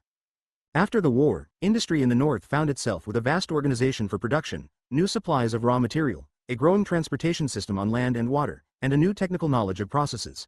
All this, with the exclusion of foreign competition through a system of import taxes, and a vast immigration of laborers, tremendously stimulated the production of goods and available services. But to whom were the new goods and the increased services to belong, and in whose hands would lie the power which that ownership gave? An almost unprecedented scramble for this new power, new wealth and new income ensued. It broke down old standards of wealth distribution, old standards of thrift and honesty. It led to the anarchy of thieves, grafters, and highwaymen. It threatened the orderly processes of production as well as government and morals. The governments, federal, state, and local, had paid 3/5 of the cost of the railroads and handed them over to individuals and corporations to use for their profit. An empire of rich land, larger than France, Belgium and Holland together, had been snatched from the hands of prospective peasant farmers and given to investors and land speculators. All of the national treasure of coal, oil, copper, gold and iron had been given away for a song to be made the monopolized basis of private fortunes with perpetual power to tax labor for the right to live and work. Speculation rose and flourished on the hard foundation of this largesse. Senator George Hoar said, "When the greatest railroad of the world, binding together the continent and uniting the two great seas which wash our shores, was finished, I have seen our national triumph and exultation turned to bitterness and shame by the unanimous reports of 3 committees of Congress that every step of that mighty enterprise had been taken in fraud." William N. Tweed became New York State Senator in 1868 and his candidates for governor and mayor were swept into office that year. Tweed became director in numbers of great corporations and regularly bribed the legislature. Graft crept into all city business. He and his partners stole something like $75 million. Public opinion was silenced. Real estate owners, merchants and the propertied class were afraid to complain lest they be highly assessed and taxed. Offices were sold and men nominated for what they could pay. Directors of corporations plotted and nominated judges. Men were sent to the United States Senate because they were lawyers for railroads, mining companies and banks. Congressional leaders were on the payrolls of corporations. Great lawyers hired their services to rascals who were stealing, and such persons included distinguished names like David Dudley Field, who was nearly expelled from the Bar Association because of his identification with Fisk and Gould at a salary of $125,000. Editors of publications received stocks and bonds and railroad passes for publicity. Appointment to cadetships at West Point was on sale and federal offices given in return for contributions to campaign funds. The whole civil service became filled with men who were incompetent and used to paying political debts. It was common for members of Congress to take stocks and bonds in railroad and other companies when they were in position to favor these companies by voting for certain laws. A Western governor was impeached for embezzlement. The President of the United States and his family received gifts and loans from financiers. Consolidation of railway systems began with fighting, stealing and cheating. The New York Central was financed. The Erie went through an extraordinary series of manipulations in which millions were spent. Judges were bought and members of the legislature were bribed. The new method of stock watering came into use by which actual invested capital was doubled and trebled in face value by issuing stock, and the public was compelled to pay fabulous interest on fictitious investments. When the annals of this republic show the disgrace and censure of a vice president, a late Speaker of the House of Representatives marketing his rulings as a presiding officer, 3 senators profiting secretly by their votes as lawmakers, 5 chairmen of the leading committees of the late House of Representatives exposed in jobbery, a late Secretary of the Treasury forcing balances in the public accounts, a late Attorney General misappropriating public funds, a Secretary of the Navy enriched or enriching friends by percentages levied off the profits of contracts with his departments, an ambassador to England censured in a dishonorable speculation, the President's private secretary barely escaping conviction upon trial for guilty complicity in frauds upon the revenue, a Secretary of War impeached for high crimes and misdemeanors. The demonstration is complete. All this was not simply the corruption of the Republican Party, as some writers insist. It ran across all lines of party and geography. It embraced all sections, classes and races. It was the disgrace of a whole nation. Counter-Revolution of Property 583. The slime of this era of theft and corruption, which engulfed the nation, did not pass by the South. Legislators and public officials were bribed. Black men and white men were eager to get rich. In every Southern state, white members of the old planting aristocracy were part and parcel of the new thieving and grafting. But the South did not lay the blame of all this on war and poverty, and weak human nature, or on the wretched example of the whole nation. No, after first blaming greedy and vengeful Northerners and then holding up to public execration those Southerners who accepted Negro suffrage. The South, finally, with almost complete unity, named the Negro as the main cause of Southern corruption, they said, and reiterated this charge, until it became history, that the cause of dishonesty during Reconstruction was the fact that 4 million disfranchised black laborers, after 25 years of exploitation, had been given a legal right to have some voice in their own government, in the kinds of goods they would make and the sort of work they would do, and in the distribution of the wealth which they created. Throughout the North, reaction followed, directed mainly at 2 impossible goals. First, to re-establish old standards of honesty in a new field. Property was taking new forms and called for a new morality, not a re-establishment of the old. Secondly, an attempt was made to curb production by breaking down tariff walls, the monopoly of raw materials and the privileges of special laws and exclusive techniques.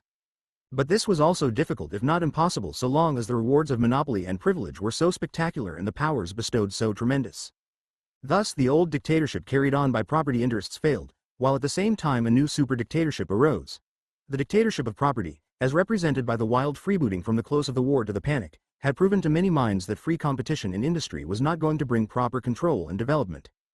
Far from turning toward any conception of dictatorship of the proletariat, of surrendering power either into the hands of labor or of the trustees of labor, the new plan was to concentrate into a trusteeship of capital a new and far-reaching power which would dominate the government of the United States. This was not a petty bourgeois development, following the overthrow of agrarian feudalism in the facture of goods by new machines and privileged technique. This new feudalism was destined to crush the small capitalist as ruthlessly as it controlled labor, and even before the Panic of 1873, it was beginning to consolidate its power. The copper of Michigan, the coal, steel and oil of Pennsylvania, came under control, and at the same time the bankers and financiers began to bend the manufacturers and the railroads to their will by their monopoly of investment capital and direction of its distribution, which they secured by guaranteeing income to small investors. Great corporations, through their control of new capital, began to establish a super-government. On the one hand, they crushed the robber barons, the thieves and the grafters, and thus appeased those of the old school who demanded the old standards of personal honesty. Secondly, they made treaty with the petty bourgeoisie by guaranteeing them reasonable and certain income from their investments, while they gradually deprived them of real control in industry. And finally, they made treaty with labor by dealing with it as a powerful, determined unit and dividing it up into skilled union labor, with which the new industry shared profit in the shape of a higher wage and other privileges, and a great reservoir of common and foreign labor which it kept at work at low wages with the threat of starvation and with police control. This control of supercapital and big business was being developed during the 10 years of Southern Reconstruction and was dependent and consequent upon the failure of democracy in the South, just as it fattened upon the perversion of democracy in the North. And when once the control of industry by big business was certain through consolidation and manipulation that included both North and South, big business shamelessly deserted, not only the Negro, but the cause of democracy, not only in the South, but in the North. To the leaders of the Republican Revolt of 1872, big business offered law and order, greater efficiency of the businessman in politics, and security of salaries and investment. To the insurgent West, it offered combinations which would give lower railway rates, wider and better markets and rising land values. To the South, it offered the withdrawal of the National Army and the restoration of political control to property. Before this dominant power, the meaning of party designations faded. When the old Democratic Party secured a majority in Congress in 1874, the majority sat under the dictatorship of big business. When the Republicans were seated in 1876, the empire of industry was completed. Tional government remained exclusively democratic, with ultimate control in the hands of the mass of citizens who had the right to vote. But the student who realizes that human activity is chiefly exercised in earning a living and, thus, particularly in the present industrial age, the actions of groups and governments have to do mainly with income, this student will see that the Civil War brought anarchy in the basic economic activities which were gradually hammered and forced into a new and vast monarchy of tremendous power and almost miraculous accomplishment. Forms of democratic government went on, but they were almost fantastic in their travesty on real popular control. Industrial freebooters and bandits, now as lone and picturesque masked highwaymen, now hunting in packs and mercenary armies, gripped and guided the efforts of a vast nation to get rich after the indiscriminate murder and destruction of 4 years' war. All this led to disaster which threatened the industrial machine. Those who still believed in democracy came to the rescue and saw salvation, in the North as in the South, in universal suffrage. In the South, universal suffrage could not function without personal freedom, land and education, and until these institutions were real and effective, only a benevolent dictatorship in the ultimate interests of labor, black and white, could establish democracy. In the North, democracy ceased to function because of corruption and bribery, the open buying of elections, low and selfish ideals, and officials chosen to misgovern in the interest of industrial freebooters. The party of democracy saw salvation in increased freedom of industrial competition through the uprooting of tariff-nurtured monopoly and civil service reform which would replace knavery and selfishness by character and ideal in public office. Then, with an electorate of growing intelligence, democracy would truly function. But the electorate, despite schools and churches, was not intelligent.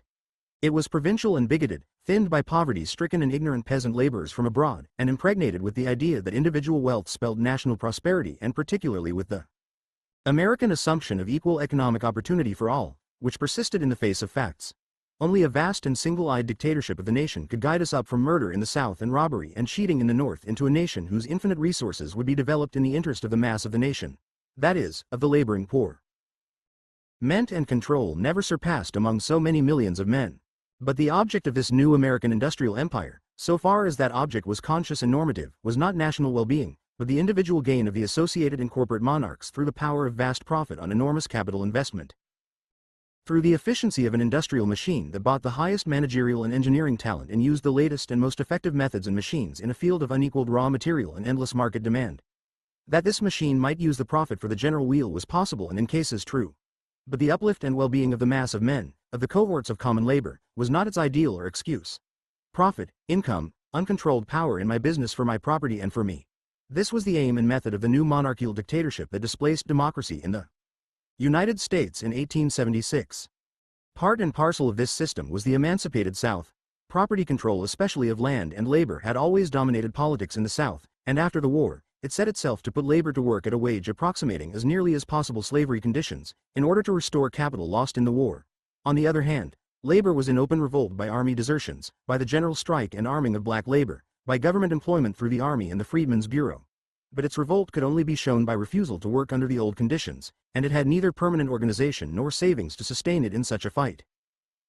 Into this situation, Northern capital projected itself through the agency of the so-called carpetbagger. The carpetbagger tried to stimulate production on the Northern model. He offered the laborer higher wages and yielded him political power. He tried to establish wide systems of transportation and to exploit new raw materials. His efforts involved the same overthrow of old standards of honesty and integrity prevalent in the North, and this was emphasized in the South by the post-war bitterness and war losses of capital. The orgy of graft, dishonesty and theft, North and South, was of the same pattern and involved the same sorts of people. Those scrambling to share in the distribution of new goods and services which the new industry in the North and the restoration of the old agriculture in the South poured out, and those trying to get legal titles to the new forms of property and income which were arising. The South, however, had two peculiar elements: a capitalist class deprived of most of its capital except land, and a new class of free black labor with the right to vote. Into the hands of this body of labor, the North had been compelled by the intransigence of the planters. Counter-revolution of property 587 themselves to place a tremendous dictatorship, and this dictatorship of labor was gradually being set to change the whole pattern of distribution of wealth. But Southern labor was thinking in terms of land and crops and the old forms of wealth, and was but dimly conscious of the new industry and the new wealth. The landholder, therefore, in the South, was caught in a curious vice. Impoverished by the war, he found labor in control of the remaining parts of his wealth and determined to distribute it for the uplift of the mass of men. He found carpetbaggers encouraging this by yielding to the political power of laborers, and manipulating that power so as to put into the hands of carpetbaggers the new wealth arising from corporations, railroads, and industries. He found the carpetbagger trying to raise the capital necessary for new investment through spending money borrowed by the state, and thus increasing the taxation on him which already new social legislation on behalf of the laborers had increased. The result was that a scramble ensued in the South as mad as that in the North, but different, more fundamental, more primitive. It had been insistently and firmly believed by the best thought of the South: 1. That the Negro could not work as a free laborer. 2. That the Negro could not really be educated, being congenitally inferior. 3. That if political power were given to Negroes it would result virtually in the overthrow of civilization. Now, it is quite clear that during the period we are studying, the results failed to prove these assumptions. First of all, the Negro did work as a free laborer. Slowly but certainly the tremendous losses brought on by the Civil War were restored, and restoration, as compared with other great wars, was comparatively rapid. By 1870, the Cotton Kingdom was re-established, and by 1875, the South knew that with cheap labor and freedom from government control, it was possible for individuals to reap large profit in the old agriculture and in new industry. The restoration of Southern industry varied according to crops and conditions. The cotton crop, for instance, which was 2,469,093 in 1850 and leapt to the high mark of 5,387,052 in I-860, dropped to 3,011,996 in 1870, but had surpassed by 1880 the high mark of I-860 by reaching 5,755,359 bales and then went on to 10, 12 and 14 million bales. The sugar production did not recover as quickly, but its decline began before the war.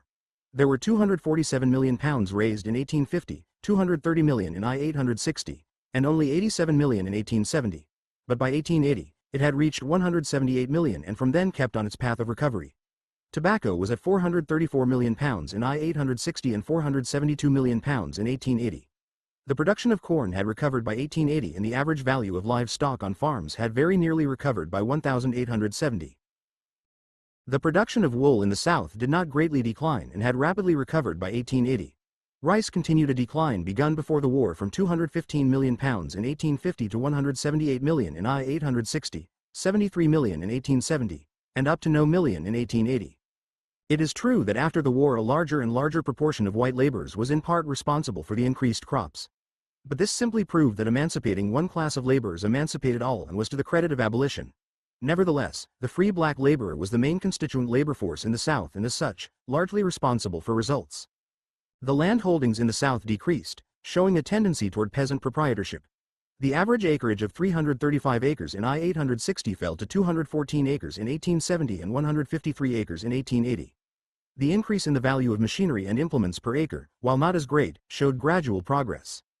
The average value of farm land did not recover from its high speculative value of I-860 until 30 years later, but on the other hand, its decrease in value, 1,860–1,870, was not large. The land, for instance, in 1870 in the South, was worth more in average value per acre, including improvements and livestock, than in 1850. The testimony of unprejudiced visitors as to the work of the Negro as a free laborer during these days is practically unanimous. Nordhoff said in 1875, "The Negro in the main is industrious. Free labor is an undoubted success in the South. The Negro works. He raises cotton and corn, sugar and rice, and it is infinitely to his credit that he continues to do so, and according to universal testimony, works more steadfastly and effectively this year than ever before since 1865, in spite of the political hurly-burly in which he has lived for the last 10 years. 2. Summers said, "The testimony generally borne of the Negro is that they work readily when regularly paid. Wherever I have consulted an effective employer, whether in the manufacturing works of Richmond or on the farms and plantations, such is the opinion, with little variation, that has been given. The testimony borne of the Negroes by candid and substantial people is that, while they do not affy for the supply of steady labor necessary, and there is room for more of them, or of more efficient laborers, they are doing much better than was expected before emancipation. That the Negroes are improving, and many of them rising under freedom into a very comfortable and civilized condition, is not only admitted in all the upper circles of society, but would strike even a transient wayfarer like myself in the great number of decent colored men of the laboring class and of happy colored families that one meets. 3. Manufactures began to develop in the South. The manufacture of pig iron assumed importance in Alabama in 1874, and the output arose from $64,000 to $1,405,000 in 1875. The manufacture of cotton goods increased in North and South Carolina. The number of mills in South Carolina was 270 in I-860 and 720 in 1880.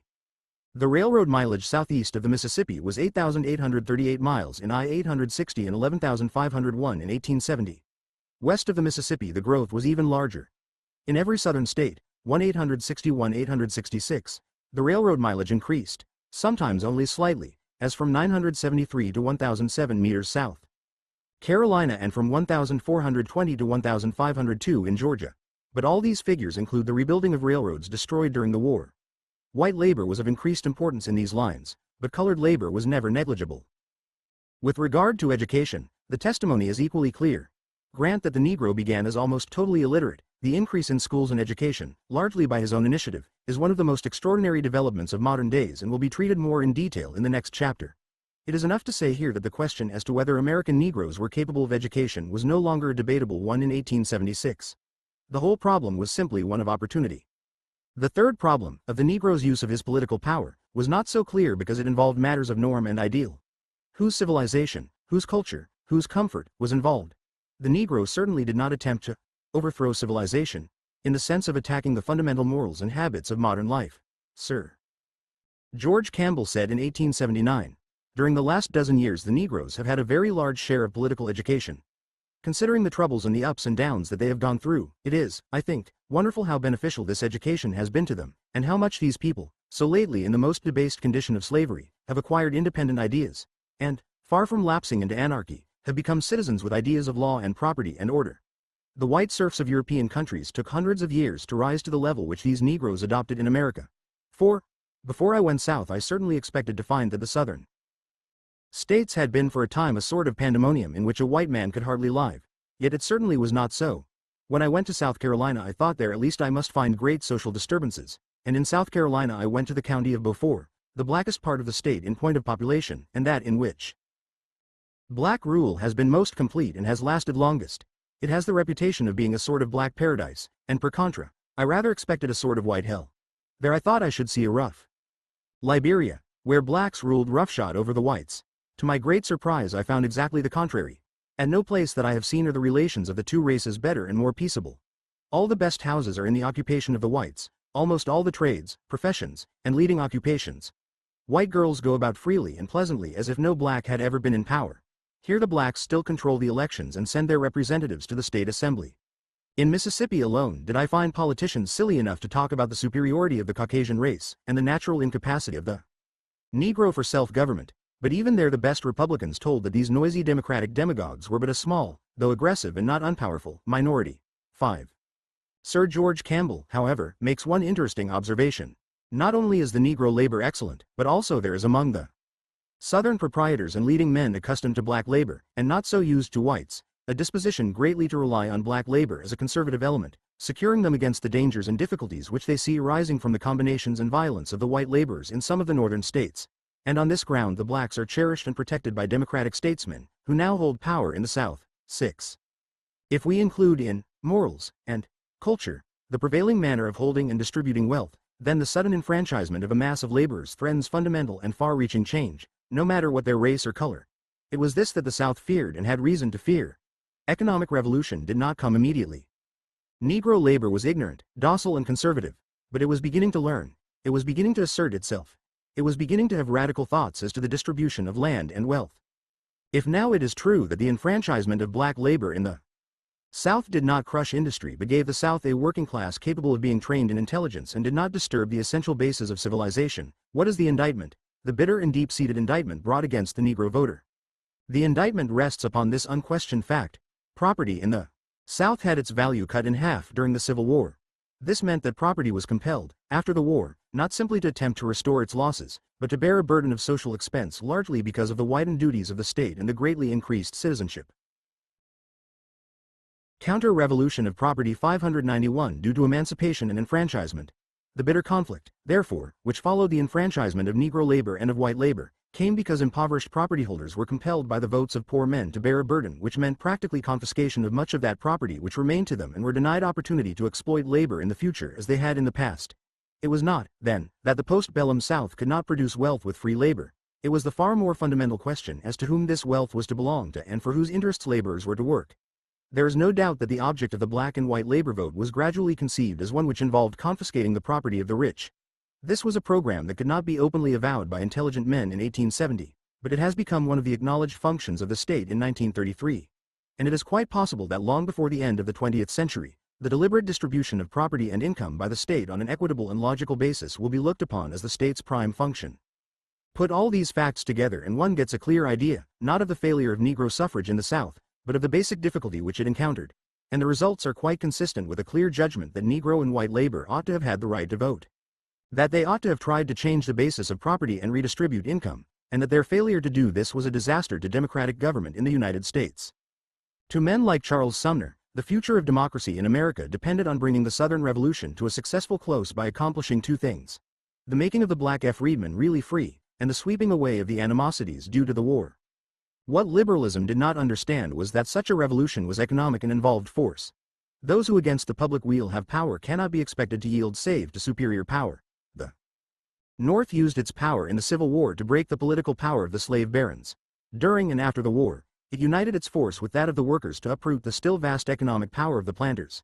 It hoped with the high humanitarianism of Charles Sumner eventually to induce the planter to surrender his economic power peacefully, in return for complete political amnesty, and hoped that the North would use its federal police power to maintain the black man's civil rights in return for peaceful industry and increasing intelligence.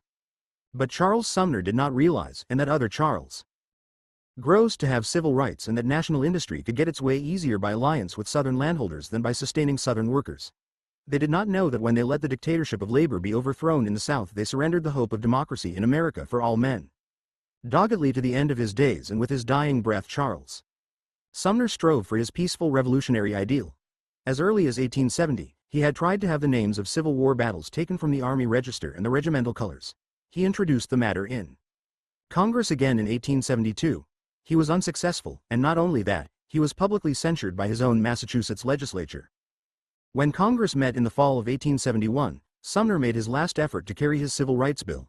The first Civil Rights Bill of April 9, 1866, after varied experience in the courts, was superseded by the first section of the 14th Amendment.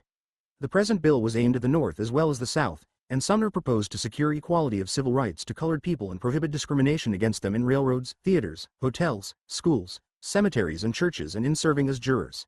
He presented a series of petitions favoring the bill and tried to make action on the bill a condition of adjournment. Finally, he sought to make the pressure for reconciliation with the South a part of his movement for civil rights. He therefore moved his Civil Rights Bill as an amendment to the Amnesty Bill which had been passed in the House. He thought the two measures should be associated in history, the one an act of justice, and the other an act of generosity, and it was his opinion, not however, justified by the result, that the desire for amnesty was so strong that when once his civil rights measure had been incorporated in it, the bill thus amended would pass by a two-thirds vote. His amendment was lost in committee of the whole by a single vote, and moving it again after the bill was reported, he said, "I entreat senators over the way, the Democrats, who really seek reconciliation now to unite in this honest effort. Give me an opportunity to vote for this bill. I long to do it. Gladly would I reach out the olive branch, but I know no way in which that can be done unless you begin by justice to the colored race." 7. Colored people held meetings to popularize the measure, but there was no wide interest in it. After the Christmas recess, Sumner made his final appeal. "I make this appeal also for the sake of peace, so that at last there shall be an end of slavery, and the rights of the citizen shall be everywhere under the equal safeguard of national law. There is beauty in art, in literature, in science, and in every triumph of intelligence, all of which I covet for my country, but there is a higher beauty still, in relieving the poor, in elevating the downtrodden, and being a succor to the oppressed. There is true grandeur in an example of justice, making the rights of all the same as our own, and beating down prejudice, like Satan, under our feet. Humbly do I pray that the Republic may not lose this great prize, or postpone its enjoyment. 8. He read documents, letters and newspaper extracts to show the necessity for the bill. The galleries were filled with colored people. But industry and the new finance looked askance. Their attitude toward the abolition democracy was plainly expressed in 1876 by Henry Cook, brother of J. Cook, the great banker. You know how I have felt for a long time in regard to the course of the ultra-infidelic radicals like Wade, Sumner, Stevens et omne genus. They were dragging the Republican Party into all sorts of isms and extremes. Their policy was one of bitterness, hate and wild agrarianism. These reckless demagogues have had their day and the time has come for wiser counsel. With Wade uttering agrarian doctrines in Kansas and fanning the flames of vulgar prejudices, trying to array labor against capital and pandering to the basest passions, with Butler urging wholesale conscription throughout the South and wholesale repudiation throughout the North, with Stevens advocating the idea of a flood of irredeemable paper money, with Pomeroy and Wade and Sprague and a host of others clamoring for the unsexing of woman, the load was too heavy for any party to carry. 9. Even Schurz did not sympathize with Sumner and said little during the debate. Sumner pushed the bill throughout the session, but despite his efforts the bill failed. Another bill came from the House 3 months later but was lost by a Senate vote. Just after that, Sumner again sought to attach his civil rights proviso to the amnesty bill. He lost in the committee of the whole by a single vote. He placed the civil rights bill on the calendar with the amnesty bill, but his strategy was finally defeated by a ruse, and the amnesty bill passed without the civil rights bill. On the first day of the new Congress, December 1873, Sumner pressed 2 measures, a national civil rights bill and a bill for equal rights in the schools of the District of Columbia. He traced, in debate, the history of the civil rights bill from 1870 to 1874, when he made his last appeal. The bill was not reported until after his death, and then Senator Frelinghuysen said, "Airy should have completed the work he so efficiently aided, but it was otherwise decreed." 10. It passed the Senate but was not voted on in the House. In February 1875, a new House bill omitting schools and cemeteries became a law. In 1883, the Supreme Court pronounced this law unconstitutional. Sumner passed before the effect of the new alignment of big business on the Southern situation was clear. He was taken ill in March 1874. At his deathbed stood 3 Negroes: Frederick Douglass, George T. Downing and Sumner Wormley, together with distinguished senators and officials. 3 times he said hoarsely and in a tone of earnest entreaty, "You must take care of the Civil Rights Bill, my bill, the Civil Rights Bill, don't let it fail." This was his last public message. 11. Frederick Douglass led his funeral procession and colored soldiers guarded his body at the State House in Boston. So died, as Sherman said, the foremost man in the civil service of the United States. William Lloyd Garrison had written, "Your blood staining the floor of the Senate chamber was the blood of a martyr. Now it is given to you to wear a martyr's crown. This is no human, but divine triumph. This is not in the wisdom of man, but in the power of God." 12. The dream of democracy died hard. The final ratification of the 15th Amendment brought a special message from President Grant, March 30, 1870, which has a curious historical significance. Such notification is unusual, but I deem a departure from the usual custom justifiable. A measure which makes at once 4 millions of people voters, who were heretofore declared by the highest tribunal in the land not citizens of the United States, nor eligible to become so, with the assertion that, at the time of the Declaration of Independence, the opinion was fixed and universal in the civilized portion of the white race, regarded as an axiom in morals as well as in politics, that black men had no rights which the white man was bound to respect, is indeed a measure of grander importance than any other one act of the kind from the foundation of our free government to the present day. Blaine, who preeminently represented that northern plutocracy which was throttling democracy, still spoke with the voice of wisdom. The 15th article of amendment to the Constitution, now pending and about to be adopted, would confirm the colored man's elective franchise and add the right of holding office. One of the senators just admitted from Mississippi in advance of the ratification on the amendment, Hiram R. Revels, was a colored man of respectable character and intelligence. He sat in the seat which Jefferson Davis had wrathfully deserted to take up arms against the Republic and become the ruler of a hostile government. Poetic justice, historic revenge, personal counter-revolution of property, 595 retribution were all complete when Mr. Revels' name was called on the roll of the Senate.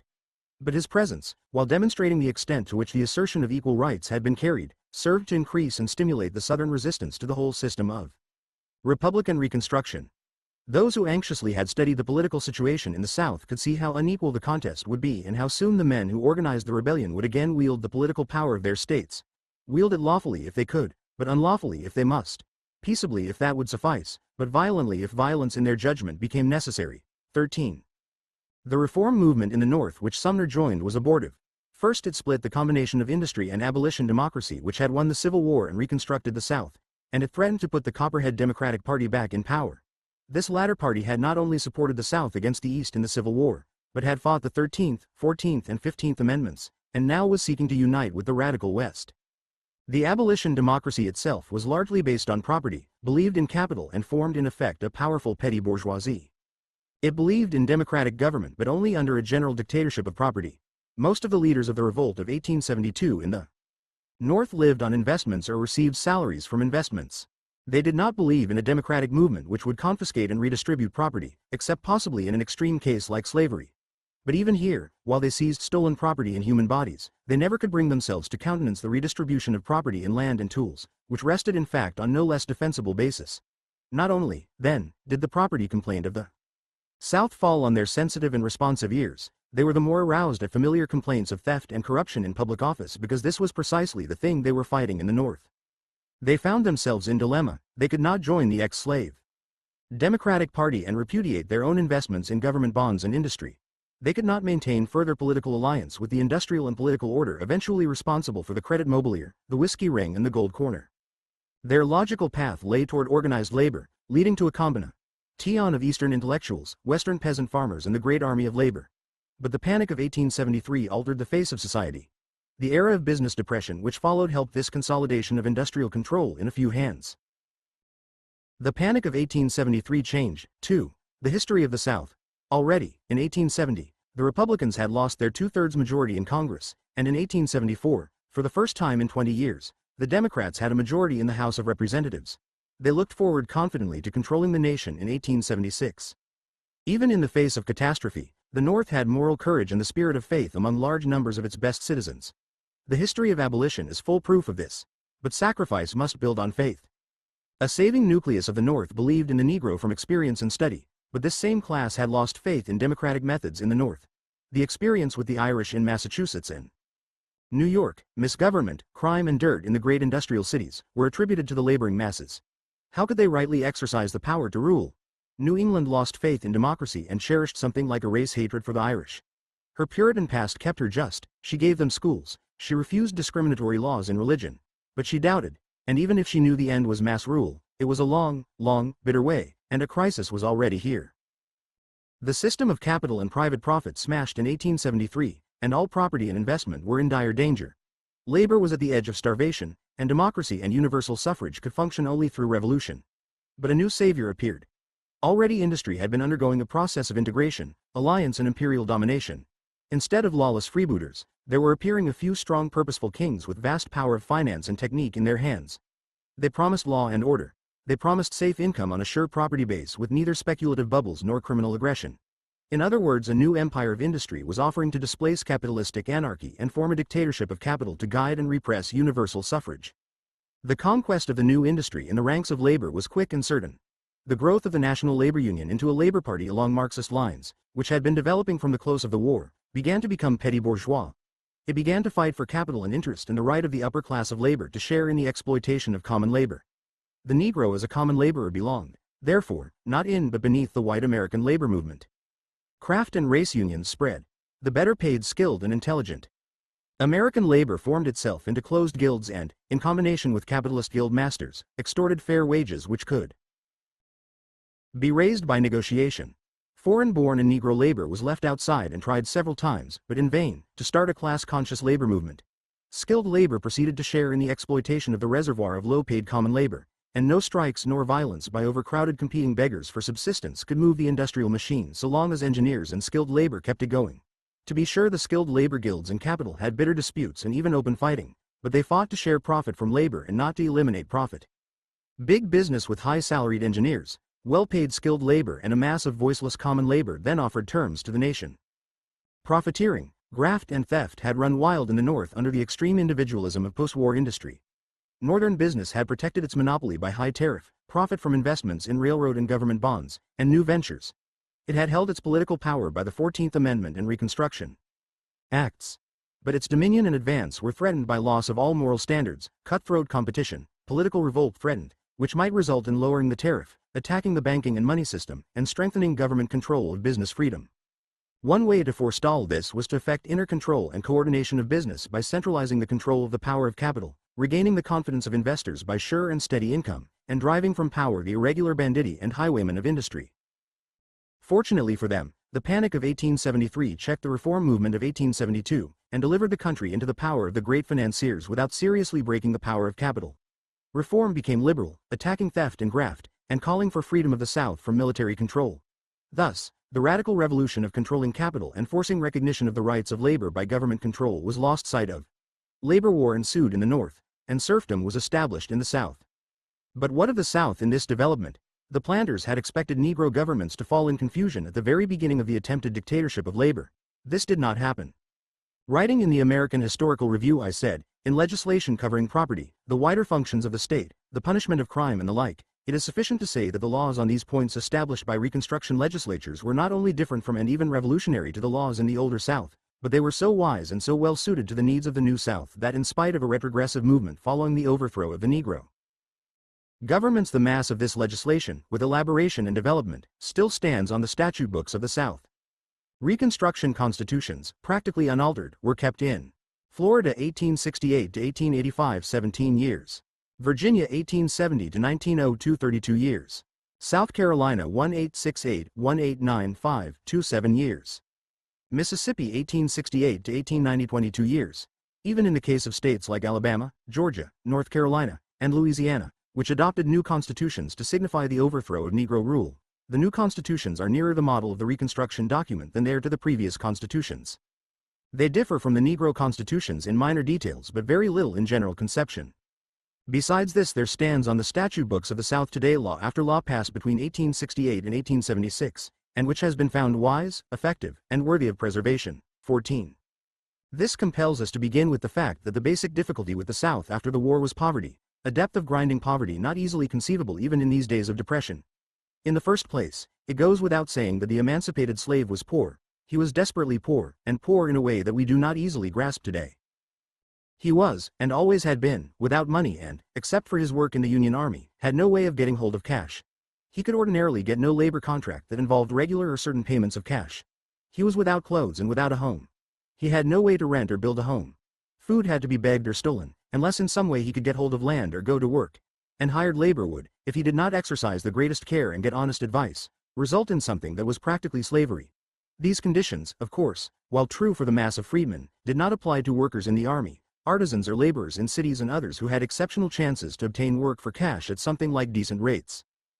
The white worker, in the mass, was equally poverty-stricken, except that he did usually hold, as a squatter, some land, and emancipation gave him better chance to hire his labor in cities. Finally, there were the impoverished planters, merchants and professional men who came out of the war with greatly reduced income and resources. In this setting of poverty, as nearly universal as one could have under modern conditions, must come the effort to set up a new state, and it is clear to the unprejudiced observer that no matter who had conducted that state, if there had been no Negro or other alien elements in the land, if there had been no universal suffrage, there would have been bitter dissatisfaction, widespread injustice, and vast transfer of wealth involving stealing and corruption. The freedman sought eagerly, after the war, property and income. He believed that his condition was not his own fault but due to theft on a mighty scale. He demanded reimbursement and redress sufficient for a decent livelihood. This came partially from the federal government, from religious bodies, and in one lamentable case, the new industry reached forth a careless helping hand, expecting profit from the venture. No more extraordinary and disreputable venture ever disgraced American business disguised as philanthropy than the Freedmen's Bank. A chapter in American history which most Americans naturally prefer to forget. The organization of the Freedmen's Savings and Trust Company has been called one of the few sensible attempts made at the close of the Civil War to assist the ex-slave. 15 during the Civil War, and when colored soldiers became numerous, the matter of their savings became of importance and military savings banks were created at Norfolk, Virginia, and at Beaufort, South Carolina. At the same time there were various sums of money held by the departments of Negro affairs in the different army headquarters of the South. General Banks established a bank for Negroes at New Orleans in 1864, and General Butler and General Saxton in South Carolina established banks. Several efforts in 1865 were made to organize permanent savings banks. An Army paymaster, A.M. Sperry, hoped to absorb the banks at Norfolk, Virginia, and Beaufort, South Carolina, and in New Orleans, Negroes planned a labor bank. In January 1865, Albert arranged a meeting of a number of interested persons and businessmen in New York, and the result was a bill to incorporate the Freedmen's Savings and Trust Company introduced into the Senate, February 13, 1865. Another bill was introduced into the House in the name of Chief Justice Chase added as a trustee. These bills were combined and passed, and Lincoln signed the law, March 3. He said, "This bank is just what the freedmen need," at the same time that he signed the bill creating the Freedmen's Bureau. The incorporators and trustees of the bank included Peter Cooper, William Cullen Bryant, A. A. Lowe, Garrett Smith, John J. S. G. Howe, George L. Stearns, Edward Atkinson, and Chief Justice Chase. The business was confined to the Negro race, and at least two-thirds of the deposits must be invested in United States securities. Women, and the proverbial thriftlessness of the Negro seemed about to be disproven. North as well as South, the whites were agreeably surprised. Gradually difficulties developed. On the one hand, in the North, the bank was regarded as a philanthropy and not worth the careful control and oversight of those who had loaned their names to it. The Southern state governments began to oppose the branch banks because they were a sort of national system not under local control and took money away from local communities. The white banks were not disposed to cooperate, and were often unfair, while the white planter regarded the Freedmen's Bank as part of the Freedmen's Bureau and did everything possible to embarrass it and curtail its growth. Before 1871, there had been errors in the conduct of the bank and disregard of law. Indeed, it is not quite clear whether in the original charter the bank had any right to establish branches outside the District of Columbia. Soon the speculators of Washington were attracted by the assets of the bank and discovered how they were growing. These assets were, however, amply protected by provisions requiring investment mainly in government bonds. An amendment to the charter was introduced into Congress in 1870 which provided that one-half of the deposits invested in United States bonds might be invested in other notes and bonds secured by real estate mortgages. Immediately the pennies of poor black laborers were replaced by worthless notes. Money was loaned recklessly to the speculators in the District of Columbia. J. Cook and Company, the great bankers, borrowed $500,000, and this company and the First National Bank of Washington controlled the Freedmen's Bank between 1870 and 1873. Runs were started on the bank, and then an effort was made to unload the whole thing on Frederick Douglass as a representative Negro. This was useless, and the bank finally closed in June, 1874. The Commission of Three, which liquidated the Freedmen's Savings Bank, paid depositors 30% and charged for their services $318,753. At the date of closing, so far as is known, there was due to depositors $2,993,790.68 in 61,144 accounts. This was never paid. The assets amounted to $32,089.35. The rest was represented by personal loans and loans on real estate which were practically uncollectible. The total business transacted by the Freedmen's Bank was extraordinary, considering that the bulk of its clientele had just emerged from slavery. Its total deposits at one time reached $57 million. Thus, the most promising effort to raise the financial status of the best and thriftiest of Negroes went down in the maelstrom of national corruption. It is difficult to overestimate the psychological effect of this failure upon Negro thrift. But after all, the amount of cash handled by the freedman was small, and by far the most pressing of his problems as a worker was that of land. This land hunger, this absolutely fundamental and essential thing to any real emancipation of the slaves, was continually pushed by all emancipated Negroes and their representatives in every Southern state. It was met by ridicule, by anger, and by dishonest and insincere efforts to satisfy it apparently. The Freedmen's Bureau had much Confederate property in its possession. But the seizure of abandoned estates in the South came as a measure to stop war and not as a plan for economic rebirth. Just as the slaves were enticed from the South in order to stop the aid which they could give to rebels, in the same way the land of masters who ran away or were absent aiding the rebellion was seized, and this large body of land was the nucleus of the proposal to furnish 40 acres to each emancipated slave family. The scheme was further advanced when Sherman, embarrassed by the number of Negroes who followed him from Atlanta to the sea and gathered around him in Savannah and South Carolina, as a war measure settled them upon the abandoned sea islands and the adjacent coast. Confiscated property was in some cases condemned or sold on order of the federal courts for unpaid taxes, and the title vested in the United States. Thus the Freedmen's Bureau came into possession of nearly 800,000 acres of farmland with control over it, except the right of sale. This land was in Virginia, Georgia, South Carolina, Louisiana, North Carolina, Kentucky, and Tennessee. There was very little in Alabama and Florida and none in Texas. The Bureau intended to divide up this land and allot it to the freedmen and the white refugees, but much of it was tied up with leases, and, after all, despite the large amount, there was never enough to give the freedmen alone an acre apiece. 1,000,000 acres among 1,000,000 farmers meant nothing, and from the beginning there was need of from 25 to 50 million acres more if the Negroes were to be installed as peasant farmers. Against any plan of this sort was the settled determination of the planter South to keep the bulk of Negroes as landless laborers and the deep repugnance on the part of Northerners to confiscating individual property. Even Thaddeus Stevens was not able to budge the majority of Northerners from this attitude. Added to this was the disinclination of the United States to add to its huge debt by undertaking any large and costly social adjustments after the war. To give land to free citizens smacked of paternalism. It came directly in opposition to the American assumption that any American could be rich if he wanted to, or at least well-to-do, and it stubbornly ignored the exceptional position of a freed slave. Indeed, it is a singular commentary on the attitude of the government to remember that the Freedmen's Bureau itself during the first year was financed not by taxation but by the toil of ex-slaves. The total amount of rents collected from lands in the hands of the Bureau, paid mostly by Negroes, amounted to $400,000, and curiously enough it was this rent that supported the Freedmen's Bureau during the first year. Surprise and ridicule has often been voiced concerning this demand of Negroes for land. It has been regarded primarily as a method of punishing rebellion. Motives of this sort may have been in the minds of some Northern whites, but so far as the Negroes were concerned, their demand for a reasonable part of the land on which they had worked for a quarter of a millennium was absolutely justified, and to give them anything less than this was an economic farce. On the other hand, to have given each one of the million Negro free families a 40-acre freehold would have made a basis of real democracy in the United States that might easily have transformed the modern world. The law of June 21, I-860, opened public land in Alabama, Mississippi, Missouri, Arkansas and Florida. But comparatively few of the freedmen could take advantage of this offer.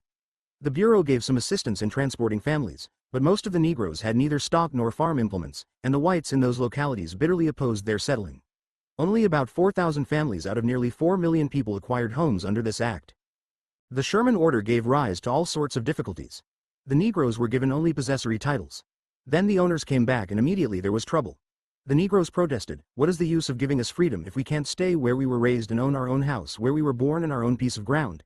It was on May 25, 1865, that Johnson in his proclamation of pardon had provided easy means whereby all property could be restored, except the land at Port Royal, which had been sold for taxes. General Howard came to Charleston to make arrangements, and the story is characteristic. At first, said a witness, the people hesitated, but soon as the meaning struck them that they must give up their little homes and gardens and work for others, there was a general murmuring of dissatisfaction. 16. General Howard was called upon to address them, and to cover his own confusion and sympathy he asked them to sing. Immediately an old woman on the outskirts of the meeting began. "Nobody knows the trouble I've seen." Howard wept. 17. The colored landholders drew up an illiterate petition to Andrew Johnson, the poor white, expressing sad feelings over his decree, and begging for an acre and a half of land each. But naturally nothing came of it, for President Johnson, forgetting his own pre-war declaration that the great plantations must be seized and divided into small farms, declared that this land must be restored to its original owners, and this would be done if owners received a presidential pardon.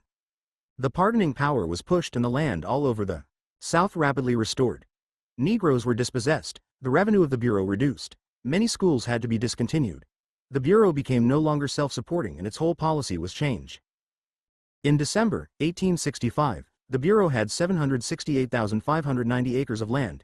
In 1868, there were only 139,644 acres left, and much of this unimproved and unfertile. For a long time there still persisted the idea that the government was going to make a distribution of land. The rumor was that this was to be made January 1, 1865, and for months before that Negroes all over the South declined to make contracts for work and were accordingly accused of laziness and insubordination. The restoration of the lands not only deprived Negroes in various ways of a clear path toward livelihood, but greatly discouraged them and broke their faith in the United States government. These disappointments and discouragements did not for a moment stop the individual efforts of exceptional and lucky Negroes to get hold of land, and the cheapness of the land enabled them to make purchases on a considerable scale where they could get hold of a money wage. The landholdings of Negroes increased all over the South. In South Carolina, the gradual subdivision of the land showed that poor people, colored and white, were slowly getting hold of the divided plantations. Some 33,000 plantations were divided among 93,000 small farmers. Virginia Negroes acquired between 80,000 and 100,000 acres of land during the late 60s and early 70s. There were soon a few prosperous Negro farmers with 400 to 1,000 acres of land and some owners of considerable city property. Georgia Negroes had bought, by 1875, 396,658 acres of land, assessed at $1,263,902, and added to this they had town and city property assessed at $1,203,202. Of Arkansas in 1875, Nordhoff said, "Of the 40,000 Negro voters in the state, it is believed that at least 1 in 20 owns either a farm or a house and lot in town." This would give but 2,000 such independent landholders, a small number, but yet a beginning, showing that, even amidst the intense and incessant political turmoil of the last 7 years, a part of the colored men have been persistently industrious and economical. 18. All this was the record of the exceptional and lucky freedmen. After all, they owned in 1870 less than 1/10 of the land which they ought to have possessed, and the wages of 9/10 of the black laborers were low and seldom paid in cash or with regularity. Wesley gives figures showing annual wages in southern states to have ranged from $89 to $150 in 1867 and 1,868.19. On the other hand, this demand for land by government action and the increased disposition to vote public funds for the benefit of the pauperized masses incensed the planters.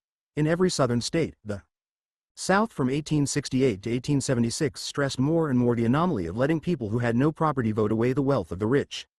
The strongest statement of the case against the black legislature of South Carolina was that they paid almost no taxes upon property, they who for the most part had only had the right to hold property since 1866. This charge against the poor, frequent as it always is in democratic movements, is not valid. The first attempt of a democracy which includes the previously disfranchised poor is to redistribute wealth and income, and this is exactly what the Black South attempted. The theory is that the wealth and the current income of the wealthy ruling class does not belong to them entirely, but is the product of the work and striving of the great millions, and that, therefore, these millions ought to have a voice in its more equitable distribution. And if this is true in modern countries, like France and England and Germany, how much more true was it in the South after the war, where the poorest class represented the most extreme case of theft of labor that the world can conceive, namely, chattel slavery? On the other hand, there is not the slightest doubt but that the South had a right to demand of the nation that the whole of the burden of this readjustment of wealth should not fall upon the planters. Guilty as they were of supreme exploitation of labor, their guilt was shared by the rest of the nation, just as the rest of the nation had for centuries shared the profits of the slave system. It would have been fair and just for the cost of emancipating the slaves and giving them land to be equitably shared by the whole of the United States. Moreover, the increased taxation of which the South so bitterly complained was not wholly for social uplift. It took mainly the form of 1. Restoration of injured property, 2. Restoration of capital investment, lost or injured, as in the case of the railroads, 3. The expense of a new system of public education, 4. The expense of carrying on a government with enlarged functions. Only the last two directly benefited the black worker. There had been a destruction and disappearance of invested capital, through war and emancipation, which represented the greater part of the whole invested capital of the South except land. The value of the land decreased enormously because of the disappearance of slave labor and the destruction of a whole industrial system. Accurate figures are out of the question. A report to the House of Representatives, 42nd Congress, gives these estimates. The total assessed property of the South in I-860, including slaves, was $4,363,030,347.05.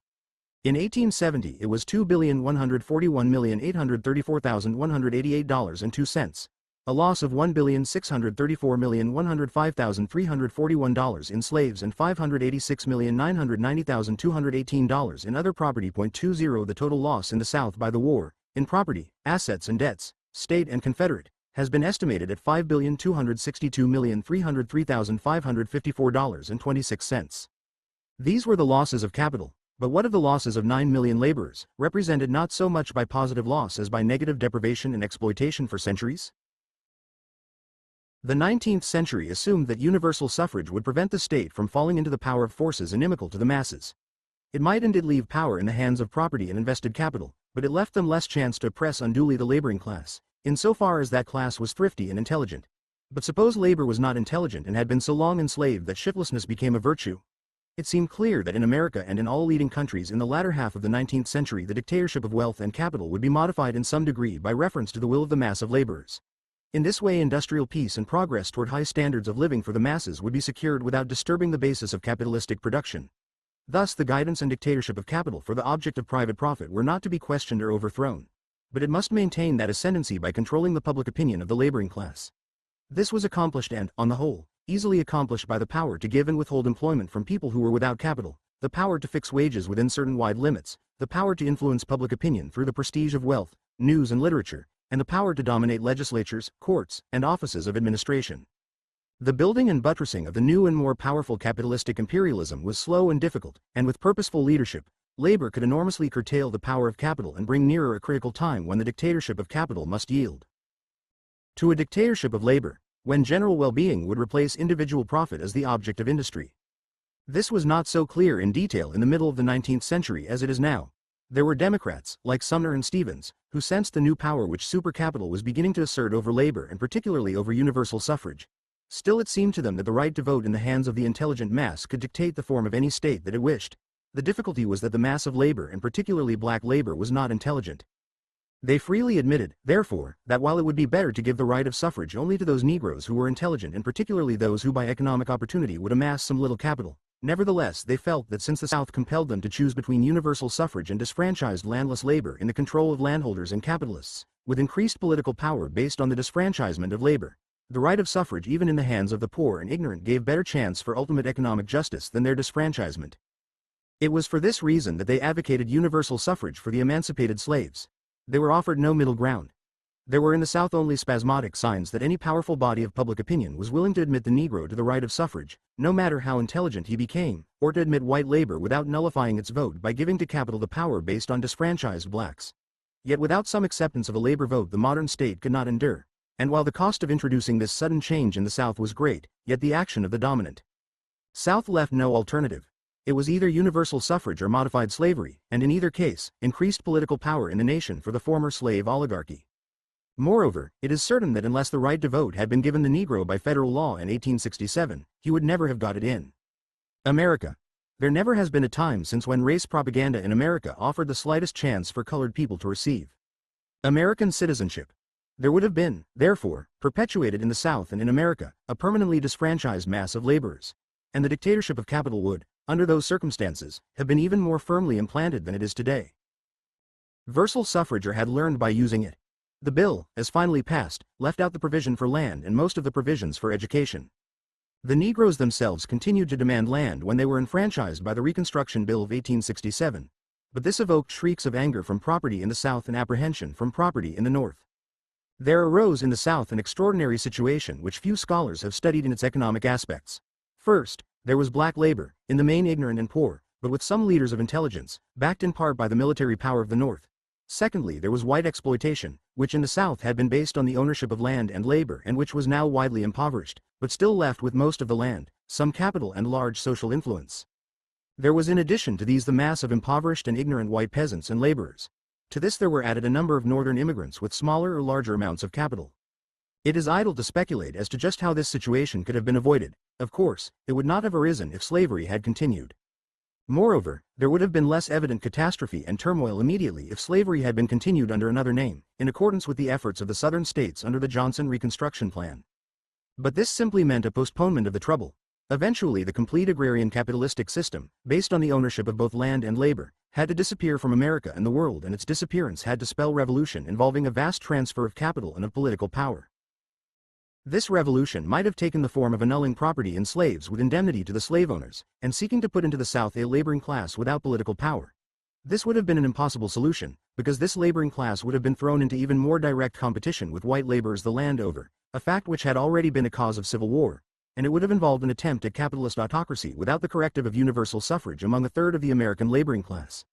Moreover, the capital to indemnify the slave owners must have come out of the wealth of that part of the country whose capital was being taxed to pay the staggering cost of a war to overthrow political power based on enslaved labor.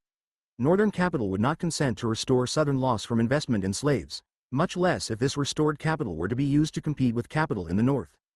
There ensued in the South a contest for the ultimate dictatorship of the state in conjunction with universal suffrage for black and white.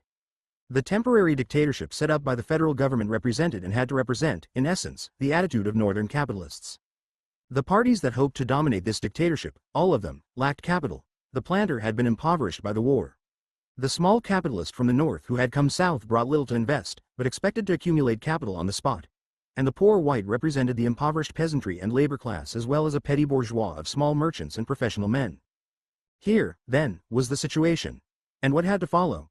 The planters had to move toward the control of the political power of newly enfranchised labor, both black and white. One can see such movements in the consent of Beauregard and Longstreet in Louisiana, Alcorn in Mississippi and Hampton in South Carolina, to Negro suffrage, and their willingness to concede something of economic power to the black voters. But this movement, which would have been comparatively simple under the ordinary organization of capital and labor in modern countries, was complicated by three facts. First, there came in a new, eager class of competing capitalists who proposed to share with the planters the dictatorship of labor. Secondly, The movement of the planter class to attract black labor with economic concession met the immediate and bitter fear and opposition of the poor whites, not simply of the mass of half-starved white peasants and farmers, but of the merchants, the former slave overseers and managers, men who proposed to join the planters as exploiters of labor. These desperately feared the rise of black labor to a position which might equal and even surpass the poor whites. This was shown in the voting in Alabama, under Johnson's Reconstruction, where the poor white counties went solidly against the black belt on several occasions, and it was also shown in the bitter opposition to the counting of black folk as a basis of representation. If the whole population was to be counted as a basis of representation, then after the war as before, the black belt and its capitalistic dictators were going to dominate white labor, and it was for this reason that the poor whites long fought to exclude the Negro in apportioning the political power of the state, and after Reconstruction united in disfranchising him. When the Negro received the right to vote and had to be counted, there arose a desperate effort on the part of the poor whites to keep the planters from controlling the Negro vote by their economic power. Sometimes this effort took the crude method of driving black labor off the plantations and intimidating it in various ways. Sometimes it took the form of trying to lead black labor through demagogues like Honeycutt in Virginia, and all the time, in the background, was the feeling that unless the planters united with the poor whites in a solid racial phalanx against the black voters, anarchy and destruction were preferable to the economic rise of the Negro. How this interaction of former land monopolists, white peasant and Negro peasant, would have worked itself out if uncomplicated by other interests is a question. But it seems almost inevitable that division would have had to take place along economic rather than racial lines, and that the planter capitalists, reinforcing themselves with recruits from a poor white petty bourgeois, would have organized to control white and black labor endowed with universal suffrage, along the same lines that allowed capital in the North to control native white labor and new immigrants. There entered, however, the small northern investor, usually and inaccurately comprehended under the term carpetbagger, a phrase too vague for our use, but too much used to discard. When the war ended, there were large numbers of northern soldiers and officers in the South. There were civilian agents of the government, and there were other northerners who looked toward the South as a place of economic rebirth and investment. There was nothing extraordinary in this. Thousands upon thousands of Southerners had come into the North and had been welcomed to its freedom and opportunities, while this migration to the South had come mainly in time of war, with the resultant war hatred and bitterness. Still, its main reason was economic. Men with smaller or larger amounts of capital and many with no capital proposed to invest in land and free labor in the South at a time when the great staples of Southern agriculture were abnormally high and in wide demand throughout the world. These men, so far as they were investing capitalists, and most of them were, proposed to build up in the South the same kind of capitalistic democracy based on universal suffrage to which they had been used in the North. They were going to trade with free black labor and white labor and yield to it that amount of consideration and that economic share of the product which they would naturally have to yield in order to keep their dictatorship and yet get profit for themselves. If, now, the new northern capitalists and the southern planter class had been united into one new capitalistic class, their only problem would have been to deal with a new laboring class composed of blacks and whites and to admit to their ranks those of either class who had or could get any amount of new capital. But both capitalists and laborers were split in two. There was hatred and jealousy in the ranks of this new prospective capitalistic class, and race prejudice and fear in the ranks of the laborers. In the new capitalistic class, the hatred of the planters for northerners, who apparently were planning to add to the conquests of war new conquests of economic power, was naturally intense. It was this same power of northern capital which in southern minds caused civil war.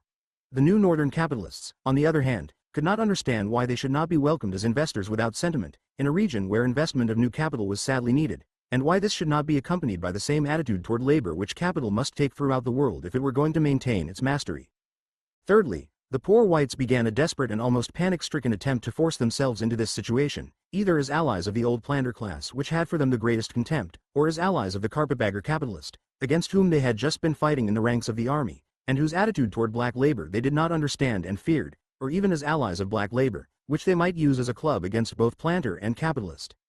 The ensuing turmoil in the South was a fight of these three pretenders to economic power over the capitalistic state, and also it was further complicated by the fact that the federal military dictatorship was in the hands of northern capitalists and northern social workers. There ensued a fierce fight for mastery characterized by widespread graft, corruption, and violence. For what responsibility did any of these parties have to a state they did not own? And the greater the failure of government through any of the contenders, the more it justified radical change. When the planter class moved toward black labor, its leaders made demands which the planters would not meet, namely, demands for land, education and the expense of social uplift. These demands of the black laborer might have been modified, if he had not found that they were easily promised and partially fulfilled by the carpetbag capitalist. He, therefore, turned to the carpetbagger for leadership and through him was given education and at least a possibility of buying land. The poor white could try to compete with the carpetbag capitalist in leadership and demagoguery over the Negroes. Or he could seek alliance with the planter because the planter's property was bearing the main cost of the new educational social program. Or by sabotage he could seek to sink the government in anarchy. Small wonder that the ensuing graft, stealing and renewal of civil war was widely misunderstood. But the very last place where the blame for the situation could, by the wildest imagination, be placed was upon the newly enfranchised black labor. What the Negro needed, and what he desperately sought, was leadership in knowledge and industry.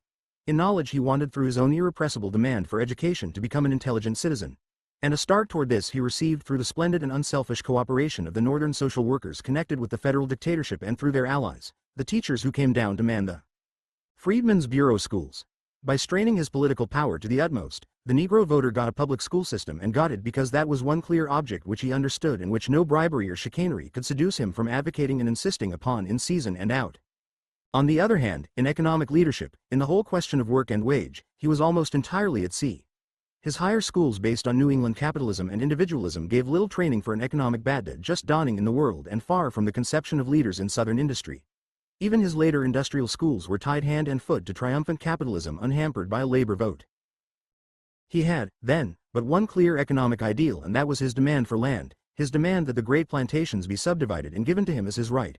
This was a perfectly fair and natural demand and ought to have been an integral part of emancipation.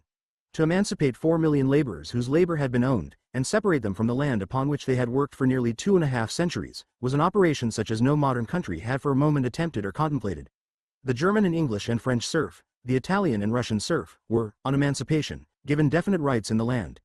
Only the American Negro slave was emancipated without such rights, and in the end this spelled for him the continuation of slavery. Beyond this demand for land, economic leadership for the Negro failed. He appealed to his former master, the best of the planters. Those who in slavery days had occupied a patriarchal position toward their slaves, were besieged not only by their own former slaves but by others for advice and leadership. If they had wished, they could have held the Negro vote in the palm of their hands. The Negroes would have followed them implicitly, and it was this that poor whites from Andrew Johnson down feared. But they forgot that the planters were stopped from this program by their own lack of capital, by the new and confiscatory taxation which the Negroes' demands entailed even under the most frugal and honest administration, by their own singular lack of knowledge of the methods of capitalistic democracy.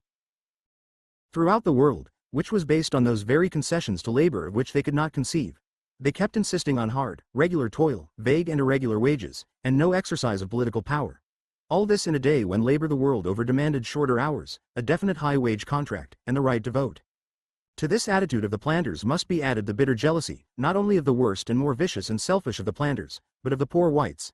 And when there was added to this the fact that they themselves were being supplanted as advisors of Negroes by the new white northern capitalist, willing to grant labor's demands at the expense of the state, they, in most cases, utterly refused to lead Negro labor, and thus threw the Negroes back on the carpetbag capitalists for advice and leadership. Thither, too, Negroes were attracted by a trust that naturally grew out of the fact that these people represented their emancipation. They represented Abraham Lincoln and his government, and Negroes were naturally strongly inclined to do anything that this leadership told them to, even when the advice was dishonest and unwise. Thus were the freedmen landed in piteous contradiction and difficulty. The Negro's own black leadership was naturally of many sorts. Some, like the whites, were petty bourgeois, seeking to climb to wealth. Others were educated men, helping to develop a new nation without regard to mere race lines, while a third group were idealists, trying to uplift the Negro race and put them on a par with the whites. But how was this to be accomplished? In the minds of very few of them was there any clear and distinct plan for the development of a laboring class into a position of power and mastery over the modern industrial state. And in this lack of vision, they were not singular in America. Where else in the land, even among labor leaders, was there any such fixed and definite program of action? The fight for the domination of the new form of state which Reconstruction was building took the direction of using the income for new forms of state expenses, and for that, public investment for private profit was the widespread custom in the North. The South had entered only to a small extent into such schemes and tended to regard them as outside the function of the state. Even the forms of expenditure for education, and the help of indigents, were kinds of expenditure to which the Southern taxpayers had not been used and in which for the most part they did not believe. There were consequently fierce outcries against the waste of such expenditures. When in addition to that, there came widespread and deliberate investment of public funds in railroads and corporations where the profits went to speculators and grafters, the protest of landed property was intensified. The results of this form of stealing bore hard upon the impoverished landholder and were particularly detestable to him because, monopolizing the government before the war, he had largely escaped taxation and had tried to transfer it to the shoulders of the small businessman. Now the small businessman, reinforced by the carpetbagger and black voter, was returning it to the landholder. Assessments were increased and the gradual disestablishment of the landed aristocracy became imminent. Here is the crux of the matter. It was this large and, for the day and circumstances, overwhelming loss that lay at the bottom of the extraordinary charges of extravagance and stealing that characterized the Reconstruction controversy. For had there been no further loss, and no necessity nor effort to increase the customary taxation of the past, the planter would have felt hurt to his heart by the disappearance of the bulk of his capital. But when to this was added a new taxation for uplifting Negroes and enriching Northerners, he raised his protest to a shriek of bitterness. When we try to get to the details of the Southern states' debts after the war and during Reconstruction, we are faced by the fact that there is no agreement among authorities. The reasons for this are several. First, what is a debt? Is it the amount which a state actually owes, or is it the amount for which a state may become liable in the future, by reason of present commitments and promises? In this latter case, for how much does it actually become liable?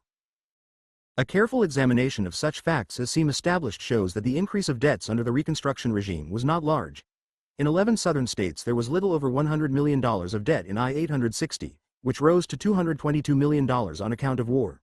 When the Confederate debt was repudiated, the recognized debts in 1865 stood at $156 million. To this should be added certain railroad liabilities of Alabama, which brings the total debt at the beginning of Reconstruction to $175 million. In 1871, this debt had increased nearly 100% to $305 million, but $100 million of this debt consisted in contingent and prospective liabilities due to the issue of railway bonds, which confuses the whole issue with regard to Reconstruction debts. The whole increase of debt, during 1860 to 1871, amounted apparently to less than 100%. 21. What now did this increase of debt due to the railway bonds mean? It meant that Southern and Northern men, Republicans and Democrats, had united to put the credit of the state back of their railway investments. The only way in which 9/10 of Negro voters came into this matter was as their representatives were bribed by both parties to support this legislation for private profit. Such bribery undoubtedly was widespread, but it was widespread not only among Negro voters, but among white voters, and among all the voters of the United States, and among members of all legislatures and members of Congress. It could hardly be argued that in this respect, new and largely ignorant Negro voters should show a higher public morality than the rest of the country. On the other hand, the wrath of the landholders against this increase in debt was the wrath of agrarian capitalists against the new industrialism, and yet they were unable to prosecute those who stole the state's money through the issue of railway bonds because there were too many Southern people, and Southern people of prominence, involved. This was shown in North Carolina, where despite the extravagant investment in railways, the hope of wide immigration and rapid development was disappointed, and the landholders put the commercialists out of power, but they did not dare prosecute them. In Mississippi, on the other hand, where the Negro was as powerful as in any state, there was no increase of debt, because from the first the landholders and Negroes refused to loan the credit of the state to railroads. If the money raised by taxes had been spent carefully and honestly upon legitimate and necessary matters of restoration in government, the increase is not unreasonable. Or in other words, there is nothing on the face of the figures that proves unusual theft. Over 150 million of this debt was repudiated by the reactionary governments which came into office after 1876. John F. Hume 22 claims that to this should be added $120 million of debts repudiated before the Civil War, showing that the South was not unused to dealing in this way with borrowed funds. This indebtedness must also be interpreted by considering the price of gold. South Carolina's debt of $22 million in 1871 was made when paper money was at 70 and was therefore equivalent to $15.5 million in I-860. Indeed, the curve of the price of gold explains to some extent the curve of alleged extravagance. The debt of these states between the time when it reached its highest point in 1880 was scaled down to $108,003,974. This meant that a sum of $155,525,856 was repudiated, and it will be noted that this is almost exactly the increased indebtedness which the Reconstruction regime incurred in order to meet the increased burden of the state, public school education, charitable institutions, the restoration of public buildings, and increased social responsibilities. There can be no possible proof that all of this increased indebtedness represented theft, nor is there any adequate reason for believing that most of it did. What happened in Southern repudiation after the war was that the Southern states proceeded to punish people who had dared to loan money to the Southern states under Negro suffrage by confiscating the sums which they had loaned. This was what they had threatened to do, and they did it with vengeance. There are certain other considerations. White Southerners were in practically complete control during the Reconstruction regime in Virginia and Tennessee. Yet in these two states, an indebtedness of $52 million in I-860 increased to $88 million before 1880, and $34 million of this was repudiated. This could hardly be charged to Negro suffrage. Then, too, in North Carolina, Georgia and Alabama, the ex-Confederate South never lost all control, and was early restored to full control. Yet in these states, an indebtedness of $19 million in I-860 reached $81 million before 1880, and of this $56 million was repudiated. A part of the blame of this may be shouldered on white Northerners, but very little of it could possibly be attributed to Negroes. In the case of Florida and Mississippi, the debt was negligible and on the face of it, absolutely defensible. Yet large amounts were repudiated by the Reform Party. In South Carolina, the debt stood at nearly $6 million in 1865, before Reconstruction. It reached at its highest point, before 1880, nearly $25 million, and of this $17 million was repudiated. If any large proportion of it represented theft, it represented as much the illegal graft of Northern moneylenders as the theft of money actually received by the state. Arkansas, under a government in which the Negro had almost no part, repudiated $12 million out of $18 million of indebtedness. The whole debt transaction of the South after Reconstruction seemed to show that many of the accusations of unreasonable debt, and the haste at repudiation, were a blow aimed at Northern finance, rather than a proof of Negro extravagance. It was openly said in Louisiana that it was fitting that the Northerners who tore down the basis of our former prosperity should share some of the ills. 23. Sir George Campbell said, "All the carpetbag governors are, as a matter of course, accused of the grossest personal corruption, and as soon as they fall from power it is almost a necessity that they should fly from criminal prosecutions instituted in the local courts under circumstances which give little security for fair trial. On the whole, then, I am inclined to believe that the period of carpetbag rule was rather a scandal than a very permanent injury, and there was more pilfering than plunder on a scale permanently to cripple the state." 24. Cal opponents who constituted themselves judge, witness, and jury are by criminals who were clearing their own skirts by accusing others. Note well the character of the stealing in the South. In the first place, when money was appropriated even extravagantly, it was appropriated for railroads, which the South needed desperately, and it was appropriated under the same terms that had enabled the North and the West to get their railroads. It was appropriated for public institutions. It was appropriated for the buying of land in order to subdivide the great plantations. It was appropriated for certain public services. In all cases the graft and dishonesty came in the carrying out, the fulfillment of these needs, and this was not only in the hands of white men, but Southern white men as often as Northern, and Northern white financial agents and manipulators in Wall Street helped to make the bond sales of South Carolina, Alabama, Mississippi, and Florida. To charge this debt to the Negroes is idiotic. It was not so charged at the time, but this came to be a popular version of Southern corruption when it became unpopular to accuse the Northerners. In the original charges of graft and corruption made by the Southerners, Negroes were mentioned only as tools. It was the carpetbagger and scalawags, Northern and Southern white men, who were continually and insistently charged with theft and corruption. Then as the carpetbaggers lost the power of military dictatorship, and as the prospect of alliance with the poor whites showed the planters a way of re-securing the government, they turned and with the poor whites concentrated all their accusations of misgovernment and corruption upon the Negro, in order to deprive the Negro of his political power. Southern corruption was not the exclusive guilt of scalawags and carpetbaggers, nor were all carpetbaggers and scalawags thieves. Some carpetbaggers were noble-hearted philanthropists. Some scalawags were self-sacrificing benefactors of both Negroes and whites. Some of the scalawags and carpetbaggers lied and stole, and some helped and cooperated with the freedmen and worked for real democracy in the South for all races. Indeed, in graft and theft the skirts of Southern whites of all classes were not clear before or after the war. Before the war, the South was ruled by an oligarchy and the functions of the state carried on largely by individuals. This meant that the state had little to do, and its expenses were small. The oligarchic state does not need to resort to corruption of the government. Its leaders, having the right to exploit labor to the limit, receive an income which makes them conspicuously independent of any income from the government. The government revenues are kept purposely small and the salaries low so that poor men cannot afford to enter into government service.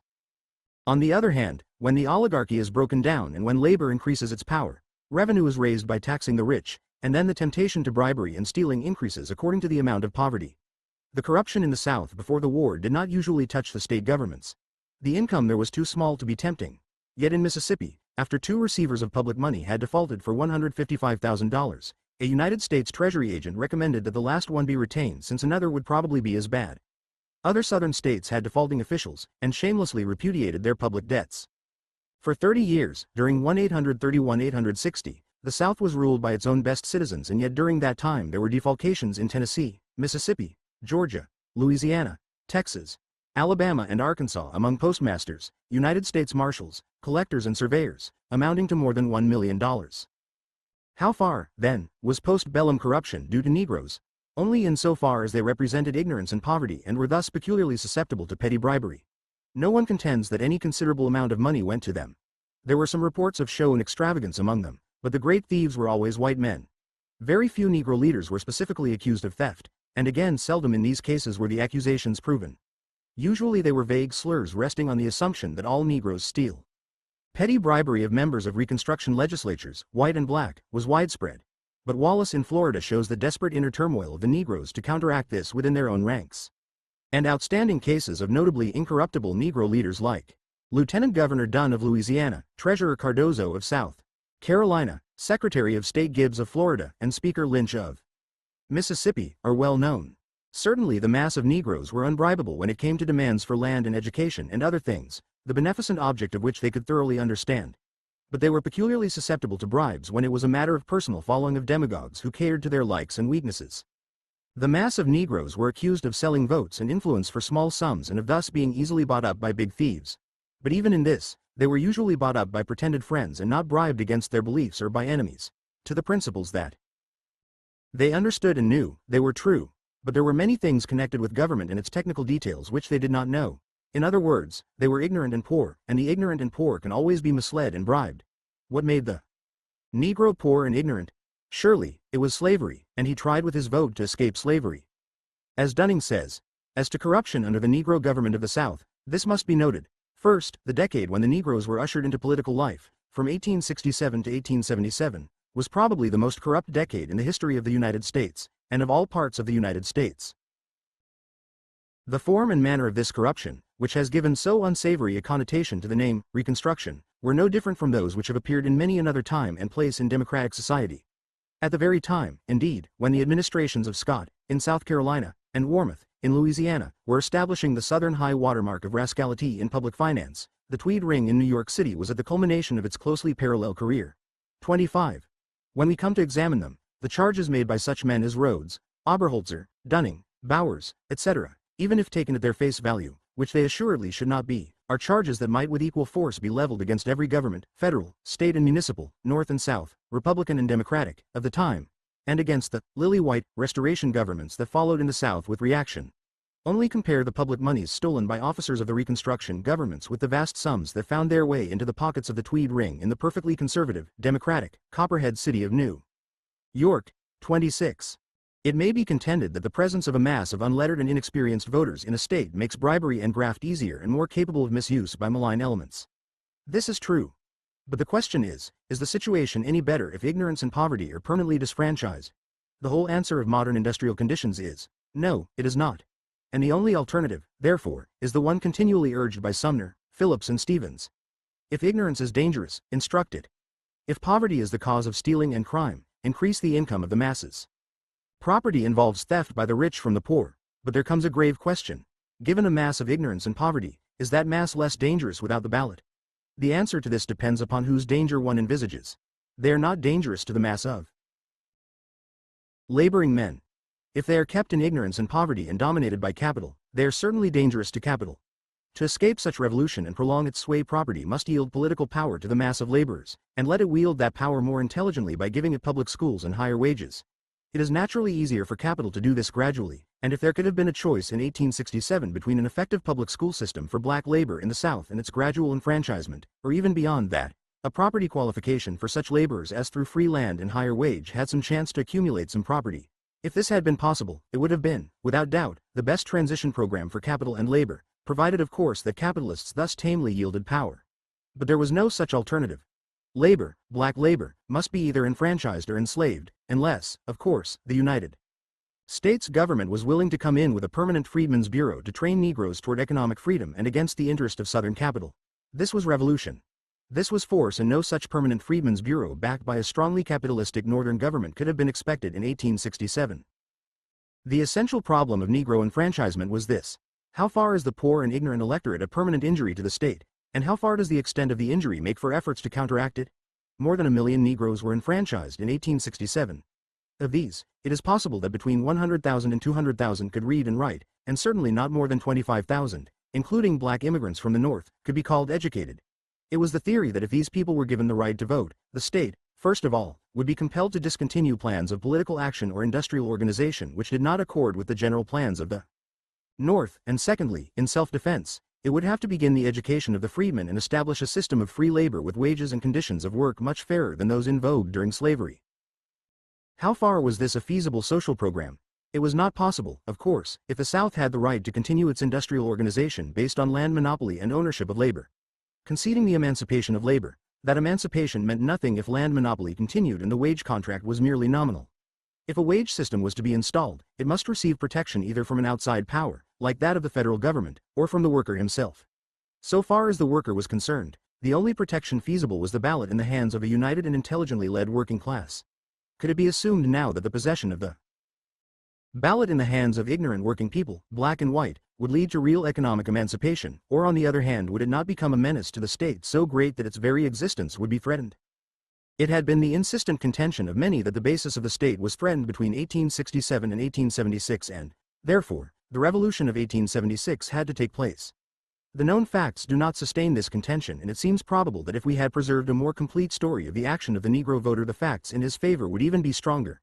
As it is, it must be remembered that the proponents of Negro suffrage did not for a moment contend that the experiment was not difficult and would not involve hardship and danger. The elections for the conventions went off, for the most part, without upheaval, with intelligence and certainly with unusual fairness. The conduct of the Negro voters, their selection of candidates, their action in conventions and early legislatures, was, on the whole, sane, thoughtful, and sincere. No one can, with any color of truth, say that civilization was threatened or the foundations of the state attacked in the South in the years from 1868 to 1876. Then, however, came a time of decisions. Did the South want the Negro to become an intelligent voter and participant in the state under any circumstances, or on the other hand was it opposed to Negro voters no matter how intelligent and efficient? It may be said, then, that the argument for giving the right to vote to the mass of the poor and ignorant still stands as defensible, without for a moment denying that there should not be such a class in any civilized community. But if the class is there, the fault is the fault of the community and the community must suffer and pay for it. The South had exploited Negro labor for nearly 2½ centuries. If in 10 years or 20 years things could be so changed that this class was receiving an education, getting hold of land, exercising some control over capital, and becoming co-partners in the state, the South would be a particularly fortunate community. If, on the other hand, there had been the moral strength in the South so that without yielding immediate political power, they could have educated and uplifted the blacks and gradually inducted them into political power and real industrial emancipation, the results undoubtedly would have been better. There was no such disposition, and under the profit ideal of a capitalist organization, there could not have been.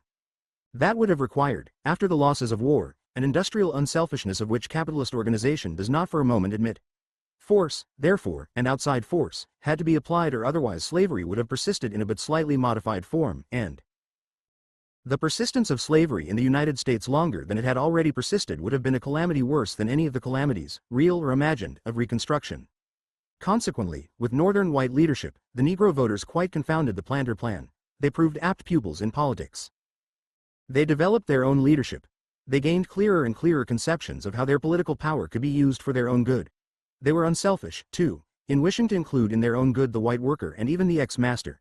Of course, all that was done in constitution-making and legislation at this time was not entirely the work of black men, and in the same way all that was done in maladministration and corruption was not entirely the fault of the black man. But if the black man is to be blamed for the ills of Reconstruction, he must also be credited for its good, and that good is indubitable. In less than 10 years, the basic structure of capitalism in the South was changed by his vote. A new modern state was erected in the place of agrarian slavery. And its foundations were so sound and its general plans so good that despite bitter effort, the South had to accept universal suffrage in theory at least, and had to accept the public school system. It had to broaden social control by adding to the landholder the industrial capitalist. Indeed, the Negro voter in Reconstruction had disappointed all the prophets.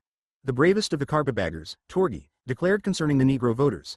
They instituted a public school system in a realm where public schools had been unknown. They opened the ballot box and jury box to thousands of white men who had been debarred from them by a lack of earthly possessions. They introduced home rule in the South. They abolished the whipping post, and branding iron, the stocks and other barbarous forms of punishment which had up to that time prevailed. They reduced capital felonies from about 20 to 2 or 3. In an age of extravagance they were extravagant in the sums appropriated for public works. In all that time no man's rights of person were invaded under the forms of laws. 27. The Negro buttressed Southern civilization in precisely the places it was weakest, against popular ignorance, oligarchy in government, and land monopoly. His schools were more and more successful. If now he became a recognized part of the state, a larger and larger degree of social equality must be granted him. This was apparent in his demand for a single system of public schools without discrimination of race, a demand that came for obvious reasons of economy as well as for advantages of social contact. It appeared also in the demand for equal accommodations on railroads and in public places. Ultimately, of course, a single system of public schools and state universities without distinction of race and equality of civil rights was going to lead to some social intermingling and attacks upon the anti-intermarriage laws which encouraged miscegenation and deliberately degraded women. This was a possibility that the planter class could not contemplate without concern, and it stirred among the poor whites a blind and unreasoning fury. The dictatorship of labor in the South, then, with its establishment of democratic control over social development, education and public improvements, succeeded only at the expense of a taxation on land and property which amounted to confiscation. And it was accompanied by a waste of public funds partly due to inexperience, and partly due to the prevailing wave of political dishonesty that engulfed the whole country. The singular thing about the wholesale charge of stealing and corruption during Reconstruction times is that when government was restored to the whites and to the Democratic Party, there were so few attempts at criminal indictment or to secure any return of the loot. In North Carolina, for instance, wholesale theft was charged against the carpetbaggers, and yet when the governor and leader of the Republican Party was impeached, no charge of stealing was in the indictment. He was impeached for using the militia to put down admitted and widespread disorder, and for the arrest of the men who openly and impudently encouraged the disorder. In Mississippi, all that the restored government apparently wanted was to get rid of Governor Ames. They made no attempt to charge him with theft. In South Carolina, the restored government claimed to have documentary evidence of widespread stealing and graft, and they made a few indictments which were afterward quietly quashed. Why did not the fraud committee go into the courts which they now controlled, and find out where the money they alleged was stolen had gone, and who was now enjoying it? The conclusion is almost inescapable, that the fraud committee knew perfectly well that a large proportion of the thieves were now on the side of white rule, and that much of their theft had been designed and calculated to discredit Negroes and carpetbaggers. These facts and similar ones show that the overthrow of Reconstruction was in essence a revolution inspired by property, and not a race war. The echo of the Northern reform movement was felt in the South. It encouraged the Northern capitalists and the more intelligent Negroes to unite in a Southern reform movement. This was shown by the Chamberlain government in South Carolina, the Ames government in Mississippi, and less clearly by the Kellogg government in Louisiana. The carpetbag reformers moved toward an alliance with the planters with an understanding that called for lower taxes and the elimination of graft and corruption. Negro voters began to support this program, but were restrained by distrust. They feared that the planters still planned their disfranchisement. If this fear could have been removed, and as far as it was removed, the power of the Negro vote in the South was certain to go gradually toward reform. It was this contingency that the poor whites of all grades feared. It meant to them a re-establishment of that subordination under Negro labor which they had suffered during slavery. They, therefore, interposed by violence to increase the natural antagonism between Southerners of the planter class and Northerners who represented the military dictatorship as well as capital, and also to increase the fear of the Negroes that the planters might try to re-enslave them. The planters certainly were not disposed to make any permanent alliance with carpetbaggers like Chamberlain. After all, they were Northerners, recent enemies, and were responsible for the taxation that had gone before reform.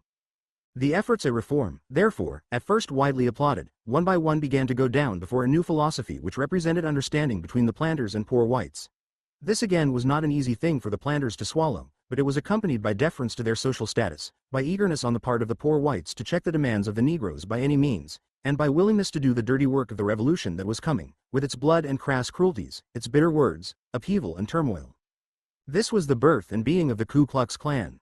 Before the war, there had been violent Southern anti-Negro propaganda on racial lines, but that had been mainly for consumption in the North.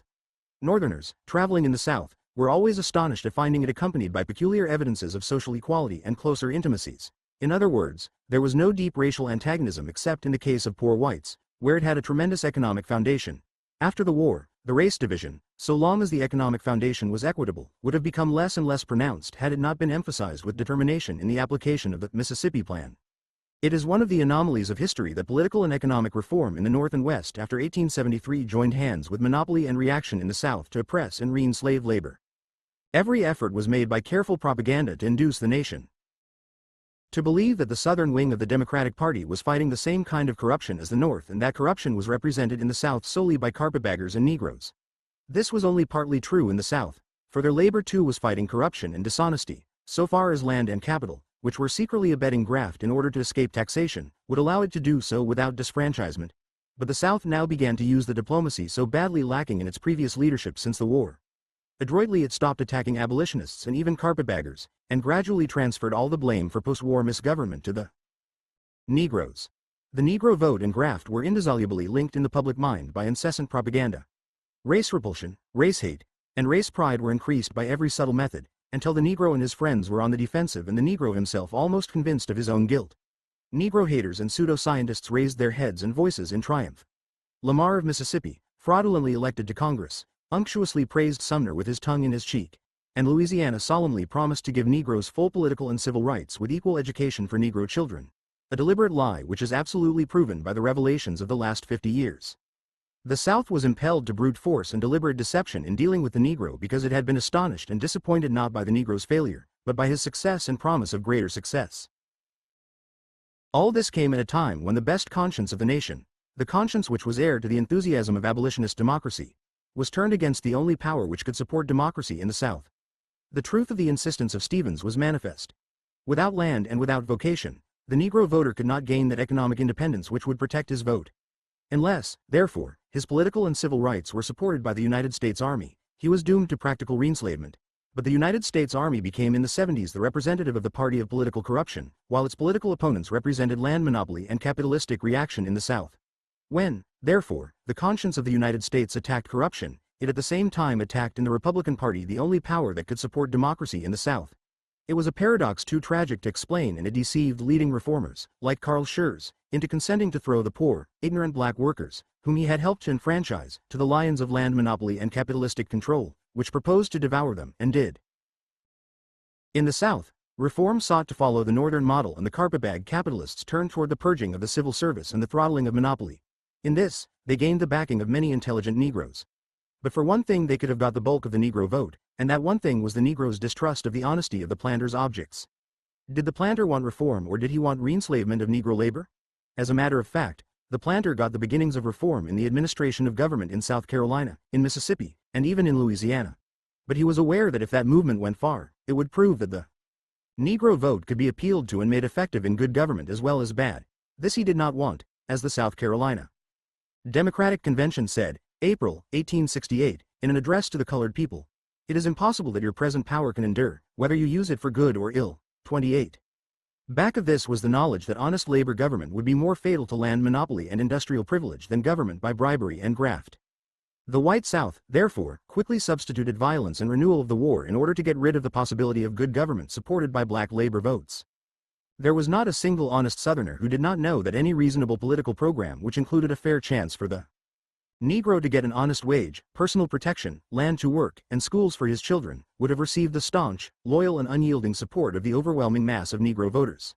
But this program, when ostensibly offered the Negro, concealed the determination to reduce in practicality to slavery.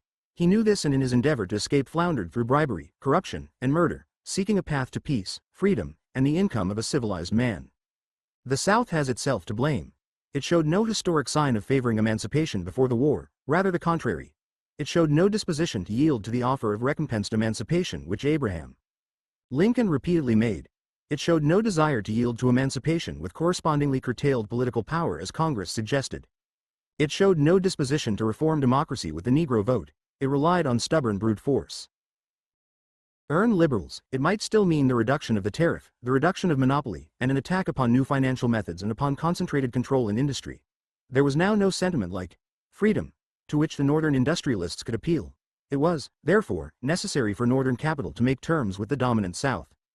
Thus, both the liberal and the conservative North found themselves willing to sacrifice the interests of labor in the South to the interest of capital. The temporary dictatorship as represented by the Freedmen's Bureau was practically ended by 1870. This led to an increase of violence on the part of the Ku Klux Klan to subject black labor to strict domination by capital and to break Negro political power.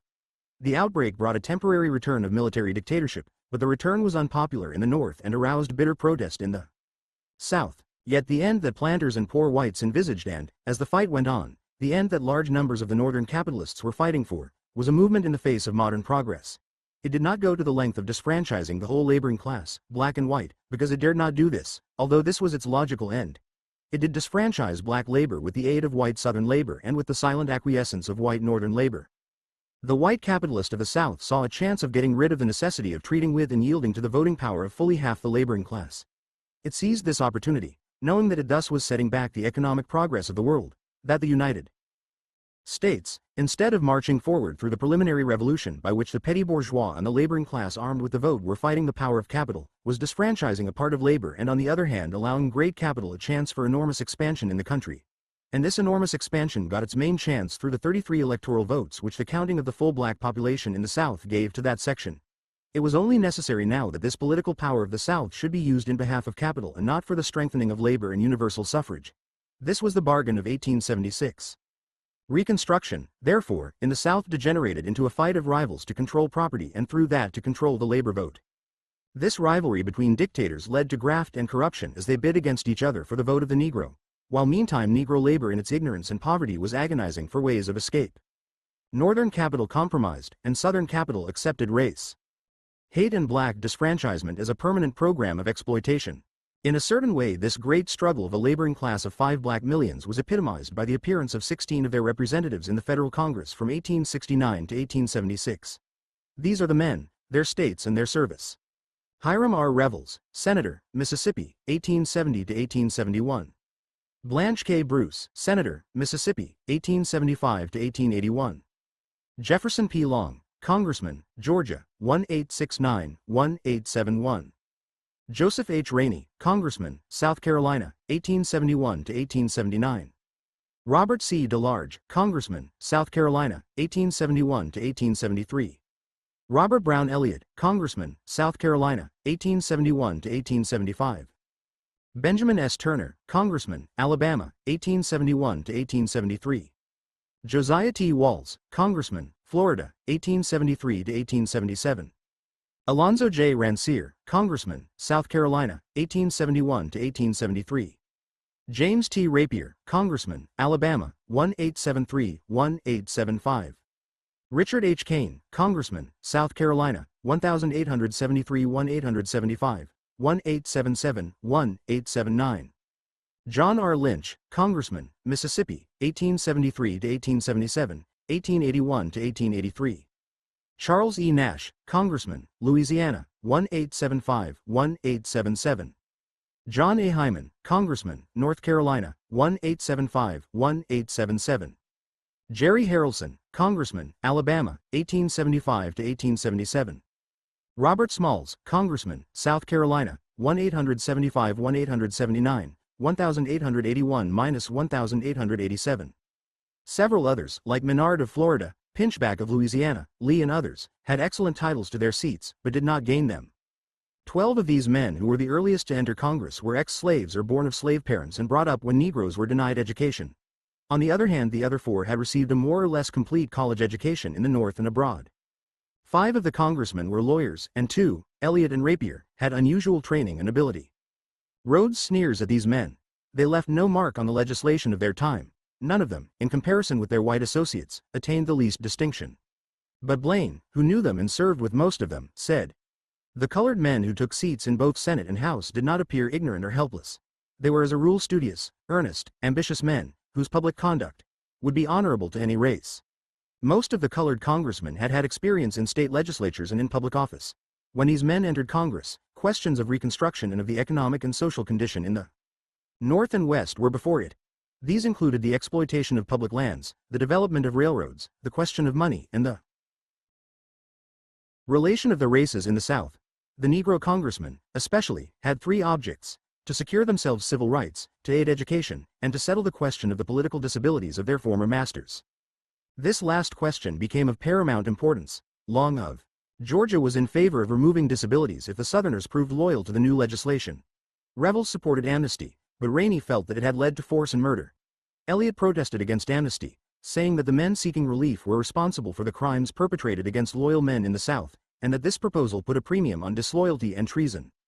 All the Negro congressmen pled for civil rights for their race. It was here that Robert Brown Elliott made one of his greatest speeches in a dramatic situation seldom equaled in Congress. Forney describes the incident. Mr. Stevens, the Vice President of the Confederacy, of which slavery was the cornerstone, spoke January 6, 1874, and Mr. Elliott, the colored champion of the liberated race, followed him the next day. I cannot describe the House when the 2 men addressed it, especially when the African answered the Caucasian. Here we have a new history, a history that may, indeed, be repeated, but which stands alone in the novelty of all its surroundings, and in the eloquence of all its lessons. Mr. Eliot, the last speaker, is a full-blooded black, a native of Boston, Massachusetts, where he was born August 11, 1842. Educated in England, he was not of age when the rebellion broke out, and in 1868, in his 26th year, was a member of the South Carolina legislature and elected to Congress from Columbia District in 1872. He received 21,627 votes, against 1,079 votes for the Democratic candidate, W.H. McCaw. Had any man predicted that this colored boy, while attending school in 1853, at High Holborn Academy and Eton College, England, in 1855, would sit Congress from the capital of the proud state of South Carolina in 1874, and would there confute the ablest apostle of the old slave power, he would have been pronounced a madman. Eliot, defending against Stephen's civil rights for Negroes, said, "Sir, it is scarcely 12 years since that gentleman shocked the civilized world by announcing the birth of a government which rested on human slavery as its cornerstone. The progress of events has swept away that pseudo-government which rested on greed, pride, and tyranny, and the race whom he then ruthlessly spurned and trampled on are here to meet him in debate, and to demand that the rights which are enjoyed by their former oppressors, who vainly sought to overthrow a government which they could not prostitute to the base uses of slavery, shall be accorded to those who even in the darkness of slavery kept their allegiance true to freedom and the Union.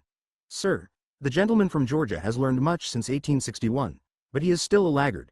Let him put away entirely the false and fatal theories which have so greatly marred an otherwise enviable record. Let him accept, in its fullness and beneficence, the great doctrine that American citizenship carries with it every civil and political right which manhood can confer. Let him lend his influence, with all his masterly ability, to complete the proud structure of legislation which makes this nation worthy of the great declaration which heralded its birth, and he will have done that which will most nearly redeem his reputation in the eyes of the world, and best vindicate the wisdom of that policy which has permitted him to regain his seat upon this floor. 30. In the matter of education, Rainey of South Carolina was one of the first Americans to demand national aid for education. Walls of Florida protested that national aid was not an invasion of state rights, and showed the discrimination in the distribution of state funds. The colored congressman advocated local improvements, including distribution of public lands, public buildings, and appropriations for rivers and harbors, in Alabama, Florida, Mississippi, and South Carolina. Aside from these more personal questions, Negro congressmen discussed national economic matters. Walls of Florida and Lynch of Mississippi asked protective tariffs for local products, including cotton, lumber, and sugar. Walls voted for an appropriation for the Centennial Exposition of 1876, and urged the recognition of Cuba. Hyman championed relief of the Cherokee Indians. Bruce opposed the restriction of Chinese immigration, arraigned our selfish policy toward Indians, and especially advocated improving the navigation of the Mississippi and protecting life and property from its overflow. The words of these black men were, perhaps, the last clear, earnest expression of the democratic theory of American government in Congress. Congressman DeLarge of South Carolina said in 1871, "When I heard the gentleman from New York, Mr. Cox, on Tuesday last hurl his shafts against the members of my race, charging that through their ignorance they had brought about these excesses, I thought he should have remembered that for the ignorance of that portion of the people, he and his party associates are responsible, not those people themselves. While there may have been extravagance and corruption resulting from the placing of improper men in official positions, and this is part of the cause of the existing state of things, these evils have been brought about by men identified with the race to which the gentleman from New York belongs, and not by our race." 31. Congressman Rainey of South Carolina said in the same debate, "Sir, I ask this House, I ask the country, I ask white men, I ask Democrats, I ask Republicans whether the Negroes have presumed to take improper advantage of the majority they hold in that state by disregarding the interest of the minority. They have not. Our convention, which met in 1868, and in which the Negroes were in a large majority, did not pass any proscriptive or disfranchising acts, but adopted a liberal constitution, securing alike equal rights to all citizens, white and black, male and female, as far as possible. Mark you, we did not discriminate, although we had a majority. Our Constitution towers up in its majesty with provisions for the equal protection of all classes of citizens." 32. It was not, then, race and culture calling out of the South in 1876. It was property and privilege, shrieking to its kind, and privilege and property heard and recognized the voice of its own. The bargain of 1876 was essentially an understanding by which the federal government ceased to sustain the right to vote of half of the laboring population of the South, and left capital as represented by the old planter class, the new northern capitalist, and the capitalist that began to rise out of the poor whites, with a control of labor greater than in any modern industrial state in civilized lands. Out of that there has arisen in the South an exploitation of labor unparalleled in modern times, with a government in which all pretense at party alignment or regard for universal suffrage is given up. The methods of government have gone uncriticized, and elections are by secret understanding and manipulation. The dictatorship of capital in the South is complete. The military dictatorship was withdrawn, and the representatives of Northern capital gave up all efforts to lead the Negro vote. The new dictatorship became a manipulation of the white labor vote which followed the lines of similar control in the North, while it proceeded to deprive the black voter by violence and force of any vote at all. The rivalry of these two classes of labor and their competition neutralized the labor vote in the South. The black voter struggled and appealed, but it was in vain. And the United States, reinforced by the increased political power of the South based on disfranchisement of black voters, took its place to reinforce the capitalistic dictatorship of the United States, which became the most powerful in the world, and which backed the new industrial imperialism and degraded colored labor the world over. This meant a tremendous change in the whole intellectual and spiritual development of civilization in the South and in the United States because of the predominant political power of the South, built on disfranchised labor. The United States was turned into a reactionary force. It became the cornerstone of that new imperialism which is subjecting the labor of yellow, brown and black peoples to the dictation of capitalism organized on a world basis. And it has not only brought nearer the revolution by which the power of capitalism is to be challenged, but also it is transforming the fight to the sinister aspect of a fight on racial lines embittered by awful memories. It is argued that Negro suffrage was bad because it failed, and at the same time that its failure was a proof of its badness. Negro suffrage failed because it was overthrown by brute force. Even if it had been the best government on earth, force, exercised by a majority of richer, more intelligent and more experienced men, could have overthrown it.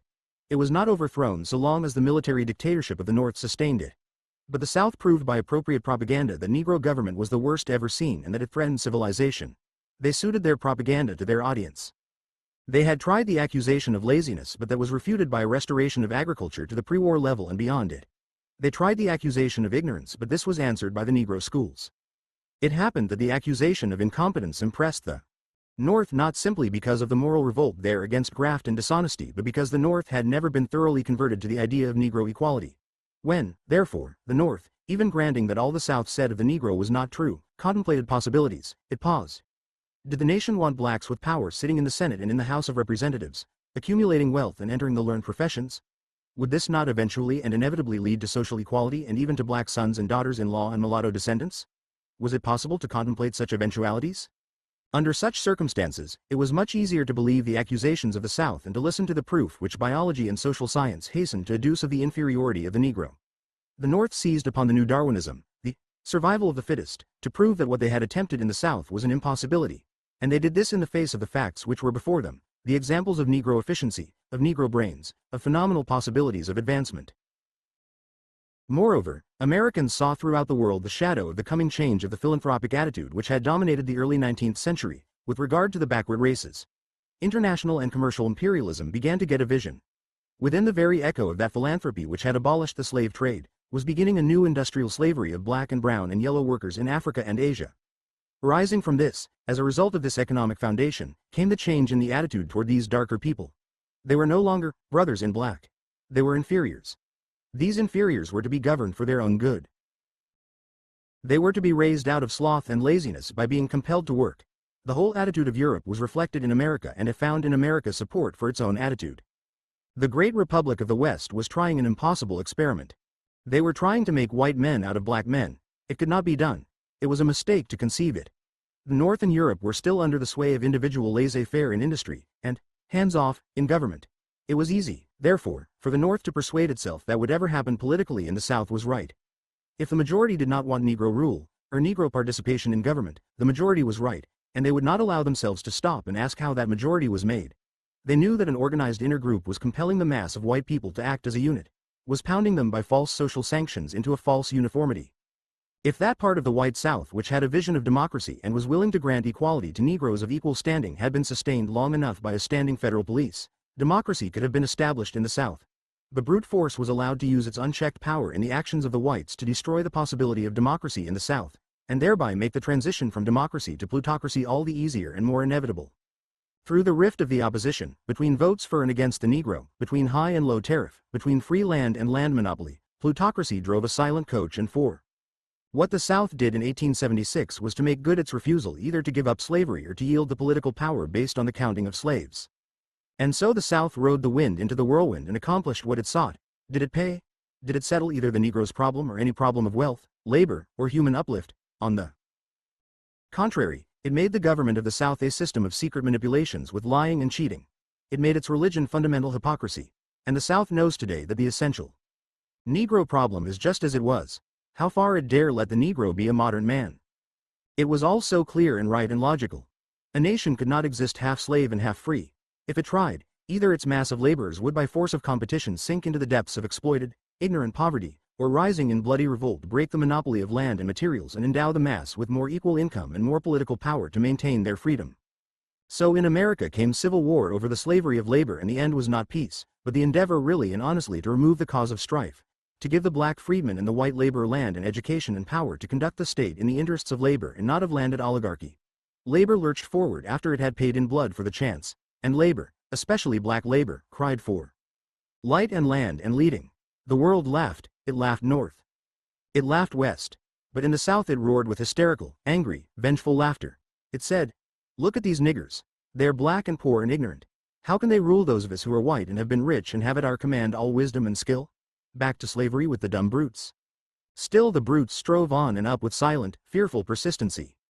They restored the lost crops. They established schools. They gave votes to the poor whites. They established democracy, and they even saved a pittance of land and capital out of their still slave-bound wage. The masters feared their former slaves' success far more than their anticipated failure. They lied about the Negroes. They accused them of theft, crime, moral enormities and laughable grotesqueries. They forestalled the danger of a united Southern labor movement by appealing to the fear and hate of white labor and offering them alliance and leisure. They encouraged them to ridicule Negroes and beat them, kill and burn their bodies.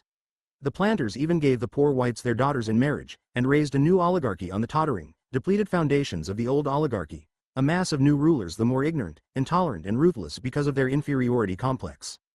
And thus was built a solid South impervious to reason, justice or fact.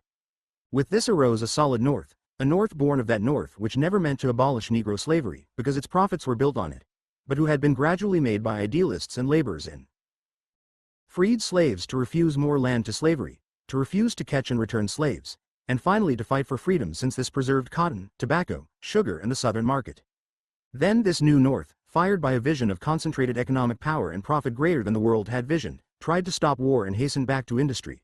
But the blind, angry, bewildered South threatened to block the building of this new industrial oligarchy by a political power increased by the very abolition of slavery, until the North had to yield to democracy and give black labor the power with which white Southern landholders threatened Northern industry.